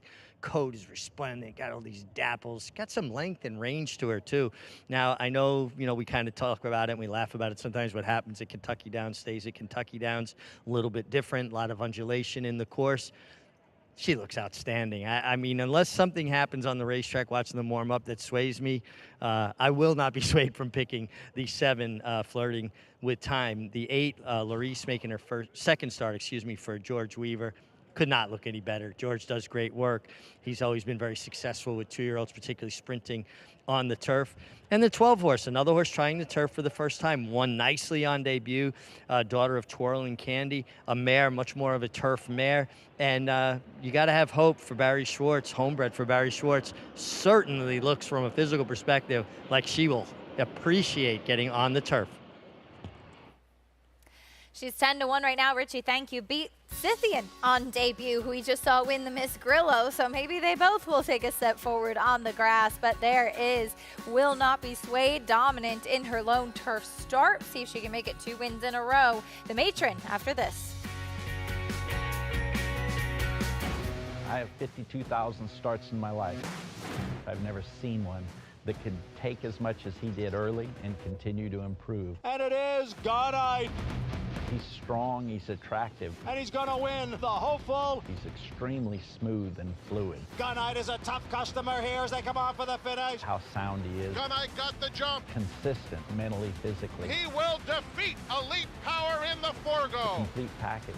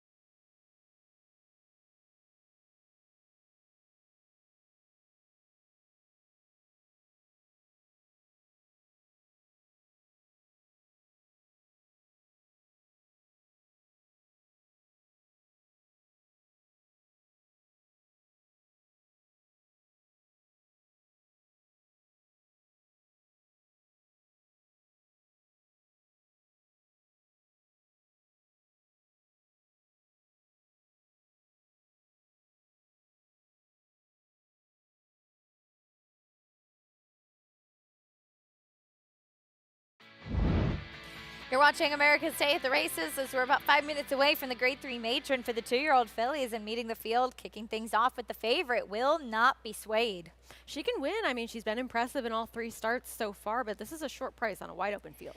Baytown Butterfly gets in the turf for the first time at a huge price. Got some good comments from Richie. Yeah, and her last race was faster and improved, and Katie Davis already won a race today.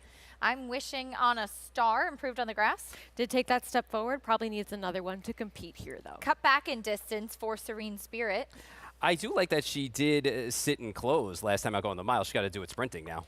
Ran well sprinting on debut. Here's Miriam's Fire, who won first out. I think she took advantage of the way the racetrack was playing, but she is a prize.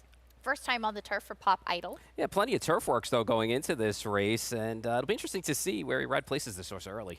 Flirting with Time, big win at Kentucky Downs. And alone on the lead that day, if she gets a similar kind of trip, could be dangerous. Don't really see it happening. Larice had an impressive first out win. Yes, that took over, held off the closers in there. I thought it was a useful debut for this horse. Any second time improvement should be tough in here. Second Chance, cutting back in distance. Exits the PG Johnson, which we have seen be productive. Maybe she's just a sprinter after all.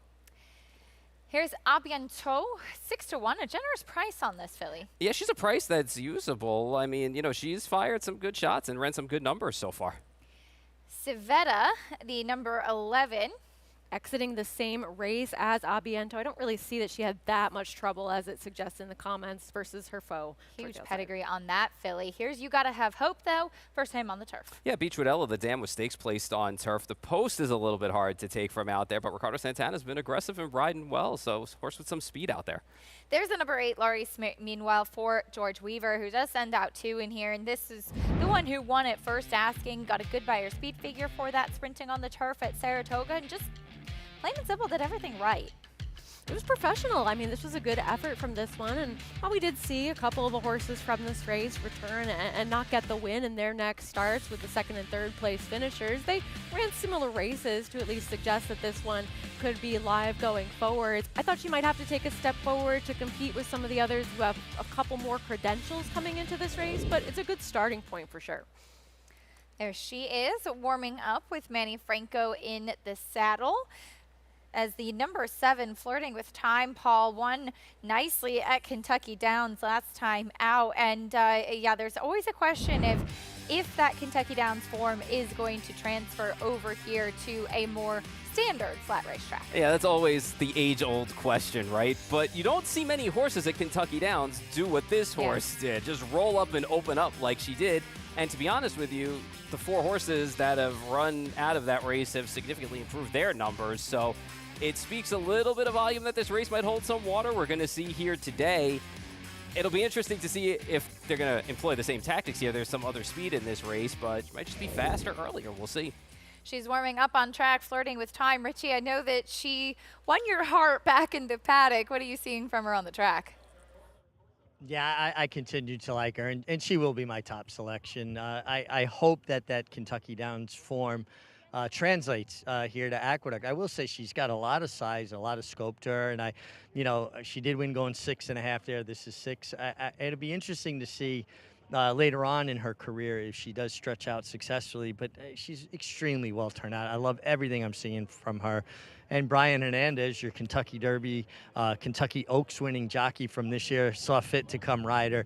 And 12-1 is just way too big a price. I was vacillating back and forth between picking her or the 8, Larice, who looks outstanding as well. And I liked her debut very much. I thought she showed a lot of grit and determination and could not look any better. You get Manny Franco here.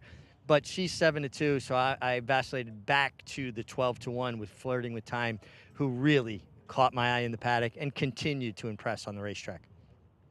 She's a generous price as well, 12-1, as Richie gets the vocab word of the day, using vacillating there. I like it. A good way to describe it. And, sometimes that's kind of what these 2-year-old races can be, right? When you're wondering which one of them is going to take a step forward. Absolutely. Sorry, go ahead. No, go ahead. I was just going to say, I think that penultimate might be the only vocab word that's used a little bit more frequently than vacillating right. when describing some of these races, and that is also applicable. Yeah, and I think, too, we talk about it so much, about the different stages of 2-year-olds, right? Some are early developers, some peak a little bit later, and then you have this part of the season where you're aiming, for either the 2-year-old Breeders' Cup races or some stakes down the line. And it's interesting to see horses develop, some that have 1 start, some that have 3 starts. So Sometimes it's better to have the start. Sometimes it's better to not know exactly what you're doing 100% of the time out there either and just run to your ability. So I think this is a good matchup here. I think there's a lot of speed in this race. Sometimes it materializes, sometimes it doesn't, but there's plenty of horses with good natural speed in here, and I do think the race is going to set up for somebody that's going to come from just slightly off the pace. The 10, Abiento, I believe your top pick, Sarah. Correct. She is still a bit of a price as well at 5-1, as she has faced some stakes company as well. We saw her win nicely at Saratoga, and then last time out at Kentucky Downs in the Untappable, finishing 3rd, Civetta finishing 4th in there. She ran well in this race, I thought, with a bit of a wide trip in comparison to that foe that is now towards her outside. And there is that note that Civetta maybe had to alter course and didn't quite have that clear running room. But I thought that she was able to still get going in the later stages, whereas Abiento was out wide the entire way around the racetrack. And so I felt as though trips considered, she might be the one that had things a little bit tougher in there. And she also just has the credentials coming in. She's got those 3 good starts on the turf, an off the turf race that can be forgiven. She has the experience edge, and she's a fair price right now at 9-2.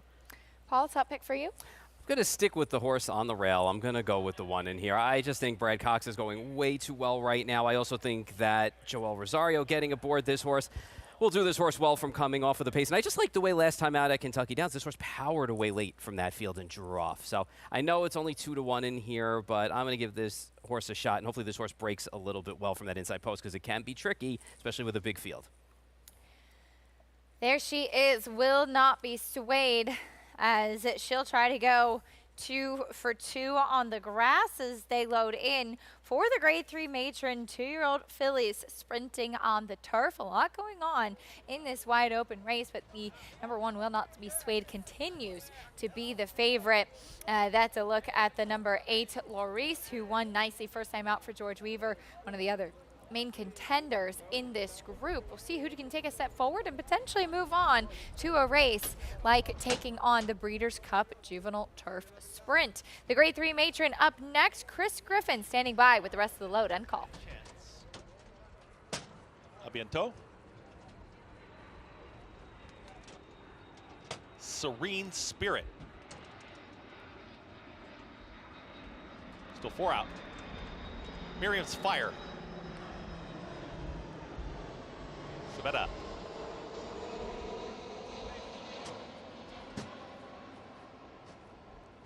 Pop Idol's next. And to the far outside, you gotta have hope.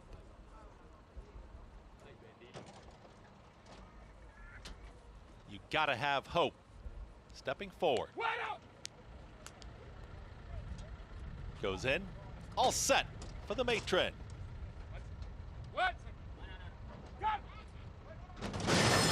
And they're off. Broken a very even line. Speed tether to the outside from Civetta's in the early mix and flirting with time in between horses. Down towards the inside is Miriam's Fire, and now Miriam's Fire with a head in front. Immediately tackled here by Flirting with Time, who wants to reclaim the lead and does. Just off of them is Laurice now stalking these pace setters. It's going to be Flirting with Time and Laurice 1-2. Breaking on top there was Miriam's Fire, is now back to 3rd and moving forward on the far outside. That's You Gotta Have Hope. In between horses, a tight hold here on Pop Idol. Is in 5th, 21.58 was the opening quarter mile. Civetta starting to rally on there from the 6th position. In 7th, Serene Spirit. Behind that, Baytown Butterfly starts to roll. Then comes I'm Wishing on a Star, is in between horses from the back, trying to rally on there. Will not be swayed as the trailer is back there with Abiento. They reach the top of the lane, 4 across the course, and in between horses, Laurice and Flirting with Time. Civetta down the center of the course. Also right there is You Gotta Have Hope. Miriam's Fire fires down towards the inside. Abiento is flying on the grandstand side. Here is the run from Civetta towards the outside. Abiento is the one with all the momentum. The grandstand side. Abiento to the outside of Civetta. Abiento up in time. Abiento wins it. Dylan Davis. Second came Civetta. Then came You Gotta Have Hope in a late rally from Will Not Be Swayed in 1 minute 8.31 seconds. Well, it turns out that race at Kentucky Downs in the Untappable was pretty live as the 2 horses coming out of there run 1-2. Abiento over Civetta. Nice call, Sarah. Top pick. Thank you. Look, the pace really materialized in this race, and we saw Joel Rosario on the number 1, Will Not Be Swayed, take the inside route and actually get through some of that wall of horses in front of him. But Dylan Davis taking that outside route with Abiento and just building that momentum with his horse to just get by a horse who I guess was a generous price considering the race that they both came out of in Civetta. Yeah, and I mean, you know, when you look at this race, I mean, obviously, we know that this horse, Abiento, can fire when there's pace in front. Did that back in July, did it right here, too. And the 2024 of Dylan Davis continues. The legend is being built right now by Dylan out there riding well. And in the one's case, Will Not Be Swayed. I mean, obviously, Joel rolled the dice, ended up on the pine all the way around, came from last and did get through. But in a way, kind of weaving through in there kind of stopped this horse's momentum a little bit, too. But take no mistake for you winners. They all ran, the 10, 11, and 12 all ran really good races in here. Yeah, and it didn't look like Will Not Be Swayed. She didn't have quite as much kick closing in between horses, but coming in between there. But à bientôt, which means see you soon in French. That's what Dylan Davis and this filly said to the rest of the field as she gets the victory here. And as Paul mentioned, career best year for Dylan Davis, who picks up another stake victory after winning 3 yesterday, including the Jockey Club Derby with Carson's Run as well. So another good weekend for Mr. Davis. 5-1 winner here in the 8th in the Matron. Prices and more when we come back.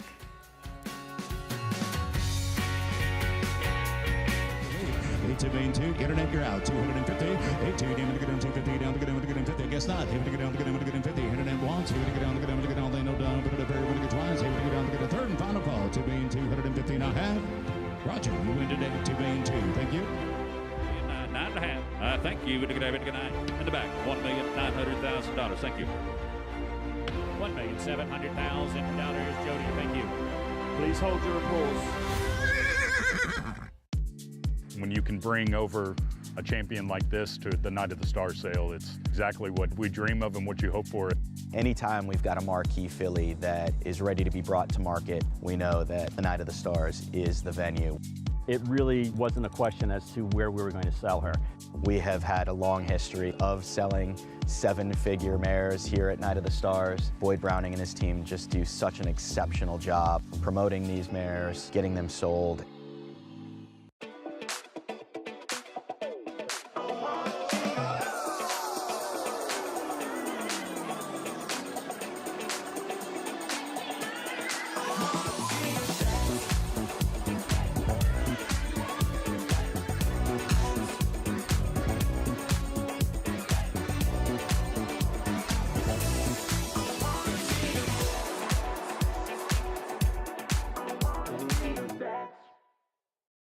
Racetrack Television Network brings you every race, from every track, on every screen, every day. With monthly packages starting as low as $5, RTN gives you great value and access to more live HD streaming and race replays than anyone. Visit RTN.tv today to sign up and watch on almost any device, including Roku and Amazon Fire. RTN has packages that start at $5 per month.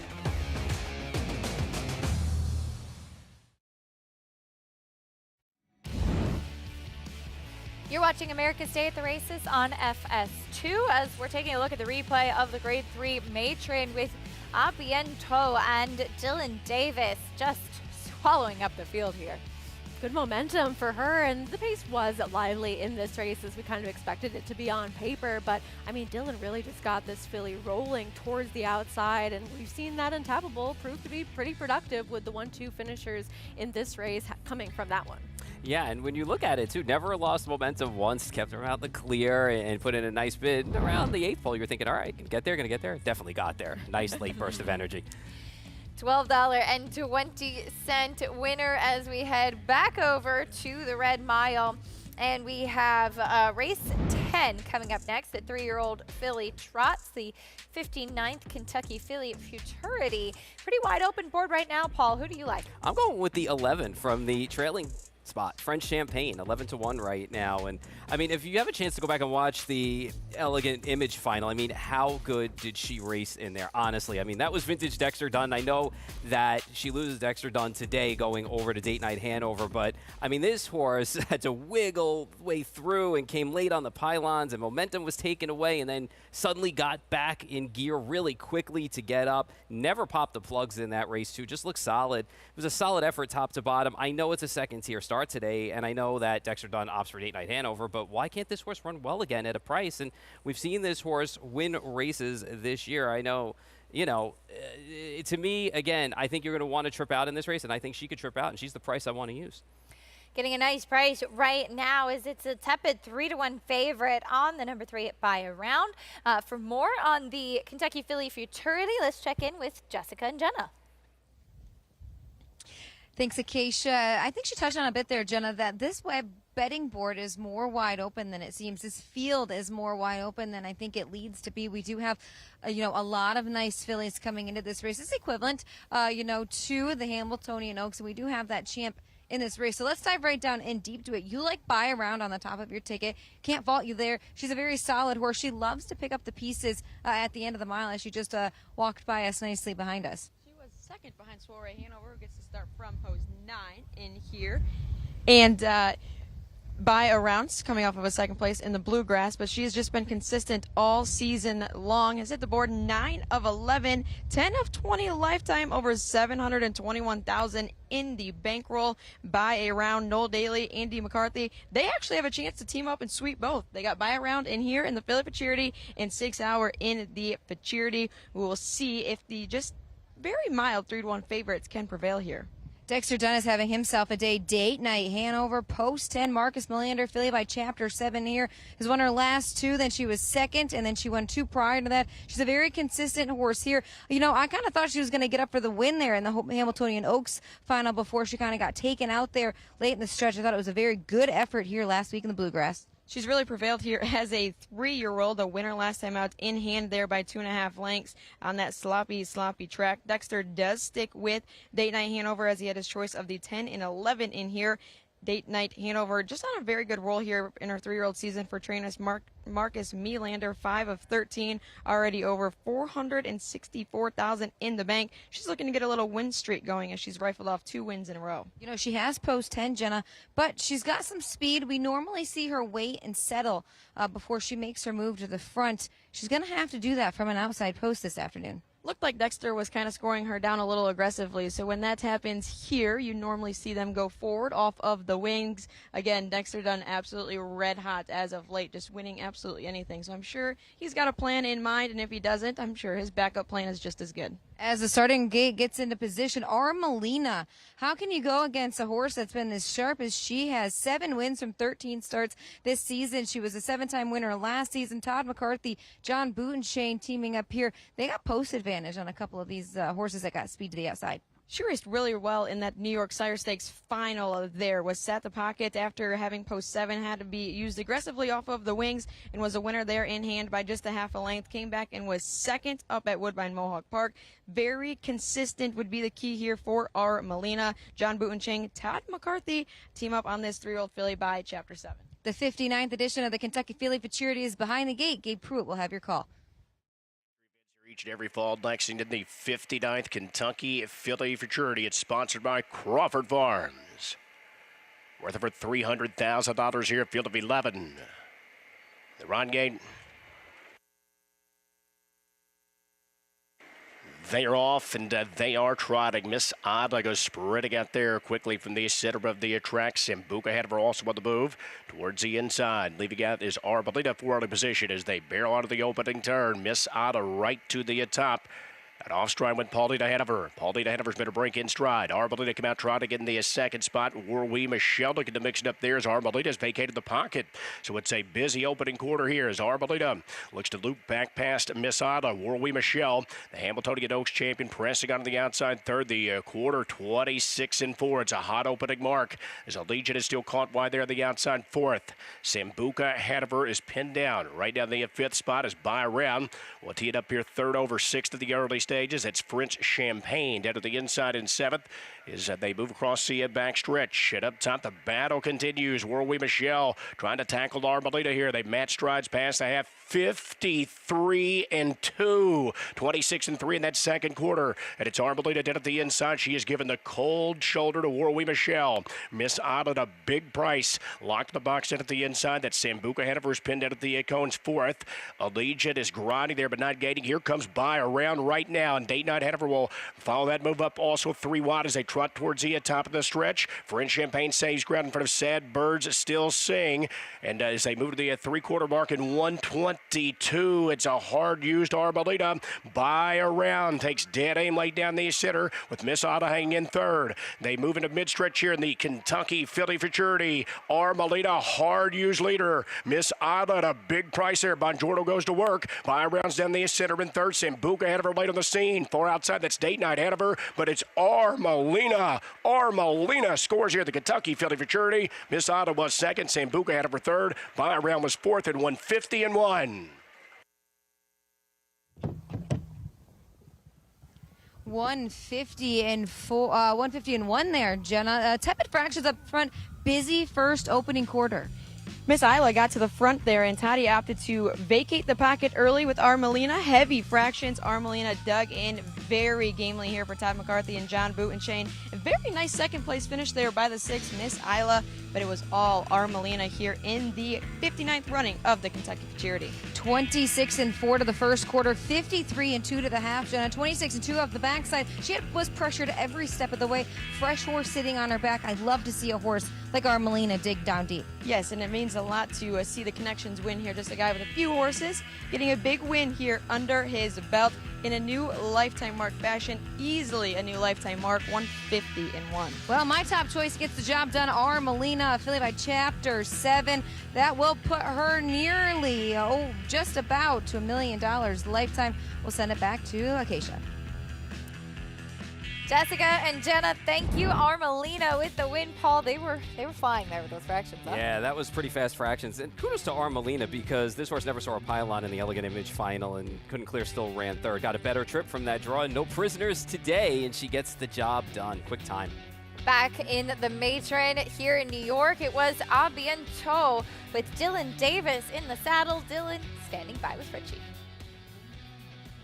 Yeah, Dylan, you got up in the nick of time with A Bientôt, and it seems to me like your riding on the turf has just gotten better and better, and you just seem so disciplined and producing horses at the right moment.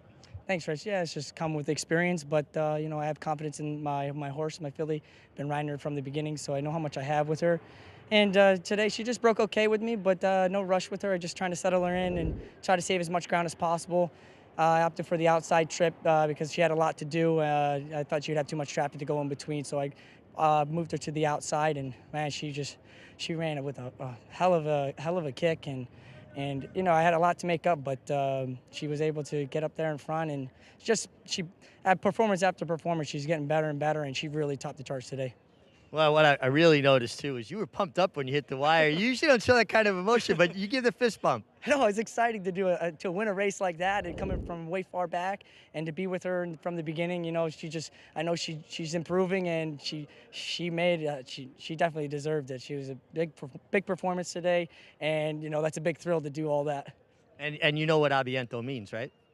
No, I know it's French, but I don't know. It means like see you later or so long. So see you later, guys. A Bientôt gets it done with Dilly Dilly. He got the job done. He rides a lot for a French trainer. He should have asked. A Bientôt with the win for Mark Cassey, who's not French, by the way, but gets the victory. And yeah, it is a fun name. Philly by Not This Time out of Ready. And you say kind of, see you soon. Not this time? Not ready? Yeah, I like it. I get it. I think they should give the instructions to Dylan in French from now on. Then we'll see what happens. Yeah. Luckily, Dylan has good instincts when it comes to riding, though. As we take a look at the field for race 9, the nightcap here in New York. This one on the turf. Going a mile, first level open allowance for 3-year-olds and upward, as right now it is unit economics. Flavien Pratt and Chad Brown currently the favorite. Kendrick Carmouche, though, going to be aboard Ramblin' Wreck, and he's had a terrific fall season so far. That's a look at Elliptical winning the opener, as he's had continuing on, picking up those victories. More on that after this. It's a domineering display by the ultra-talented McKenzie. McKenzie in a dominant performance. 300 won't do it. 300,000. 275, you 275,000. 75, but to get 75, 275,000. 250, I'm Ralph now, 250,000. Able to get $200,000.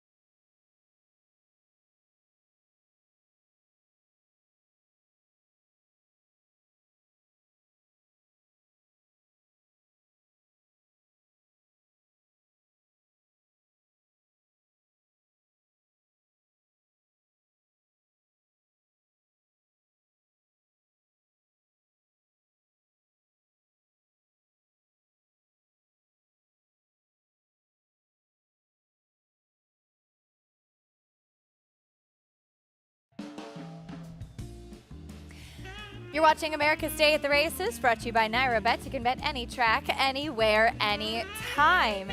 As Andy Sterling was up all night carving those pumpkins, he did a great job. Do you have a pumpkin? Did you get a pumpkin this year? I'm gonna have to buy one from Andy, I guess. Maybe he'll be hard at work again tonight. I was not allowed to purchase a real pumpkin because they do die, which is true. They start to rot. They do, a bit. yes, Yeah. they are plants. But I have plenty of like fake ones, you know, from Home Goods. Okay. I was influenced. They're like, you know, glittered or You whatever. got at least the decor around the house? Oh yes, I love Halloween. Now, are you allowed to get a real tree for Christmas? No. Wow. I know. Tough household over I there. know. It's tough crowd over there. What's going on? Let's It's go allowed. grab a tree. No celebrations Yeah, in the let's go. Cremont It's unreal. household. Come on. I have to have Miguel on to explain his choices. So race 9 coming up next, a mile on the turf. There's a look at the 4-unit economics. Who is currently your favorite, and he just has good form. Sarah got the win 2 starts back, second last time out. And you know, maybe you look at this horse at first glance and you think with the price that he's been in several of his races, he might have been a little bit disappointing, but he's been very consistent, and it's not his fault that he's been bet down so heavily, and he's been running against some solid horses and running well. We saw Rebel Red come back to win a race at Keeneland yesterday, and he's a pretty good horse in his own right. So I get maybe not trusting him fully at a super short price, but he's shown up in all of his starts. Yeah, and I mean, I guess the way to look at it, too, is, I mean, you know, he's had some trouble whether you believe he did or he didn't in basically every start, and the one start that he didn't, he actually won. So hopefully he can break well today, and with the competition that he's been facing in the field that he's facing today, we could just trip out and get the win today. I like him today. I'm not going to try and beat him, but I don't fully trust him either. Tends to have some trouble at the start, at the gate. And last time out, kind of jumping up at the start. He's broken slowly. Even the short comment on debut, broke in a tangle. And as Paul said, the one time he really broke cleanly was 2 starts back, where he actually broke on top. Let's meet the rest of the field, though, starting things out with the 1 Spirit Prince. Well, he's coming out of a live race with Donegal Momentum coming back to win the Gio Ponte earlier this week. That horse got a 90 by your speed figure doing that. Here's Wally World off the layoff. Yeah, nice horse. Has run solid races so far. Just hasn't run like that really super fast race yet. Has not run since April. Here's the 3 Samburu. I read Ortiz in the saddle. Not in love with his last performance, but anything from 3 to 4 back could put him right in the mix. Your favorite, Unit Economics. Yeah, and as we talked about, hopefully this horse can just break cleanly today, because I think if he does, he'll be tough on this group. 5 and 6 are out. Here's the 7 Barrage. Dylan Davis looking for another win on the card, and he was wide when he really wanted to be saving ground in that last start. It's all coming together coming out of those New York bred stakes. Yeah, I bet this horse is happy to get away from the likes of Dakota Gold, the Spirit of St. Louis, and City Man for sure. He's running against some salty foes. Yeah. Here is the 9 Ramblin' Wreck. Finished second last time out. He'll want a little bit of pace to materialize in front of him. More Vino, a big price on the board. Yeah, flashed some good early speed the last couple of starts. Hasn't hung around, though, in the turf debut last time out at the end. Here's it. Bring Me a Check. Sometimes he does just show up and get the check. And I'm hoping Ricardo Santana Jr. is aggressive with him. I hope he can try to wire this field. And Fly Right to the outside. Finally broke his maiden 2 back. Yeah, and here's a horse who, even though has a far outside post today, is tactical enough to get himself into the race here. I don't think ran terrible last time out either behind Ramblin' Wreck, as they all kind of came together there at the end of the race. We'll see what kind of trip this horse can pull from the outside draw. The field for the nightcap. Richie, Unit Economics, the favorite. What are you seeing? Yeah, listen, he looks good, and you wouldn't expect less. He comes from a top barn, and he's a horse that's in good form. I do have some questions, though, about it looks to me like he's a horse that's comfortable running with horses. A couple of those races where he was narrowly beaten, I felt like he might have been able to get it done and didn't quite produce that killer instinct at crunch time. So as the favorite, I'm going to look elsewhere. I cannot fault him from a physical perspective at all. And obviously he's a contender. He's, he's your favorite. He's a horse that's tactical. He should put himself in a good spot. But I thought Barrage was very interesting. I agree with Sarah. I think he was kind of against the grain of things last time. Getting that wider trip looks outstanding for Ray Handel. Really extremely well turned out. And Dylan Davis has just been riding in outstanding form. There's no denying that. I'm going to pick the 8, guys. It's all coming together. He looks fantastic. He's getting some class relief. He's not facing the likes of Spirit of St. Louis or City Man in here. He's got speed. He should be forward. I'd love to see him make the lead and be able to control things under Jose Gomez. And like I said, so well turned out. This is a horse that, to me, Phil Serpy, when he gets a horse in a good form cycle, they hold their form cycle, and he looked outstanding in the paddock and continued to impress on the racetrack. Getting some class relief here, Richie, thank you. Should also be noted, he got loose in the paddock last time before the West Point for a brief period of time. And that can really shake a horse up and kind of take some of the starch out of them, especially one that has early speed like he does, as we'll go back to his last win in May. But as Richie was saying, definitely facing very strong company in those New York bred stakes.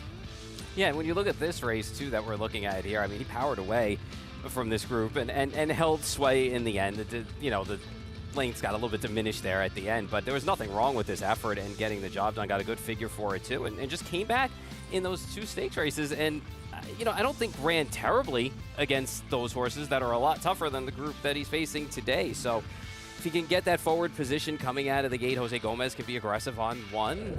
I don't see too much speed in here. So maybe off of a horse like the 10, if the 10 decides to go out there running hard. But, I mean, this horse at 10-1 offers some good value.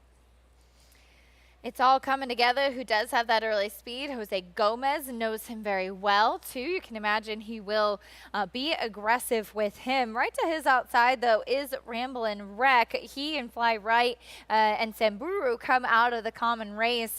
Did you prefer any of them out of there, Sarah? I mean, I think looking at that race, Ramblin' Wreck is the one that needed a little bit of pace to materialize to try to make that run of his. And he's a horse that we've seen throughout these New York bred stakes be successful. And now coming into this race, it seems like he's moving in the right direction in terms of his form cycle since he's been off a little bit of a layoff. But I don't really know that he's going to get quite the setup he might prefer. And I also felt as though he was one that did save a lot of ground in that race, whereas others like Barrage, like we talked about, and even Fly Right, really, they didn't have the same type of cozy trip that he did towards the better part of the turf.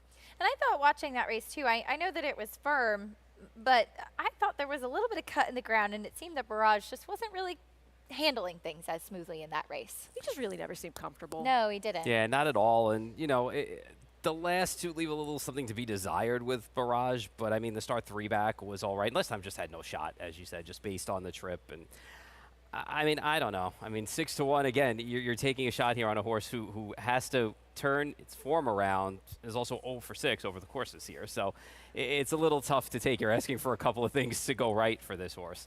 As far as the one, Spirit Prince comes out of that race won by Donegal Momentum. As Sarah mentioned, came back to win the Geoponte on Friday with a 90 buyer speed on Thursday, whatever day it was, a few days ago, with a 90 buyer speed figure. He's actually one of 2 to come out of that race and be victorious. And this is one that's been knocking on the door. Yeah, he's been in some decent spots, even when he was a 2-year-old as well. And I said earlier this week on purpose because I didn't want to do what you just did because all the days blend together around here. I was sure it was Friday, and then I said, wait a minute, it might not have been Friday. I think it was Thursday. It all feels like it was yesterday, truly, around here. But, I mean, he ran okay as far as a horse that maybe he was running into a really good one in Donegal Momentum. Of course, we've seen him come back and really validate that effort of his. And he was a good 2-year-old. Maybe if he takes that step forward against a field like this with that inside post and able to save that ground, he's a player within the mix of this race for sure. Is it any concern, Paul, that he is facing older horses for the first time? Facing older, 1 for 8, always taking money, and then always just 1 for 8, but is, you know, has 3 seconds and 3/3. And here I kind of feel like horses like Spirit Prince and Ramblin' Wreck, they run their races. You know, we've seen what their races are, so now it's just a matter of getting the right pace and setup because we know they can come late with a bit of a run. But the inside draw will help this horse today. Hopefully this horse can get out at the right time and get the job done. Has some tactical speed, should get a nice ground-saving trip from that post. Sarah, I know you had a little bit of interest in the 2 Wally World off of the layoff. Another one who's facing older in here, but he also does have some good stakes performances, just hasn't been on the track in a while. Yeah, we haven't seen him for a little bit. If he has taken that step forward, I think that he's one that could be interesting, and I like the price that he is right now. He's worth considering at 9-1, whereas if he was a little bit of that shorter price, maybe he's not really one that you'd want to take that chance with because there are proven horses that have the recency in here. But as far as my top selection, I like Bring Me a Check towards the outside. I hope that Ricardo Santana Jr. just goes with this horse. I know that it's all coming together, can be forward in here, but this is a horse that used to be able to keep up in turf sprints once upon a time, and so I'm hoping that he can refine some of that quickness that he once had and really try to cross and clear this field. 12-1, Bring Me a Check, the 7-year-old who is often right there. He's got a lot of strong finishes and has picked up quite a few checks. Paul, who's the top pick for you? I'm going to stick with the 4 in here and go with Unit Economics. I just feel like if this horse can get a clean break, we've seen what this horse can do, and this horse can finish out well. And it's run some good figures in the process and ran against a couple of good horses like Rebel Red last time out as well. Just got to mind your manners and get out of the gate clean. The break will be key for the favorite, 8-5 on Unit Economics. They load in for the nightcap here in New York. One more time today, one more time this weekend. Chris Griffin has the call. Race 9, Belmont at the Big A. Unit Economics. Morvino. Barrage.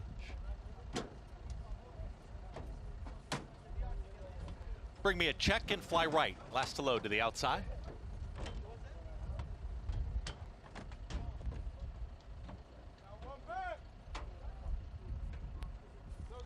Fly Right.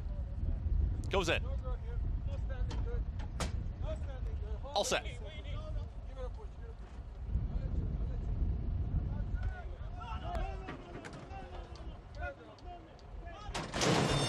And they're off.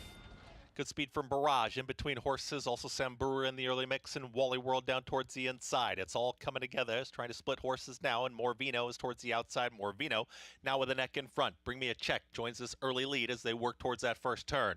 Morvino's got the lead with Bring Me a Check right to the outside. It's all coming together. Saving ground towards the inside in third. Then comes Wally World, who's now at a shared fourth.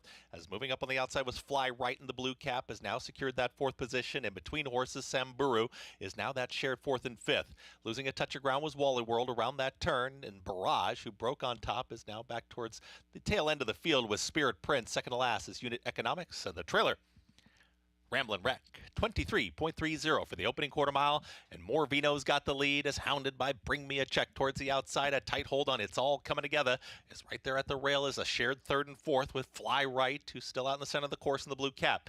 Samburu is in the fifth position. Wally World nowhere to go yet. Then Barrage is in the seventh spot, is towards the outside of Spirit Prince, who's in eighth. Unit Economics starts a rally from the back, and Ramblin' Wreck will have to pass them all in 47 and 4 for that half-mile time. Bring Me a Check with the neck in front. Battling on is Morvino. It's All Coming Together. Has traveled nicely. Now tips towards the outside. Light blue cap. And down towards the inside, it's Wally World who's going to go through that tight seam. Bring Me a Check's got the lead. It's All Coming Together. Spirit Prince is ready to pounce. Unit Economics on the grandstand side is now rolling. And here comes Unit Economics, who's flying on the outside. Unit Economics is now past him. Unit Economics from way out of it. Ramblin' Wreck. Unit Economics wins it. Unit Economics, Bring Me a Check was very game, holds on for second there. It's All Coming Together is in a photo with Ramblin' Wreck. Also right there was Barrage in 1 minute 34 and 4. Unit Economics with the win. The favorite gets the victory coming from off the pace. A Paul Sarah exacta here with Bring Me a Check running very well too. You know what's funny? I think Flavien Prat did the smartest thing ever with this horse coming by the stands the first time. Let this horse just drift back and race by himself. There was nobody in front of him, nobody behind him. Didn't get into trouble today, came wide off the turn, and you could tell as they made their way to three quarters, he was loaded with horse, and he got this horse's momentum going on the outside. And that momentum and the stretch run carried him to the win. Yeah, he ran. I mean, he was a horse that maybe needed a couple things to go his way, but he really extended himself well with this relentless rally with Flavien Prat, because even though the huge long shot pace setter really fell apart in the later stages, it's not as though the pace completely fell apart in this race with It's All Coming Together and Bring Me a Check both being forward in here and keeping their positions, and Bring Me a Check just not having quite enough to hold off a horse who was just rolling by late. 9-5 in the win here in race 9, but even with that favorite getting the victory in the nightcap, we're going to have a pick 6 carryover on to Thursday. So Sarah, as we say good night to you, I think that's a perfect way to end because there's some excitement to look forward to for next week. Oh, there's always something to look forward to in horse racing, right? That is true. There's always another race and now another carryover waiting for everybody on Thursday. Get to work. Absolutely. Well, great job, Sarah. Sarah will be leaving us. Paul and I will be sticking around for the final few races over at the Red Mile as we take a look at the field coming up for race 11 next. The Alarage Farms Open pace here for this 1 mile pace, and it's Little Rocket Man right now, Paul, who's the favorite. Yeah, we've seen a lot of Little Rocket Man, and he's won some big races this year. Battle of Lake Erie, the Ewart Hoosier Park Pacing Derby. Now we'll see if he can take care of the Alarage Farms Open pace in here. I have a little bit of a different idea, though. I'm going to go to the horse outside of him in Musketeer Hanover. Give us 11-1. You know, took care of that second itis he was having. Had a nice win in the Bulldog Hanover. Poured all the pressure on Little Rocket Man last time out when they met at Dayton over in the Dayton Pacing Derby. And he hung on well for third in there. I'm hoping today maybe he can catch a helmet instead of making that first over move. You know, listen, Little Rocket Man is one of those horses. He's so cool. He runs well. Every time I pick him, he hasn't won. Every time I pick against him, he's won. So, you know, I just can't get it right with him, But I'm going to go Musketeer Hanover in here and a little bit of a price in here. Maybe you could turn the tables on Little Rocket Man and a buck a bet Hanover. We'll see how it plays out in race 11 coming up. Let's check in trackside with Jessica and Jenna. Thanks, Acacia. I feel like I've said this time and time again today, Jenna, what a stacked field we have here. Of course, we have a field of open pacers here, the best in the country. Few different ways that you can go. I'm looking at the tote board right now. We got a couple of 2-to-1 shots and a 5-to-2 shot. So the betting board is wide open, as do I think this race is. We're going to see Little Rocket Man and a buck a bet Hanover team up once again here. Of course, Little Rocket Man is going to draw to the inside. You're going to go with a buck a bet Hanover. He benefited off of that perfect pocket trip at Dayton to get up the inside. Of course, one of, I think, 7 driving wins that on that Saturday night for Dexter Dunn. He's get put 7 here this afternoon.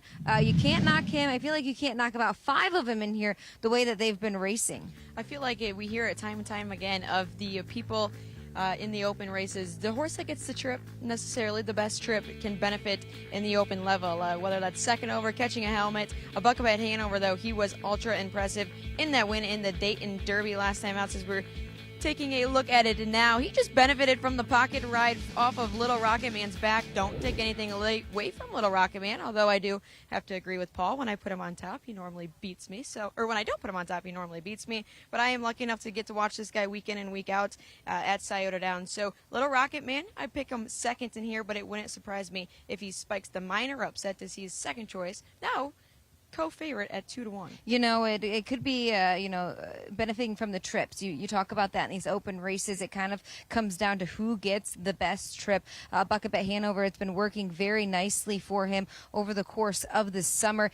Now Little Rocket Man gets to draw inside. You know, he had to do a lot of that heavy lifting. 26-2 parked past the quarter from post 8, and then he did all the heavy lifting on the front end for Buckabet Hanover to get up through the rail. By the Missile is a horse who's lightly raced this season, Jenna.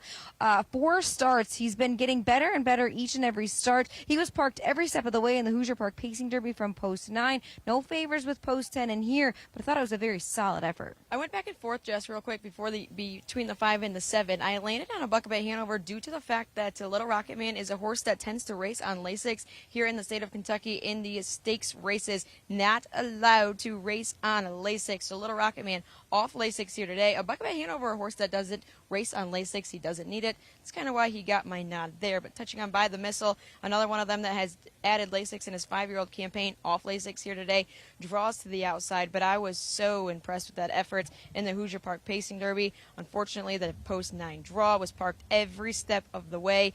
Just was third, a half a length behind Little Rocket Man and a Buckabet Hanover. But Yannick Gingras gets the drive here for Ron Burke, 3-1. I also do like a Musketeer Hanover, as Paul mentioned. That was a big first over grind last week in against a Buckabet and a Little Rocket Man. The Alarage Open pace is behind the gate. A field of 10 will send it up to Gabe Pruitt for the call. 10. Sponsored today by Jeff and Paul Gabriel. Kicks off the late double worth over $150,000 around gate. They are off, and they are pacing. Musketeer Hanover out quickly there from the center with Rock and Roll Ruta. Also on the move towards that opening turn, that's Admiral Hill, who comes out well down at the inside as they battle for early position here. That's Musketeer Hanover up at the outside, but it's Rock and Roll Ruta who asserts his authority down at the inside. So Musketeer Hanover will back off now second. By the Missile is pressing on there. Gingras aggressive there with By the Missile. It'll move up to a battle for the lead as they buzz by the quarter here in 26-2. Admiral Hill's out chasing in the 4th spot. Little Rocket Man come out fouled up again 5th in front of a Buckabet Hanover as they move on to the back stretch. Ken Hanover is next in 7th. Hemsworth fouled up again 8th in front of Hunting the Last Dollar, and El Rey is last. Off stride went Rock and Roll Ruta. Rock and Roll Ruta's made a break in stride, so By the Missile inherited the 3-length lead, but it is a Musketeer Hanover who tightens in there at the 2nd spot with the Admiral Hill followed up again 3rd. The half 53-4, 27-2 in that 2nd quarter. As they move on to the far turn, here comes a Little Rocket Man as Miller activates into the outside. A Buckabet Hanover is followed up 2nd over. He's 5 lengths off the lead right now as they make their round of the turn. Ken Hanover's up 3rd over in the flow with Hunt the Last Dollar down at the inside in front of El Rey. That's Hemsworth caught wide there and still far back to Rock and Roll Ruta as they pace to the top of the stretch. By the Missile. He's large and in charge here through 3 quarters, 121-1. By the Missile, a Cutsy quarter with a 2-length lead. That's Musketeer Hanover still giving chase in the 2nd spot. A Buckabet Hanover starts to roll off cover now as Little Rocket Man tries to battle on him between horses. They move into mid-stretch. By the Missile with short lead. A Buckabet Hanover is rolling though, and it's a Buckabet Hanover on the outside or By the Missile down to the finish. By the Missile or Buckabet Hanover. By the Missile digs in to win from a Buckabet Hanover. It was very game there 2nd. Musketeer Hanover 3rd and 147-2. Place off the gate from post 10, Jenna. By the Missile, left aggressively to capture the lead, 26-2. He pocketed up Musketeer Hanover there. Little Rocket Man, tough trip today. Little Rocket Man was first over in that grind, and it towed a Buckabet Hanover right into the race, and it came down to a Buckabet Hanover and By the Missile. By the Missile digging in here, giving Yannick Gingras, Ron Burke another win on the program. Very game here in the stretch. A 147-2 effort from By the Missile. It was a Buckabet Hanover to get up for 2nd, coming off of that stolen cover. It's another win for the Ron Burke, Yannick Gingras teaming up here to take the Alarage pace from post 10, 147-2, Acacia.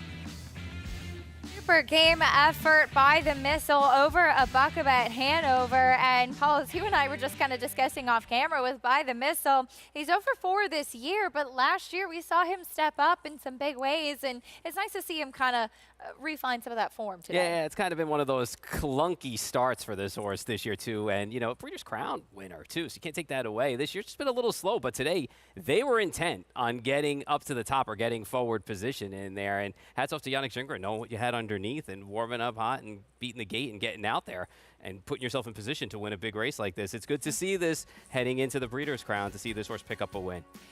Finding some of that form that he had last year By the Missile game over a Buckabet Hanover there in the open pace. Bring you prices and more when we come back. Stay with us on America's Day at the Races. Quality Road, proving Lane's End's tried and true stallion-making tradition. Quality Road has sired multiple Eclipse Award and Grade 1 winners, including champion 2-year-old Colt Corniche, champion 2-year-old filly Caledonia Road, champion 3-year-old filly Abel Tasman, Grade 1 winner Bleecker Street, and classic winner National Treasure. He's a leader of his generation. Quality Road, a stallion that stands above the rest. Looking for bloodstock that shapes the world? You can find it here. Foundation mares that will shape the breed. Weanlings with prime potential.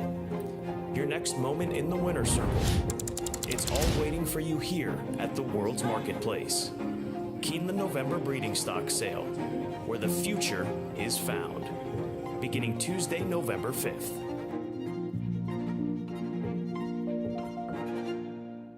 At the Keeneland September yearling sale, the premier thoroughbred auction venue in the world, Mandy Pope of Whisper Hill Farm signed the ticket on the $5 million sale topper by Curlin, bred by Stone Street Thoroughbred Holdings. He was one of $5 million plus yearlings by Curlin to sell.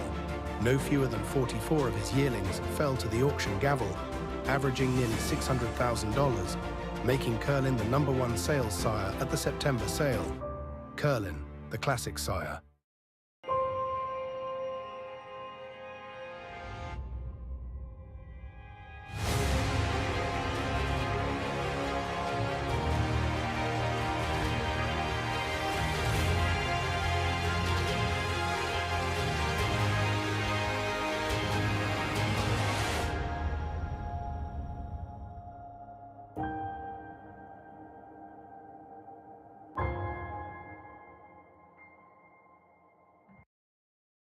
The world's premier breeding stock event, the November sale at Fasig-Tipton. One of the East Coast's top turf fillies, Market Segmentation offers classic potential throughout her pedigree. A debut winner at 2, the daughter of Triple Crown winner American Pharoah reached her pinnacle in the Grade 1 New York Stakes for owner Clarovich Stables and trainer Chad Brown, defeating champion Didia and 3 other Grade 1 winners. And it is Market Segmentation, wire to wire. Out of a Medaglia d'Oro mare, Market Segmentation's page features Broodmare of the Year Ann Campbell and champions Misty for Me and U.S. Navy Flag.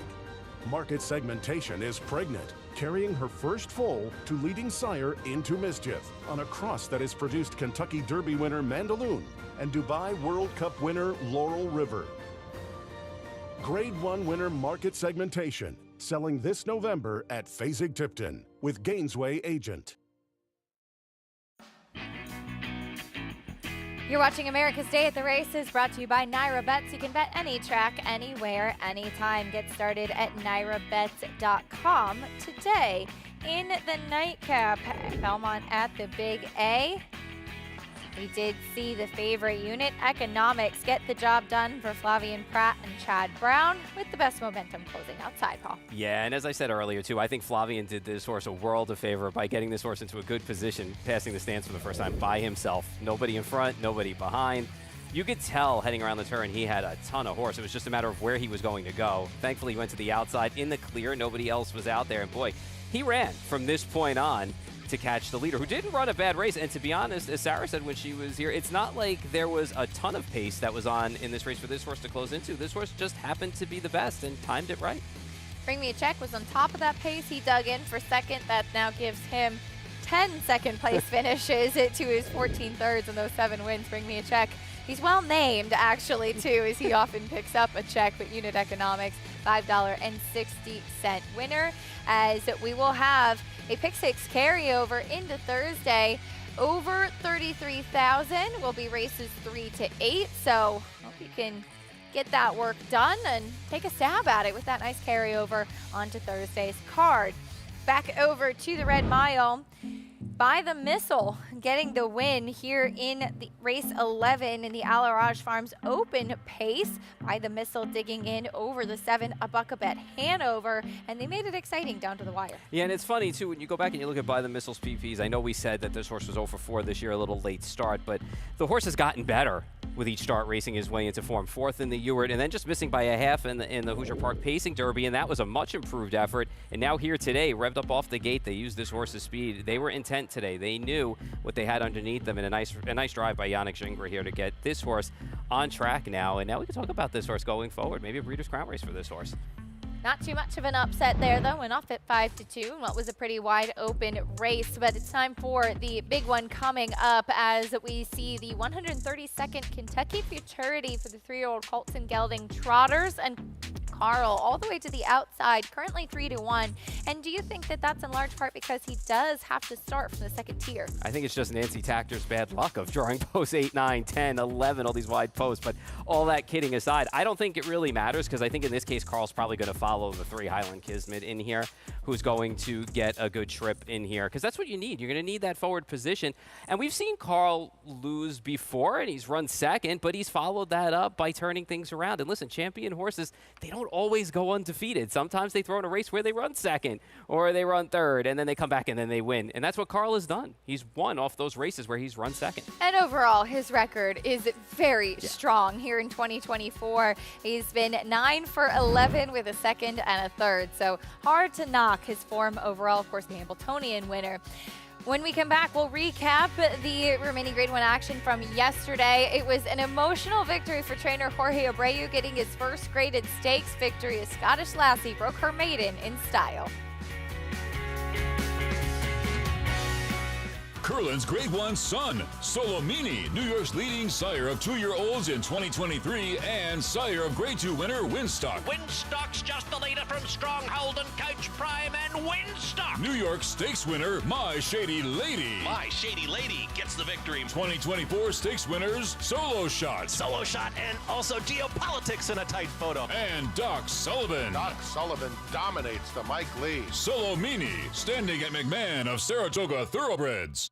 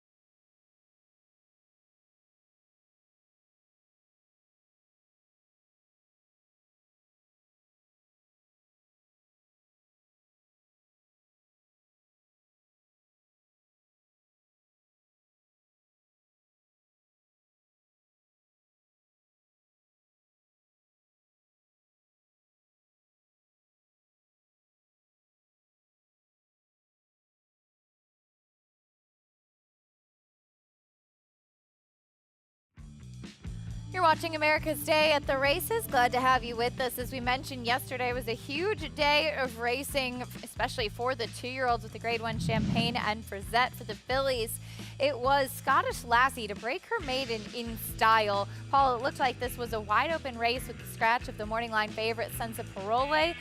Even if she was still in, I don't know if she was beating this filly yesterday. No, I don't think she was beating this horse, honestly, on the square, just by the way this horse ran. And I don't know what the bigger story was, honestly. His horse blowing out the field, or Jorge Abreu, and so happy for him. Finally getting a graded stakes, because you don't, everybody was like, really? He never won a graded stakes race before? But it's true, because you think of all the New York bred races and everything. But, I mean, this was a stellar performance by this horse, who once again kind of just sat and pounced.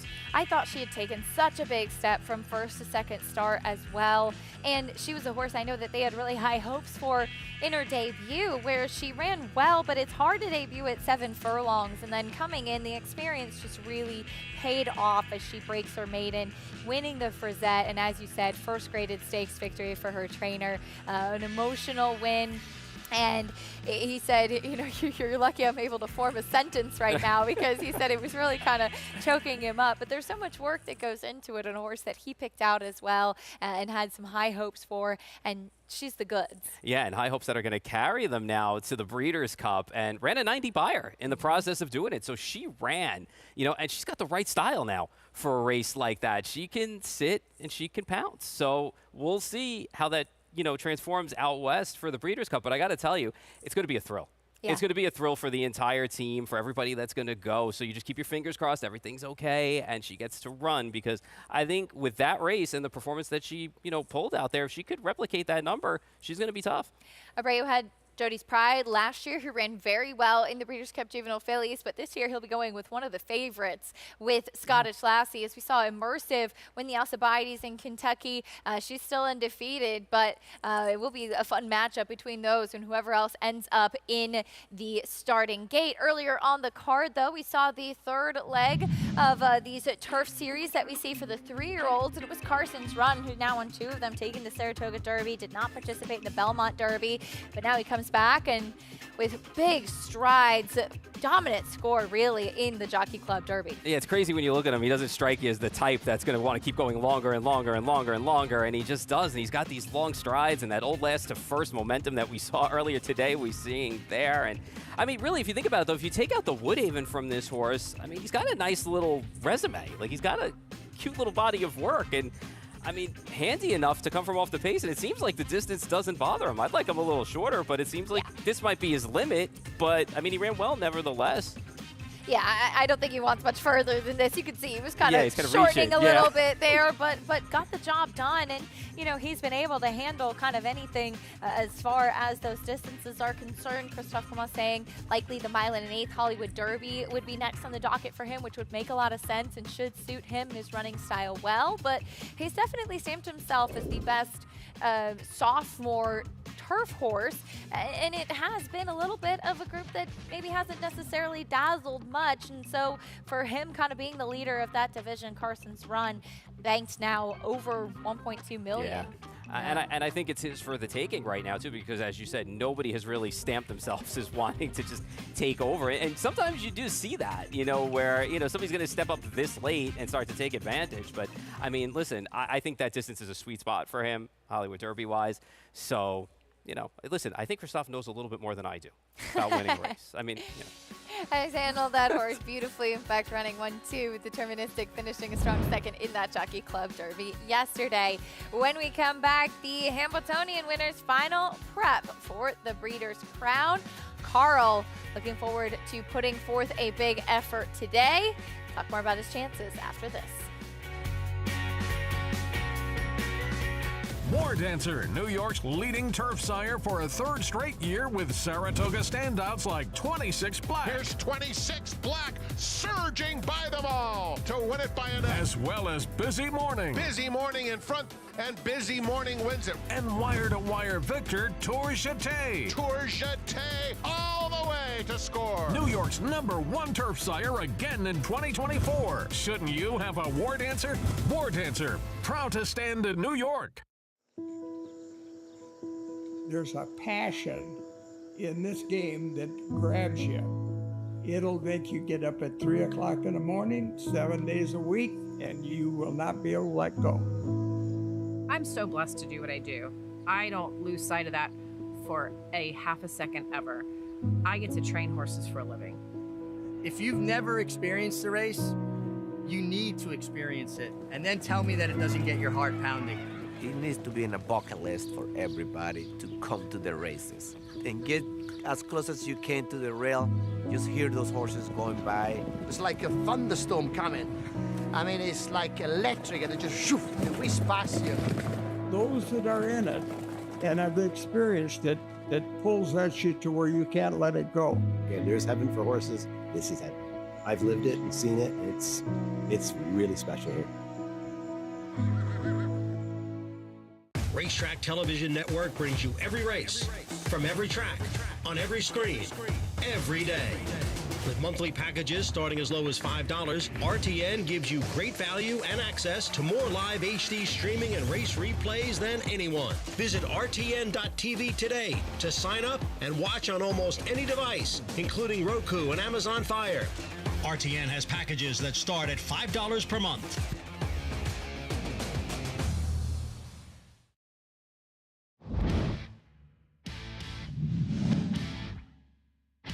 And Carl is third on the outside. 6 Sauer needs some racing room.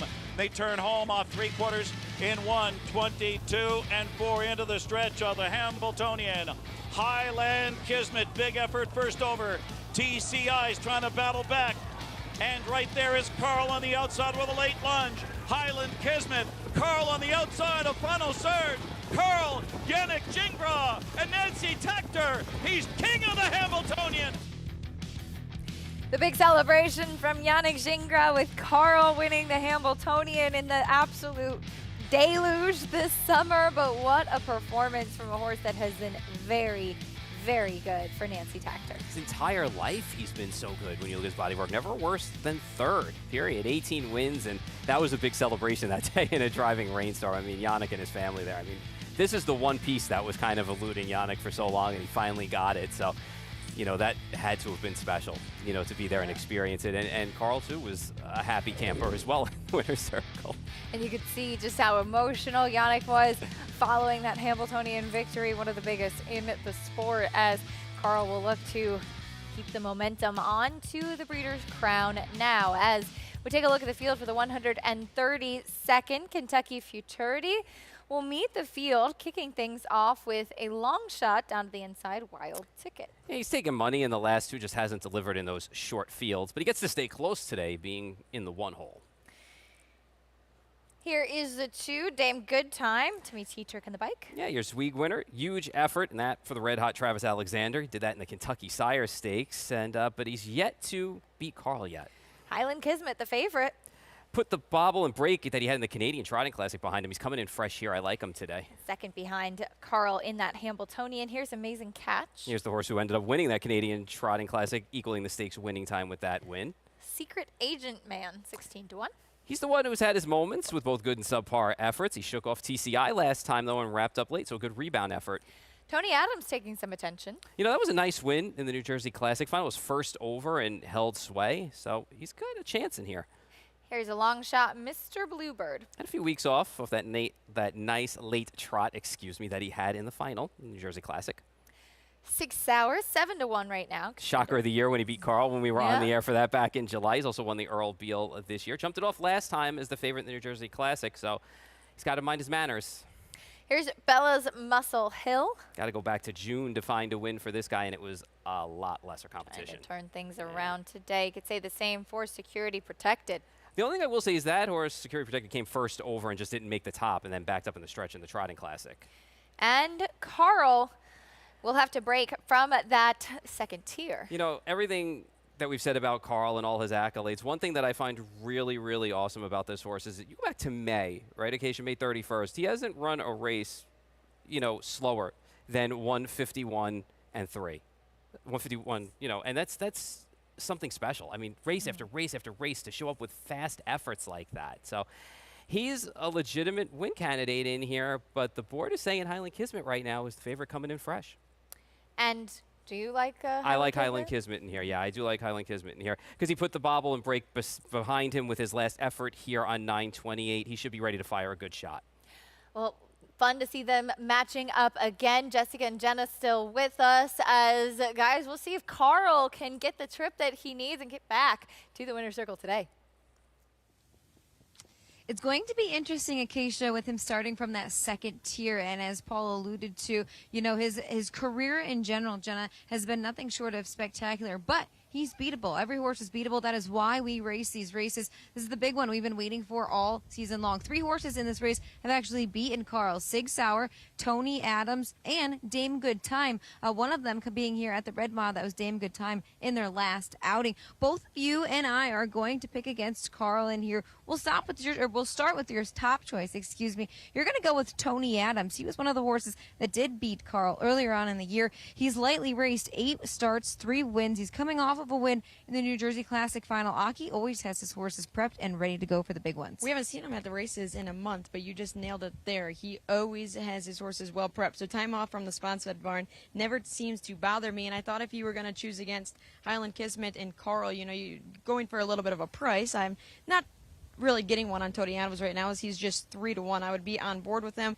as I look to beat the 2 favorites. That New Jersey Classic final, he was a winner. I know Sig Sauer made a break in there, but he was putting in a strong first over grind. Would have been curious to see how they battled each other in the stretch. Just Sig Sauer jumped it off in there. He's coming off of a good effort. Dexter Dunn in the bike. He had his choice of 3 in here, and he stuck with Tony Adams. Now, Carl is going to have to start from the back tiers. He gets to follow, you know, any of those inside horses there. I think there's going to be a lot of traffic into that first turn. He does get to follow some of the speedier horses in the race off of the gate.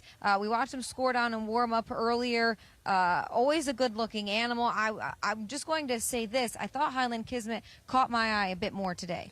I mentioned it earlier, the addition of the trotting hobbles back on Highland Kismet. He looks professional out there. He's coming off of a win in the Bluegrass last week on that sloppy track. He looked incredible doing so in hand, drawing away at the end of the mile. 4.5 length winner there. Still trotted home well. Bob McClure is high on this guy. He has the post advantage, but just we know that he likes to sometimes not necessarily have his nose right on the gate. So if I'm Yannick, I definitely maybe not wanting to follow him out so you don't get too far behind there. That's the key here. I think Bobby's going to have this guy on near the gate. Last week he was off by 4 or 5 lengths. He was 4 wide, turning for home last week. Like I had mentioned, I had not seen him look as good as he did last week. They do slap those trotting hobbles back on. For a long shot in here, Jenna, I used the 4 underneath, 18-1 on Amazing Catch. He's coming off of a win in the Canadian Trotting Classic. He's a 2-time winner from 9 starts this season. Another Aki Svanstedt trainee in here. James McDonald, one of the leading drivers in Canada over the last several years, will pick up the drive in here. This is the one we've been waiting for all day long. The 132nd Kentucky Futurity for the 3-year-old Colton Geldings on the trot. It's a field of 11. Will Carl Highland Kismet get the job done, or will it be someone else? We'll find out. Gabe Pruitt will have the call.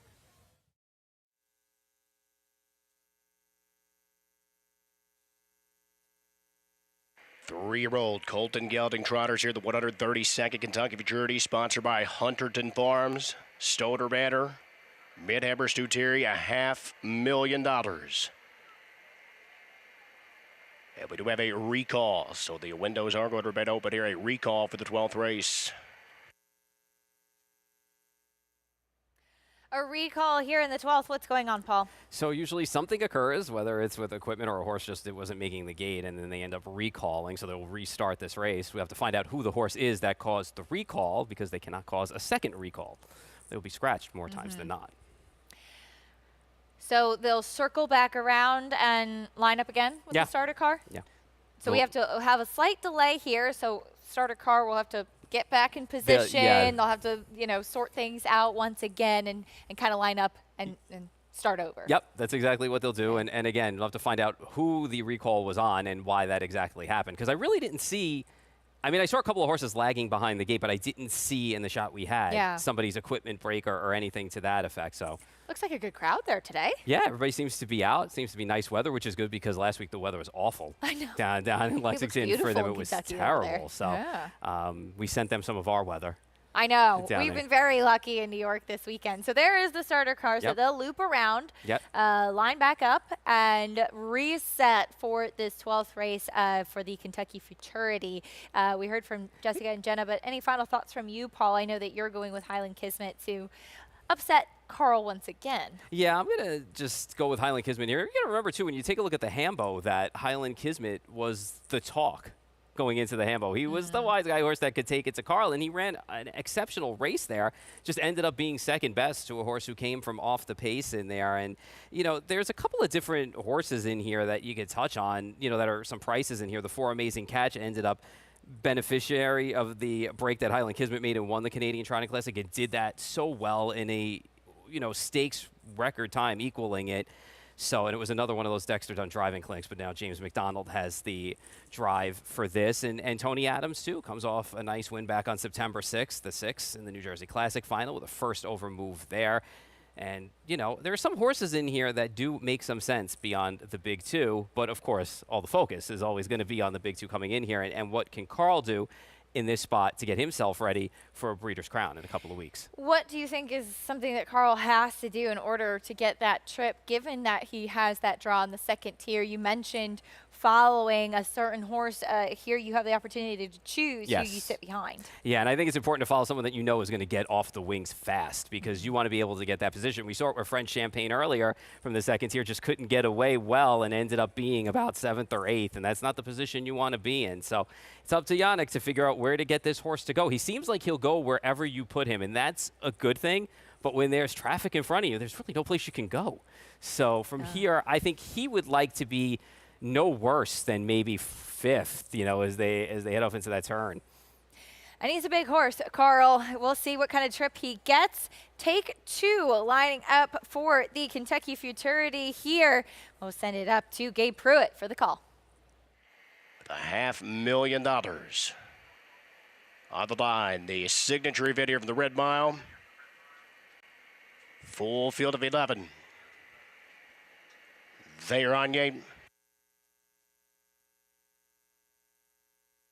And they are off and trotting in the Kentucky Futurity at Sig Sauer, who goes sprinting out there from the outside. Amazing Catch left the gate early, as did Dame Good Time as they work onto the opening turn. There goes Amazing Catch. Looking to move on past Dame Good Time, but Dame Good Time will move on out there for the early lead. So Amazing Catch will find a seat to drop in there in the second spot. Hot and Kismet. McClure pressing on there at the early stages with Tony Adams up on the outside there, parked and pressing as well as they move past the opening quarter. 26-3. Hot and Kismet has taken over. It's Tony Adams who advances up there on the outside, caught wide. Dame Good Time's out trotting in third. Amazing Catch is 4th. Sig Sauer already begins to move wide there in the 5th spot. Carl is going to grab that cover up on the outside in 6th. Wild Ticket is pinned down 7th in front of Mr. Bluebird. It's 3 back to Bella's Muscle Hill. And the back marker is security protected across the backstretch. Tony Adams dials up the opening half here. 52-4. A wicked half mile here for Tony Adams. And Hot and Kismet's up and out of the pocket. So it's Hot and Kismet on the attack here under aggressive handling onto the far turn. Tony Adams hard used there. He's dead at the inside. Here comes Sig Sauer, and Carl is well spotted here. Carl is second over there, 4th, just a length and a half off the lead.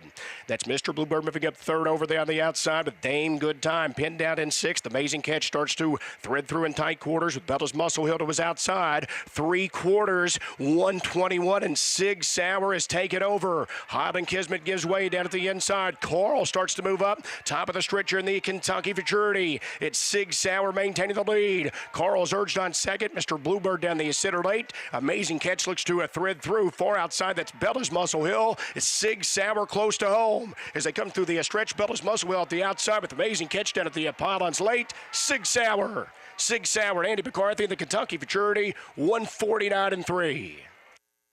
Sig Sauer holds on. He beat Carl once before, and this time he is dominant. A disappointing effort from Carl. The trip just a bit much. I think the trip was the biggest factor here. He was out a long way for quite a while and then picked up some cover from your winner, but just couldn't seem to kick on. And I mean, those fractions were wicked. 52-4, 121-6. I mean, that wilted Highland Kismet and Tony Adams. And listen, Sig Sauer has run races before. He won the Earl Beale Memorial this year, and I know he jumped it off in the New Jersey Classic last time, but let me tell you, when he gets a lead in the stretch, he can draw off, and he did it again today. He did, holding off the late advance from the 4 Amazing Catch, but it was Sig Sauer with the victory, pulling a bit of an upset, but he's done it before. And we see Sig Sauer. What are your thoughts quickly on these horses, including Carl, moving on to the Breeders' Crown? We'll regroup in a couple of weeks, and you'll see a lot of these faces back in a couple of weeks with us for limbs, if there are limbs for that division, and then also in the finals. I think Carl will be just okay. I think it was just the trip that got him today. And I'm telling you what, we're going to see some good action coming up in the next couple of weeks for everyone. Absolutely. Sig Sauer gets the win. Thanks for joining us. Time for us to say good night. We appreciate you staying with us for a fantastic day of racing, both at the Red Mile and here in New York as well. It was Scythian in an eventful rendition of the Grade 2 Miss Grillo. She punches her ticket onto the Breeders' Cup, and a bientôt said, see you soon to the rest of the field as she came running on the outside in the Grade 3 Matron. We'll be back on Friday for our next show at 12:30. No show on Thursday, but there is a Pick 6 carryover.